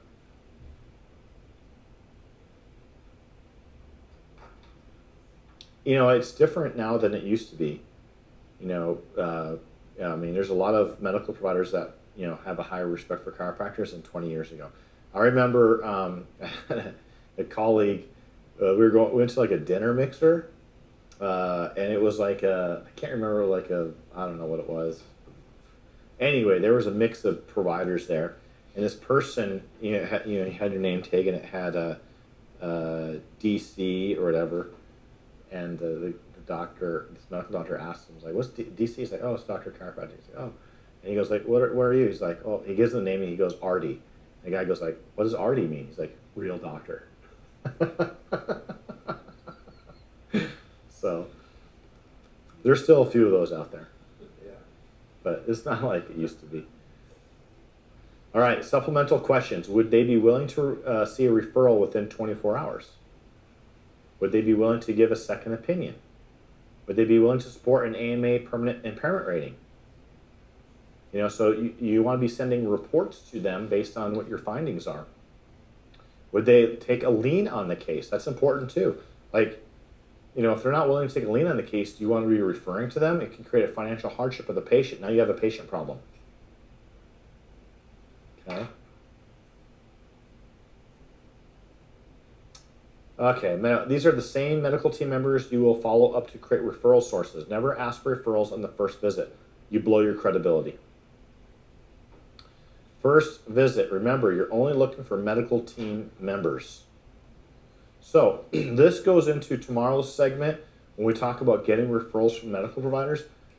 What I would recommend you do is you go around your area and you're looking for team members that you can refer to. You're not asking for a referral, but you are asking them these questions to find out who you potentially want to work with in the future. Now what you're doing is you're going to bring in breakfast every few months, and you're going to start educating them on what you do. Then you can start asking for referrals, but not on that first visit. You're looking for your team first. Once you feel good about that team, like for instance, if you're going to an urgent care center, This is where you just bring in breakfast and you educate them on, like, for instance, if you go to uschirodirectory.com, you can get case studies and you can get, gosh, what else? Research. And there's great research articles on why chiropractic is better than PT. And so you can print out that research and bring it in and say, this is why we recommend you refer to us rather than to a PT. Because if you think about it, an urgent care center is going to write a prescription. Somebody comes in an accident, they're going to write a prescription, they're going to say, go see a physical therapist if you still have problems.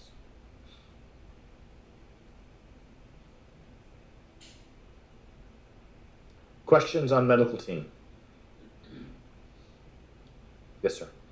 So I live in a small community, we don't have a neurologist, we don't have any of those. Yeah. Do you have one? How big is your area? 35, 40,000. And how is it close is the biggest city? Tucson would be closest, about 2 hours away. Oh, wow. So there's no neurologist? So where do people go? Tucson. Tucson? Then yeah, you go to Tucson. We got Baxter, Arizona. Yeah. It's just, it would be kind of nice to know how to kind of weed through them instead of just, I guess you could ask. Well, what I would do is maybe do a preliminary phone call then, because to drive all the way there, like I would start calling and say, hey, I'm looking for, there's no neurologist in town, I'm looking for a neurologist. I'd like to just set up a 5-minute call. You'll probably be having this call with like a receptionist or something. I'd like to have a quick conversation with the neurologist on whether or not it'd be a good fit to refer to your office, and just do a preliminary phone call. If that phone call goes well, looks good, then just set up a time for you to pop in and try to just do a pop in one day to multiple places. There's a past president of the state association who practices in Tucson. He may be just a good phone call to start with her, for instance. I'll have his name tomorrow. Narrative report versus supplemental report. If you already do a full-length narrative and you think the attorney wants that, can keep doing it. Just add the sections of the supplemental report so that you trigger the Colossus algorithms. Most narratives are done too data intensive. The truth is, most attorneys and adjusters will flip to your last page and look at your opinions and recommendations. Dr. Cielo all he does is supplemental reports, and he has a very successful PI practice. And he's just doing supplemental reports now. If I want to see your team findings, I will go to your exam sheets. Don't be redundant. Save yourself some time. The supplemental report, the provider's opinion based on objective findings, the source for all of the other value drivers. So when attorneys write their demand, they reference the supplemental report. The adjuster can then easily source your valuable opinions on injury, prognosis, whole patient impairment, DUD, LEL, and future medicals. Those are the 5 areas, right, that you want to document. That's your supplemental report. You're not getting into all of the positive findings on your exams. They can find that in your re-exams. See, so that's why you're cutting the, sometimes a narrative can take 3-4 hours. A supplemental report can get 30 minutes. And the thing is, you could build that from initially on in the case so that you're getting the report to the attorney quickly. So after your MMI exam, remember you have a 2-week window to get that report to them. Anything over two weeks, they're starting to wonder, like, what's going on? It's a wow factor when you actually get the reports to them in a timely manner, because most providers don't do that. Speed of settlement offers. I have seen many adjusters receive a demand letter and offer full policy within a day because we give them everything they need to enter into the evaluation software. Once the software returns a range above the policy limits, the adjuster can then offer policy. So you saw an example of this on the attorney interview. On the second case he talked about, he just sent in the report and it triggered a policy limit. Man, they love you when that happens. Example narratives are on the documentation. Okay. Example supplement report. That's what it looks like. Your first page is just in this type of a format. All your diagnoses. You go over your progress, your prognosis, This is all written up in the document section. You can look it up. You go over again area, right? Per area, full body. It's per diagnosis, prognosis. Per diagnosis, prognosis. So for every diagnosis, right? And then medicals. And you do your calculation. 2 times 6 months, right? Then you have your permanent impairment.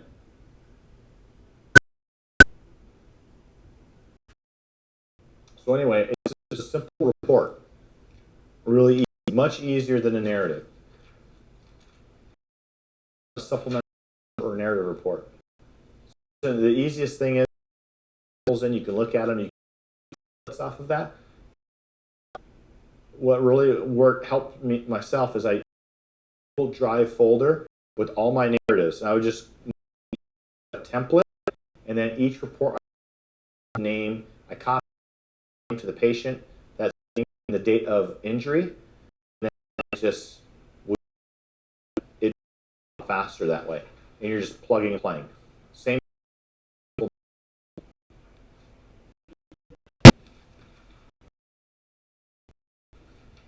Has anyone trial before? Opposed?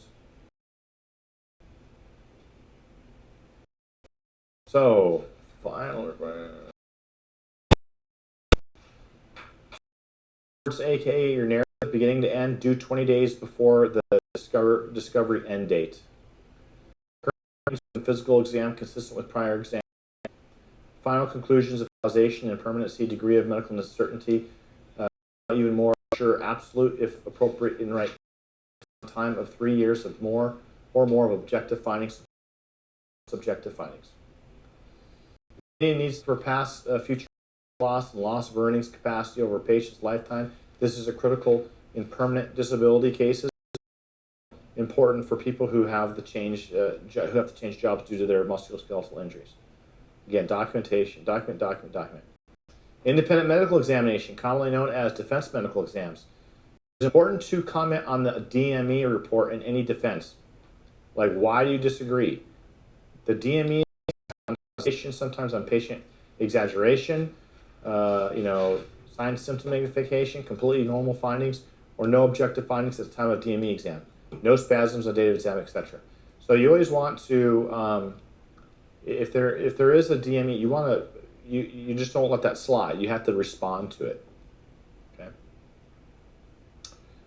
Do not personally attack the DME when being critical of and report of findings by them. You should comment on patient consistency, reliability, and constancy of other physicians.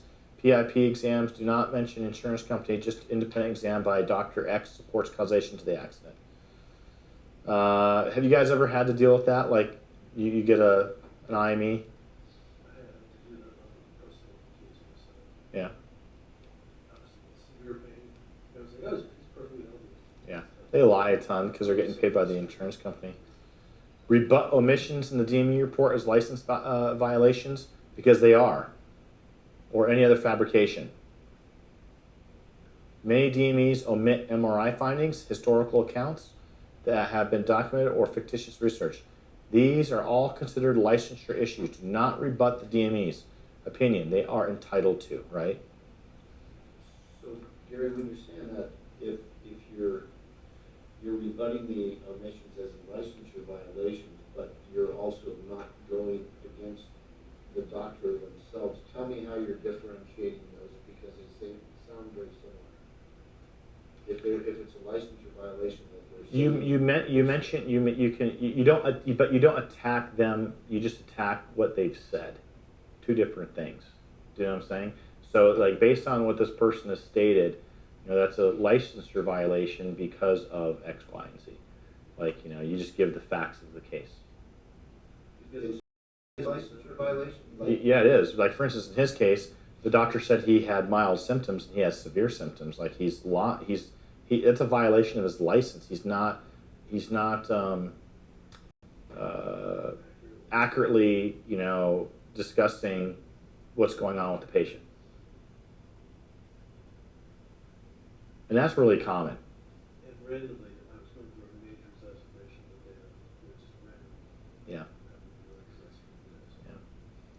So one thing that you can tell patients to do, I don't know if they allow that. I mean, I would tell my patient, we haven't seen these. They don't have here as they used to. But I used to tell patients, if they can, to record it and let them know they're being recorded.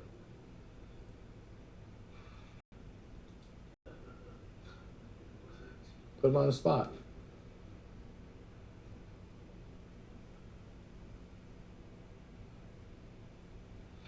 What type of economic damages are recoverable? So past, present, future medical expenses, the amount of lost wages or earning power. So the paragraph there is just the example of what that you've already seen. It's the same language. It's in the conclusions section. Okay. 10 tips for direct examination.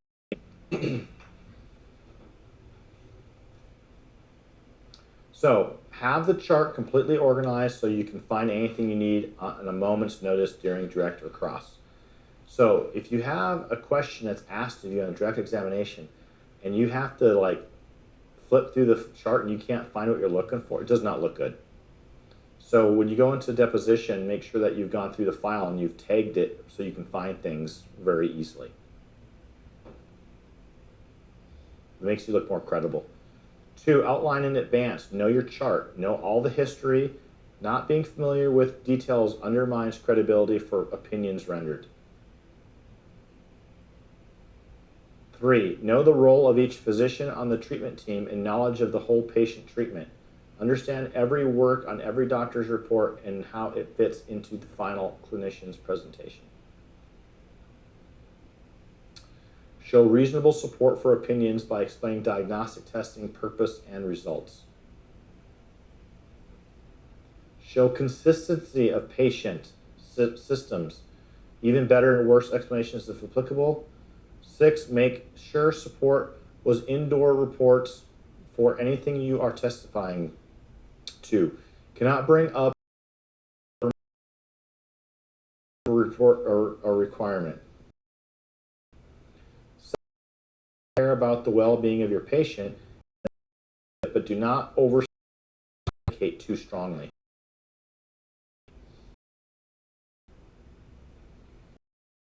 Patient's better doctor. 9, allow enough time to prepare, examine. 10, explain. Role is about anatomy beyond diagnosis, treatment plan, prognosis of pain.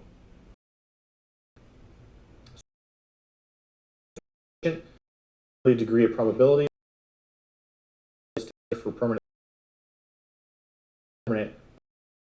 organ or both has not normally and will not heal. Plaintiff claim through objective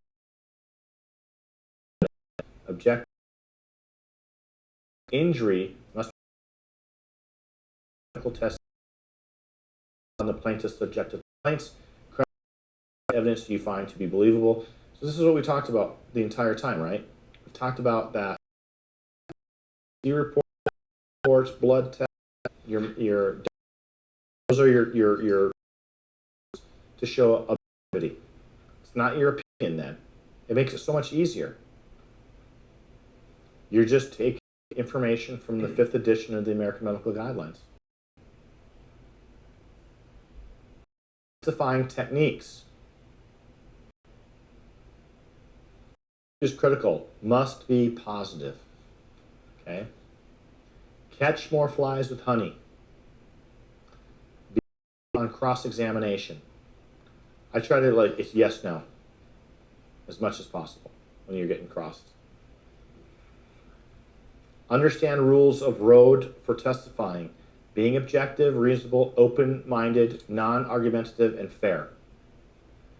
This is a tactic used against defense witnesses that can be turned around. Examination technique. Rules of the road. Be objective, fair, reasonable, integrity, honest. Demeanor, the same to both sides during testimony. Better testimony if you do not argue during cross. Okay? Do not involve yourself in lawyer arguments. Pretty basic stuff. The bad doctor could care less about the patient's legal case, prefers to avoid treating patients involved in litigation, is motivated to avoid helping attorney. Doctors who charge too much money get fees for medical fees 2021. This should now be 2022 PMIC. PMIC is a great book to use to get your fees. It actually will break it down per your zip code. So it will do relative value units of the code, and you have a multiplier of your area of where you live. And that's how you come up with your medical fees. It is always good to get your medical fees from a resource because they can't argue that. Defense sometimes will actually go after you for your fees. And if you clearly state, like, this is where I get my fee schedule from, it takes care of that. Okay? Must charge reasonable and customary. And then the doctors who charge too much money does not write good legal reports. Doctors afraid to testify. Usually no experience, bad experience, lack of confidence. Doctors who know it all, recipe for disaster. Doctor with communication issues, right? Questions on testifying. Questions on anything from today.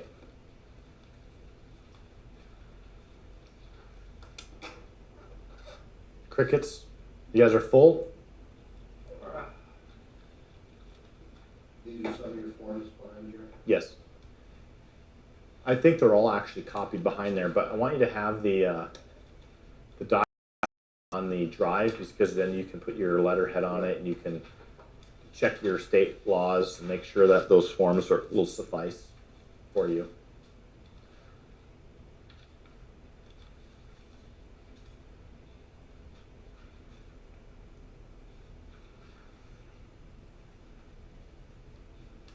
You guys can fill this out for me real quickly on the documentation section. Now, one thing is you're gonna part 3 next month is Dr. Tim Steflick's going to be going over concussion, basically how to diagnose it, but then also how to treat. And it's another income stream that you can bring into the office, and it's not that hard, but it's another revenue stream, but also, more importantly, it helps the patient tremendously because a lot of times people with concussion injuries are not getting treated. So this is some rehab that you can bring into your office, and you can, there's very specific coding and charges that you can bill out for this type of service for the concussion. Any other questions from today? We've got like 15 minutes. I'm a little confused on this, pre-treatment survey. So that's done. This is just basically when they first come in for them to list their conditions. You can use this. This is also part of the, you don't have to use this form because your initial intake forms may already have this on there. This is just not personal injury stuff. Some of the stuff, like office policies, this is just examples of the office policies that we have in our office. So like for instance, for the, when you, what are your rules to care? Okay. You always want to go over your rules. So like for instance, when you're in your report of findings and anytime after once you do the scale of 1 to 10, like when you're trying to get them to a demand for improvement, you're going, you are reviewing a lot of your rules. But then once they agree to care, you're reviewing your office policies and getting their initials on, like for instance, we take a team approach. There's no guaranteed results. Patient cooperation, future care, subsequent injuries. It talks about termination. No cell phones on, and staff. So basically, it just goes, what are your rules? There's the letter of no accident or injury. This is if someone comes in and you want to make sure that there has been no accident or injury. If because the thing is how many times have you started treating a patient and then they later say, "Oh, I was in an accident." They didn't tell you initially. We do medical treatment in our office, so we go over. This sheet just goes over the different service centers, and we have the patient just check off on the stuff that they might be interested in. It's a way to, you know, do more services that they may need. We have a patient missed appointment policy. What's your missed appointment policy? Right? What's your financial agreements? Do you actually have a patient sign your financial agreements? Refund calculation agreement. It's a good one to have. Tells them how they get a refund, because how many times do you put a patient on a treatment plan and you've given more services than what they paid, but they quit and they think that they're going to get a refund when they still owe money. So it's good to explain that early on. Required disclosures. Your lien. Required disclosure might be, is that Colorado's? Yeah, it's Colorado only. Confidential patient intake form. Several pages in that. Affidavit of injury. Again, they're attesting to their injury.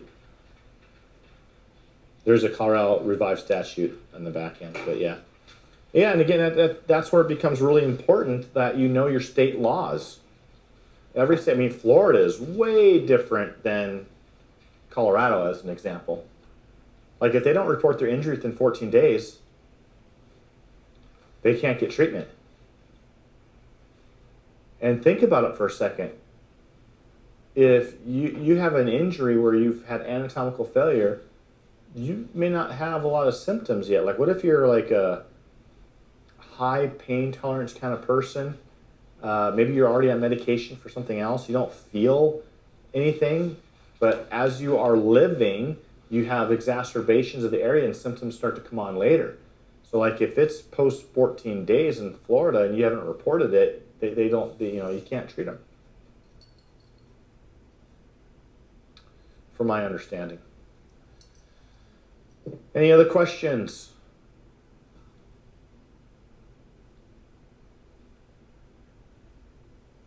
Yeah, documentation is kind of dull and boring, but it is how you're going to educate the attorney as well. And the next section, what I like about Dr. Steflick's one is like that gets to be fun, because if you're not doing concussion care and you want to add that, it's just, I always like learning about how you can help a patient. So you're going to get a lot of information there. You guys are quiet. You guys just full, or there's just no questions? I'm really looking forward to approaching these acute trauma centers. Yep. And I feel like it's now getting started to be able to Yeah, I mean, number of times over, right? Whoever has the most confidence in certainty wins. So the more you establish understanding this stuff and being able to communicate with them more,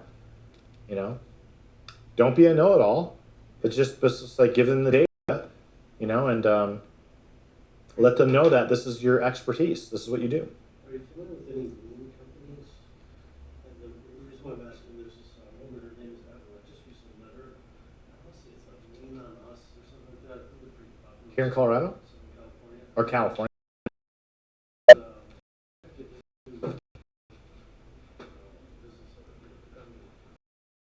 She's just so full. Yeah. She could, and then she ended up circling around recently, unfortunately, me. We've gone to a major network event next Friday.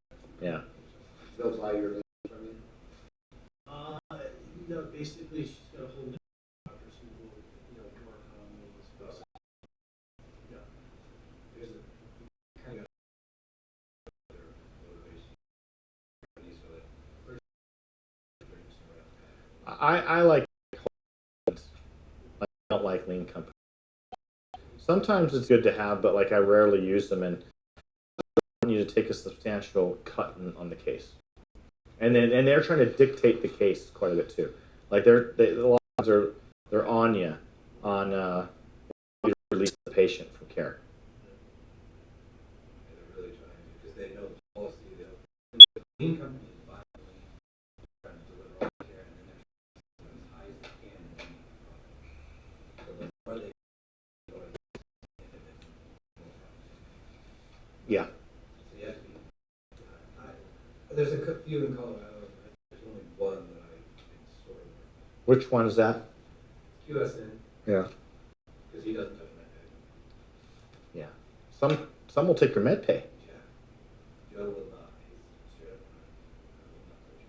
Yeah. He's totally, then he has his own network for injections and other things. Yeah. That's the only one in Colorado that currently. Yeah. It's such a different game from state to state. So, I mean, this is why I don't really get into too many specifics, just because every state's different. So that's something where you have to get from your own state. Yeah.